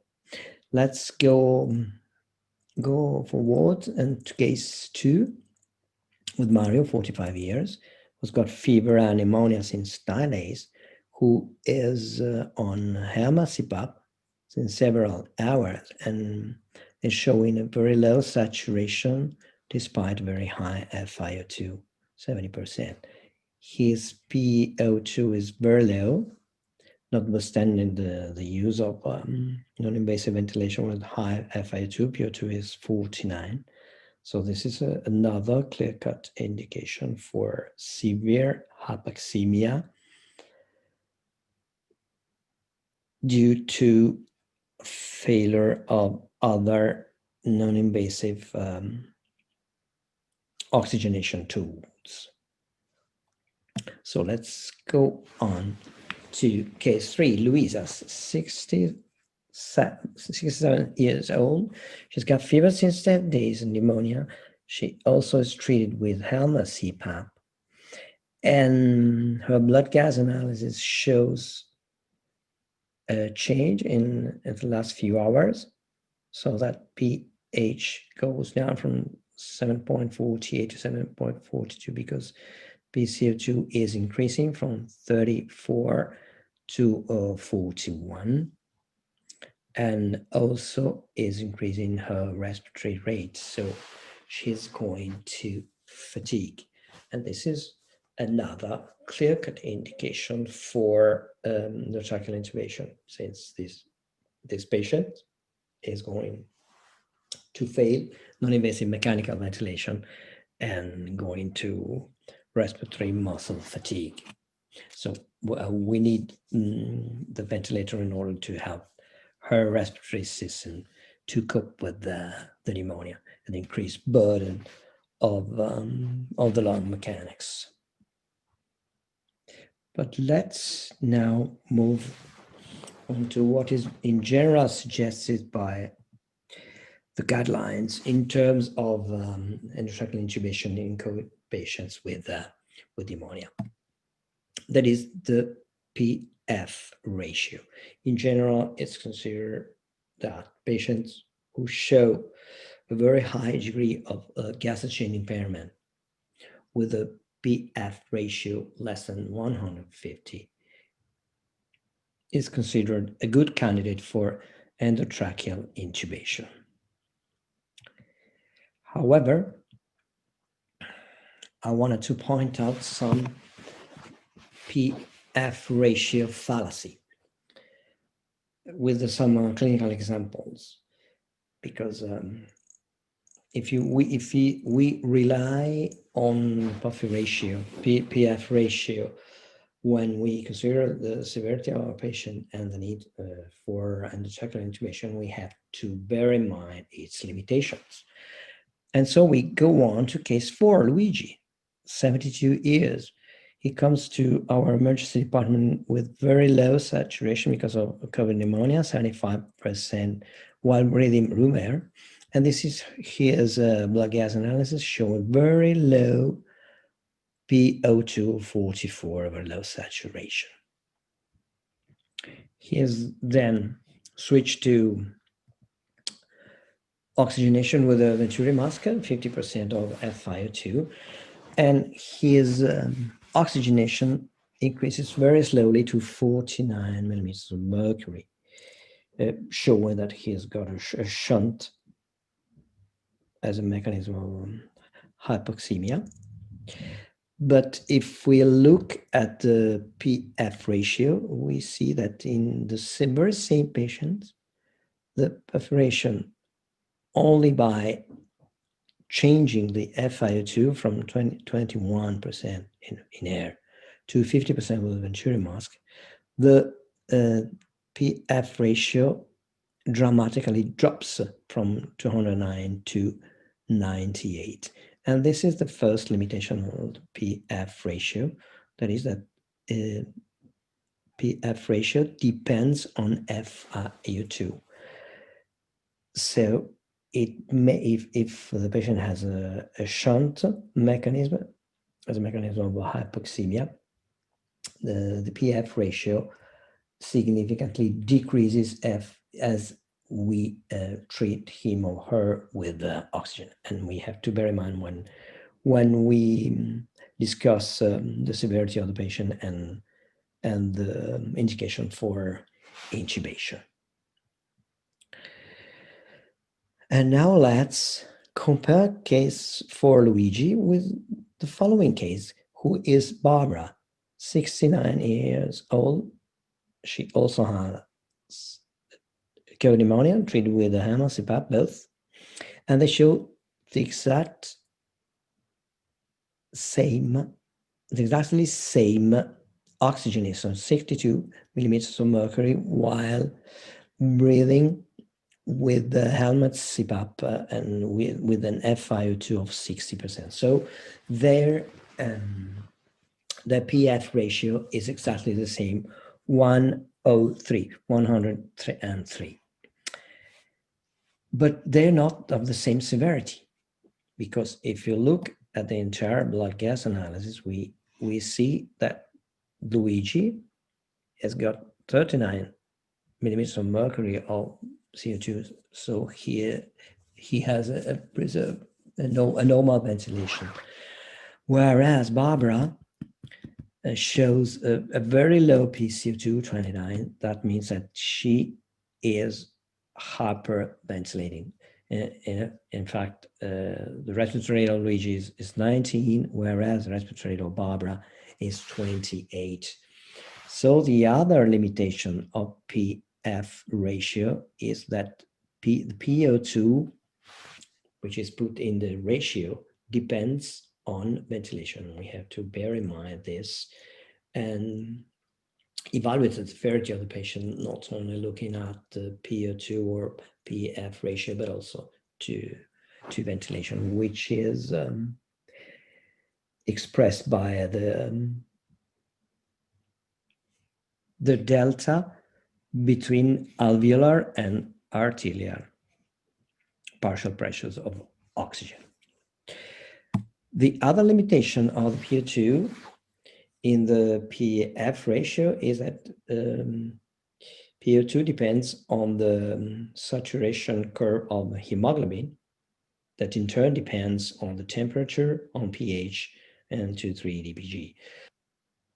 And the other important aspect that is that the curve, the upper parts of the curve of the hemoglobin dissociation is flat. That means that saturation is greater than 90% for several PO2 values above 60. And this is important because irrespective of very different PF ratios, the most relevant aspects in terms of oxygenation is hemoglobin saturation, because this means that if hemoglobin saturation is greater than 90%, we have a good oxygen content and we can provide a good oxygen delivery to our tissue, which is the main goal of the treatment of every critically ill patient. So we're seeing the comparison between Luigi and Barbara, and we're seeing that Barbara is much more severely affected by the COVID pneumonia. It's much more severely ill than Luigi, because they have the same oxygenation and the same PF ratio, but Barbara reaches this level of saturation and oxygenation at a much higher price in terms of ventilation. And if we recall the guideline we saw before, where intubation was suggested when PF ratio is less than 150, we have 2 patients with PF ratio less than 150, and the question is whether we have to intubate both of them. Well, actually, we saw that Luigi has a normal ventilation with the respiratory rate of 19 and a normal PCO2. So it's probably sensible to go on with non-invasive ventilation and monitor him for worsening hypoxemia or hypercapnia due to fatigue. So we saw the final limitation of PF ratio, which regards FiO2, because it is unreliably measurable in non-intubated patients or in patients with oxygen. That is, it's reliable only when patient is breathing room air or is intubated. And also it influences the PF ratio. So if the estimation of FiO2 is not reliable, then in turn PF ratio is not reliable. But let's go back to Barbara.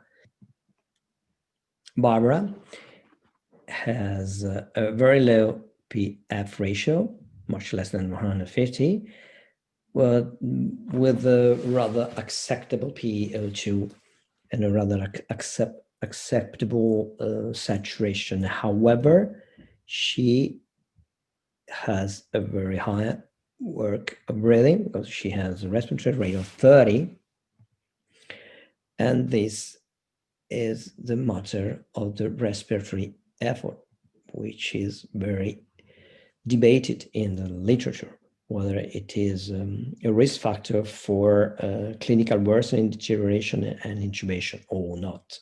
Well, we have some data about it. We know, in any case, we know that with a high respiratory rate and very high tidal volume, we have an increase, significant increase in transpulmonary pressure, which determines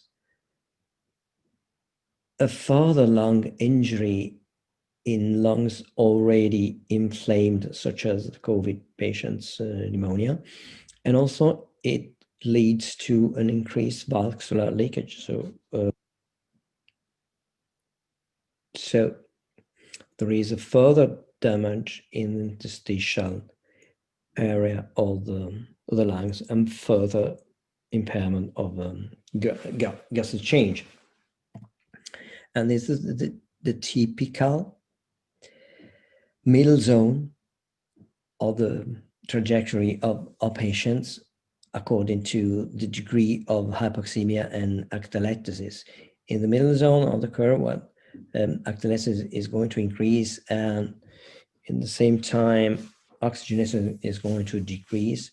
We have the maximal risk of a patient's self-inflicted lung injury. And the effort of patients is measurable not only in intubated patients, but is detectable and indirectly measurable also in spontaneously breathing patients. And this is a very elegant study by Apigo and co-workers, where she studied a group of patients with COVID pneumonia and found that the Burqa breathing clinically detected was associated with the clinical deterioration and endotracheal intubation. And the Burqa breathing may also be indirectly measured by the inferior vena cava excursion, and more directly by the measurement of the diaphragm excursion by bedside lung ultrasound. So, in summary, what about endotracheal intubation in COVID pneumonia patients? I would say that there are at least two major variables to bear in mind. One is, before endotracheal intubation, optimize oxygenation. And second, to have clear in mind what are the endotracheal intubation indications. And according to the first part, that is the optimization of oxygenation, this is the proposal by Camporota and colleagues, according to the natural trajectory of the patient in terms of oxygenation and compliance, starting with immunomodulation, proposition, and then oxygen supplementation non-invasively with the mask or the high-flow nasal cannula oxygenation or CPAP or NIV, and then intubation. And as a last resource, the ECMO. And this our oxygen escalation we proposed during our ESMO conference this year, starting with an aim of oxygenation around 92%, first with prone or better awake self-rolling, where we have to instruct patient to do so. And then if it fails with oxygen, we can go on to high flow nasal cannula oxygenation, and then CPAP or NIV, and then as a last resource, endotracheal intubation. And the second point is the clear-cut indication of intubation in COVID pneumonia patient. That is, one is to protect the airways.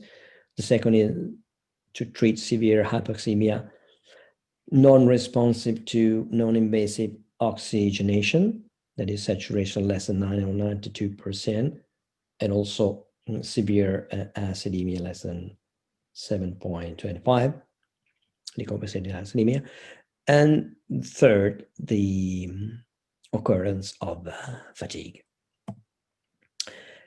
And don't forget to monitor our patient, because we know that positive pressure may severely and negatively interferes with the heart function.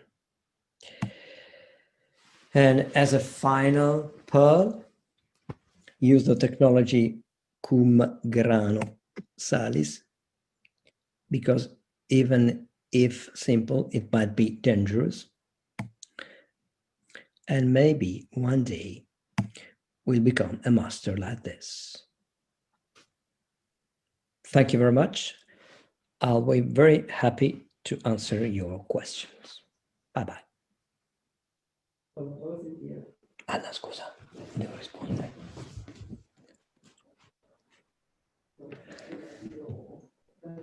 Again, thank you, Roberto, for your presentation. I think questions will go at the end, right? Thank you. Okay, let's go to the end, as I heard that we should do that. So now I have the honor to present my very, very good friend, Abdo Khouri, consultant physician at the Department of Emergency Medicine and Critical Care in the University of Franche-Comté Medical and Trauma Center, medical officer at the Fire Department, president of the European Society. He will talk to us about transfer of COVID-19 critical patients. Is it that simple? Floor is yours, Abdo. Yeah, thank you. Hello all. It's a real pleasure and honor to share the floor with you all. Although it's hybrid and we are not seeing each other in Dubai, I missed those moments of last year and the years before.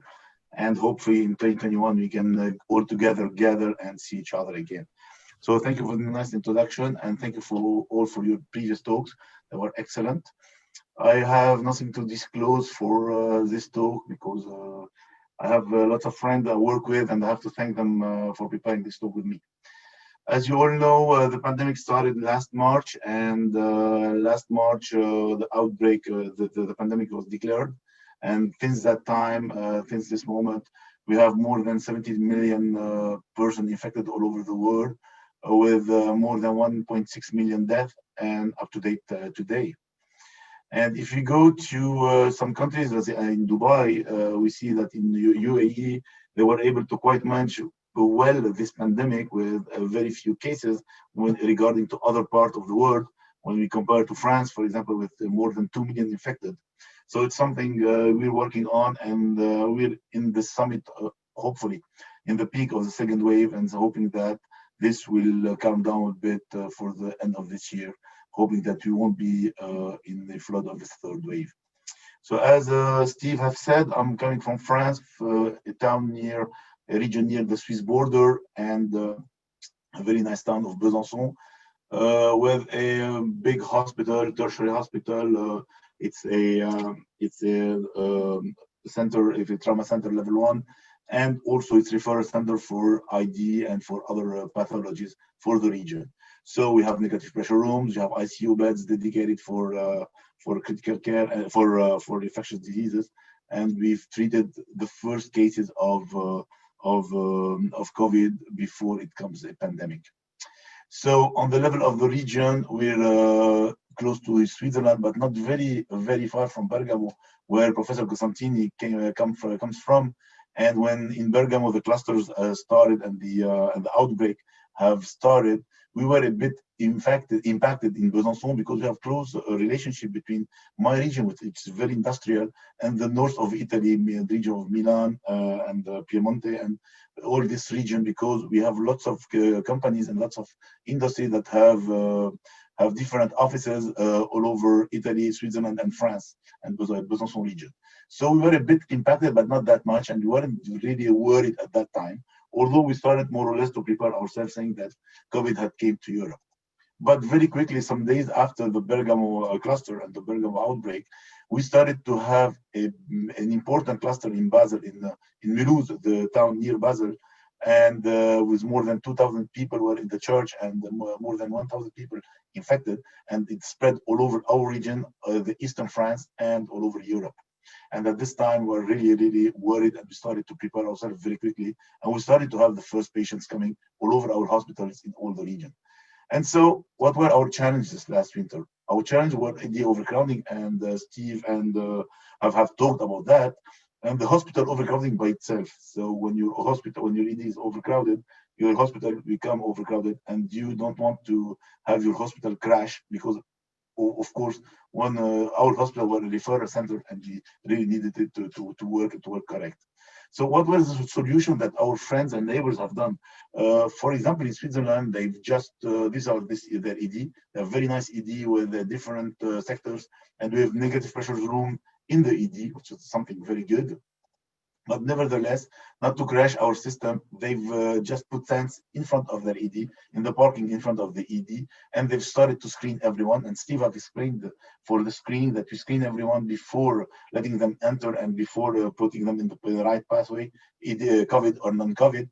And others have also built complete hospitals, like in China, and we thought that's something impressive. They built a complete hospital of I don't know how many thousands beds in less than 10 days. In London, they've built also a facility near London, also with more than 1,000 beds. So people have started to plan very quickly and have started to respond very quickly to this pandemic. But what happened also, that we were really short of PPE all over the world, and all over Europe, especially in France too, like everywhere. And because of this short of PPE, we ended up by intubating everyone, and that we saw in the presentations of Nicola and Roberto. We ended by intubating everyone because we were afraid of getting contaminated and getting the infection ourselves. And this led to an ICU bed shortage, and of course, ventilator shortage, because all the ventilators were used for this, for taking care of all these patients, and we really felt on the shortage very quickly. And this you cannot do such kind of pandemic without any minimum of preparedness and anticipation. And Steve have shown how to have to activate your plans very quickly, and you have to put your plans always new plans and always up to date these plans. So you need to prepare, especially for ICU. And first of all, what you do, you start to increase your actual capacity as much as possible in your ED, in your ICU, and then you start to push the walls. And then when you push enough the walls and you cannot push the walls anymore, you just have to find other places in your hospital to put them as wards of ICU wards and start to do ICU in these departments. And this is a very complex situation, pardon, because you need oxygen, you need lots of settings that you cannot have in a regular ward.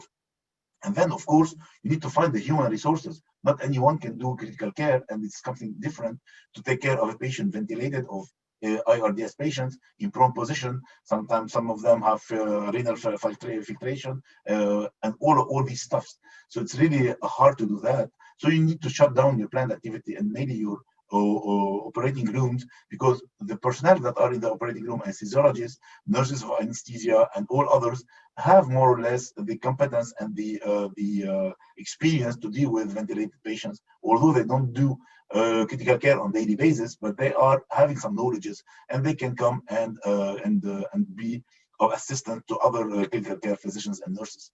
And of course, you have to allocate more and more people from other departments to come and really help you in your activity, either in ICU or in the ED, of course. So we very quickly in Besançon, when we got saw that in Bergamo, and then we got the cluster in Mulhouse, we activated our emergency contingency plan that we call in France the white plan, referring to the hospitals. So we really activated this and started to dedicate COVID wards and to increase our capacity very quickly. And of course, we shut down all our planned activities because we saw that it was very important. So we shut down all our planned activities and allocated all our human resources to the COVID management. And we created a new ED, completely separated from our other ED. So we were screening the patients very quickly when they arrived. Either they don't have symptoms of COVID, and Steve have shown that symptoms of COVID can be really wide of everything. But anyway, we just tried to put things the better we could at that time. And so we have allocated dedicated COVID area, COVID critical care, and all patients were coming to this COVID critical care.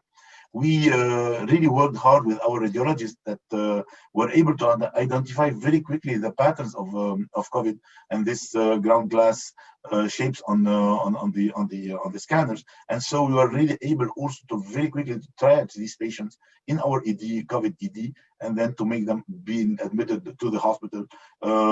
When you can see their saturation, their perfusion, and all that stuff, and they have complications or not. So all this have done because this is a picture I don't want to see. I don't want to see my ED transformed in an ICU. It's really tough to see that, and we saw that in the media. We saw that in lots of countries, in Italy, United States, and others.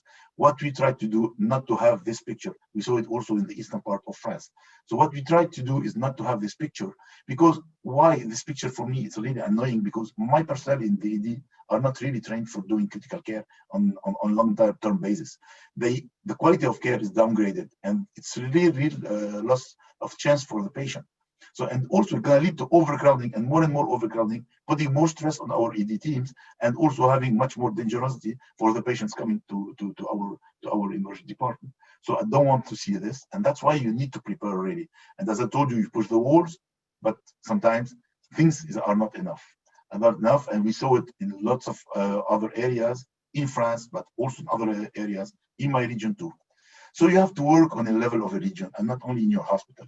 And this is what they lacked in New York, if I'm not mistaken.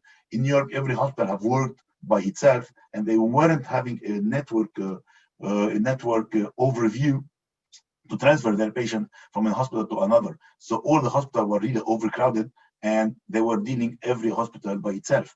While we in France, who have the chance to work in networks, we worked on that, we trained on that beforehand, and we work really in network. And when you see the networks here in my region, we have my university hospital, but we have lots of other hospitals.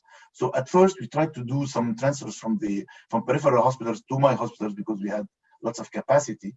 So we start to do inter-regional transfers, but sometimes, and what happened also, it wasn't enough because all our region was saturated, and we were one of the regions that were most impacted in France during the first wave of COVID. We, and with Paris area and the eastern part of France, what we call the Grand East, were really, really impacted. So we tried and we organized massive transfer from our regions, from the Grand East, from Paris region, and from my region to other parts that were not hit by the COVID as bad as we were hit. Unfortunately, on the European level, things are not really organized. Although we say that we are European Union and everything and blah blah blah, we don't have a real emergency contingency plan to transfer patients and massively transfer patients from one country to another. And we saw that with Italy were really severely hit in the first wave, and they couldn't transfer people to Germany or elsewhere because the borders were closed. Every European country have closed its border. We in my region and the Grand East managed to transfer several people to Germany and to Switzerland because we have lots of good relationship on daily basis between our departments, between physicians from both borders, and this worked. But on the European level, as politically, it was really something very difficult to organize.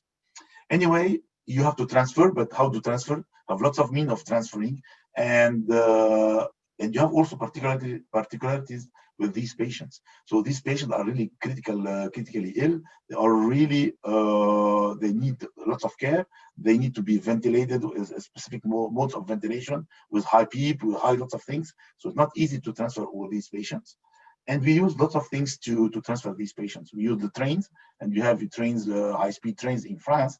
We have military helicopters, and the military came to back up us with planes, with helicopters. We have the civil planes, small planes that we use on daily basis to transfer patients from an area to another. We have, of course, our SAMU helicopters and SAMU ambulances, and we use everything to transfer these patients.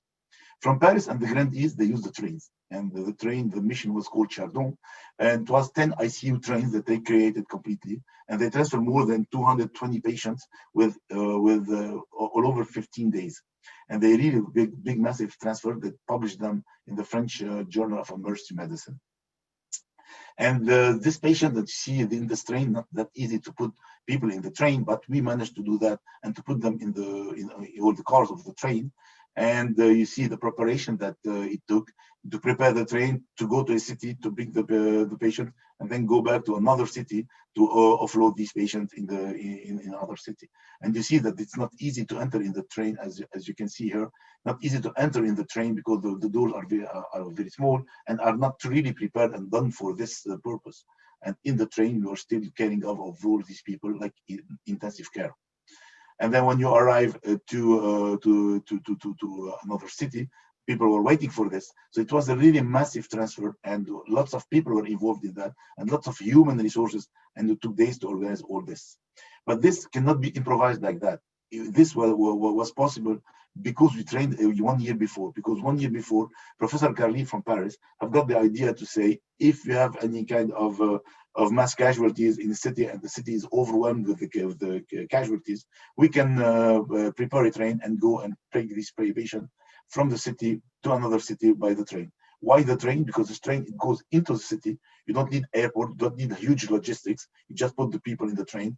And in the history, we got lots of experiences with these trains.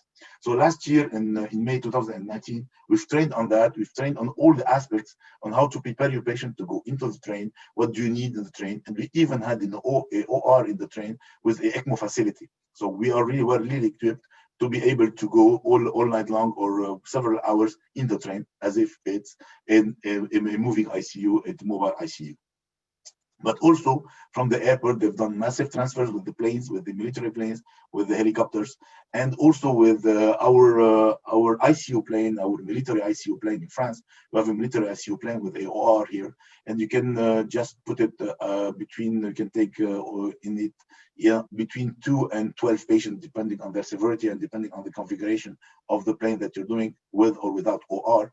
But all these were really planned for casualties and for war casualties, not really for pandemic and for critical care patients. They need really to be transferred sometimes, or they need sometimes to be in prone position. They need high sophisticated ventilators. Do not forget that the ventilators of the transport ventilator that we have are these types of ventilators that are not really an ICU ventilators, although A and B are really the reliable ventilators that are almost like ICU ventilators with can go to high PEEPs, can to accurate ventilation, accurate monitoring, accurate giving accurate curves and everything. But anyway, they are still not really made for ventilating ARDS patients. Moreover, these two C and D are really pneumatic basic ventilators that do not have any kind of monitoring. And we've tested not only live with the transfers, but in ICU, we've tested this kind of device, this AirLive device that we've created for monitoring and giving feedback for manual ventilation cardiac arrest. We tested this monitoring with these basic ventilators, and it gave us some kind of good results. So we were working on that to in the future to maybe be able to use this kind of ventilators with a good monitoring in case we got short of ventilators in case of third wave or fourth wave. So that wasn't that easy to organize all this, and we used of course a dispatch center. They put it in the airport in Paris to just organize all these transfers, because people were coming by ambulance, by helicopter, and then they were taking planes and taking other helicopters. So it was a real massive logistic you have to do. Yeah. So in my region, we were a bit different, because in my region, we didn't have the trains, because the trains were working for other regions. So in my region, we just used the helicopters from the army, our helicopters, and we've just used the planes, civil planes that we usually use to transfer our patients from our region for other regions. And we've done it a massive transfer, 55 patients, 3 days of massive transfers. And every day we were mobilizing 6 to 8 teams at once. And every team was composed by an emergency physician trained in critical care, of course, but it's emergency physician with a resident in emergency medicine and a nurse really trained in emergency medicine. And we transferred people to the southern part of France. And you see in the plane, we were able to put 2 patients intubated, ventilated. And in the military planes, also, we are putting also 2 patients intubated, ventilated. While in our SAMU planes, some helicopters, we just have 1 patient at a time. And this were really, we prepared them before, and we established procedures not to have problems during the transfer. And our procedures were to have a chart where explaining everything that the patient have from the critical care, or what kind of ventilation he's having, what kind of settings, the weight of the patient, the height of the patient when he was intubated, and all these useful things that an emergency physician should need when he's transferring the patient, the quantity of oxygen and all that. So the critical care physician from our center, from our region, was discussing immediately, directly with the critical care physician that is from the receiving center. And our medical dispatch were coordinating this between the emergency transporter and these critical care the departments. And we even established procedure in every plane for the helicopter, for example. And you see you have 2 patients in the helicopter with all the settings.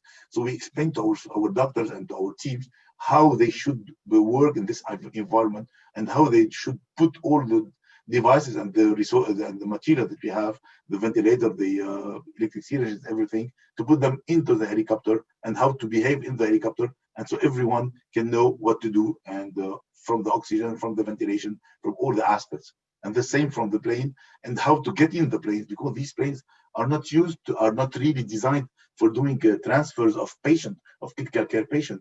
But these planes were VIP planes with VIP settings and VIP transporting VIP persons. So we were able to just modelize everything with all the chart flow and with all the need that the patients would need in the transfer, and the team will need in the transfer. So we do not miss anything, and we don't have any kind of problems during the transfer. And with this 55 transfers that we've done, we didn't have any kind of complication, or at least any kind of non-handled complication during the transfers. Everything went smoothly. All of the teams were very happy with that, and felt very safe in transporting these patients always. So we were ready for the second wave. We practiced that, and we were ready. Especially that the projection early October, when the second wave started, were really critical and really a bit frightening, because we were expecting to need more than 10,000 beds of ICU beds in France. What the pandemic have shown, the dynamic of the second wave, was fortunately much less than what was expected, and we were around 5,000 to 6,000 beds that we used. So we didn't need to do massive transfers, and we see actually the figures of we didn't really need to do massive transfers, although we've done some transfers, and we are still ready to anytime to go very quickly and to transfer patients. All our ambulances are equipped for transferring one patient, but also we always have two settings for two sets of patients in case we need to take a helicopter, a military helicopter, or in case we need to take a plane, just to put two patients in that. So we are ready to go anytime we are asked for. So all these kind of resources about COVID, you can see that, you can find them on the USEM website. We've also done a position paper in how to take care of COVID patients during the first wave. We're now about to prepare or to finalize with Roberto and with Nicola a paper about a position paper how to ventilate these patients. And Roberto and Nicola have talked a lot about that. And you can find also lots of resources in French in the French Annal of Emergency Medicine. Unfortunately, they are in French, but you can translate them, and you can translate them to you if you need. And so, really, it's interesting. So, what we learned from the first wave, that we now understand more COVID, and we understand more how to deal with COVID patients, especially in ventilation. But also, we are really ready for early transport of ICU patients, not to wait to be overwhelmed and really overcrowded in our ICU, and to have to do difficult choices between one patient or another. And so, what was positive in all this, that the emergency medicine was really in the center of all this system, emergency medicine and critical care, but also emergency medicine, and we really contributed to flattening the curve in the first wave, and especially that not to be overwhelmed in the second wave. So I've talked a lot, and I've talked a bit quickly. I'm sorry for that, but there are lots of things to show you. So if I have to give some remark at the end, we should prepare everything before the crisis. We should not wait for the crisis to prepare your emergency contingency plans and to prepare all this kind of massive transfers and of critical care patient transfers. You should work closely with your ICU physicians to preparing this, and to have some training in ICU whenever you are an emergency medicine physician or personnel. And of course, you have to select carefully your patients. You cannot take any kind of patient and just put in the plane and transfer him. So, and one more thing, that the dispatch center, especially that the doctor-to-doctor transmission that we have in the dispatch center, when a doctor calls to a doctor, you can much more explain the case, and you can much more see the better way to transfer your patient and to take him from one to another way. And thank you again and again. I'm sorry for having taken 2 more minutes.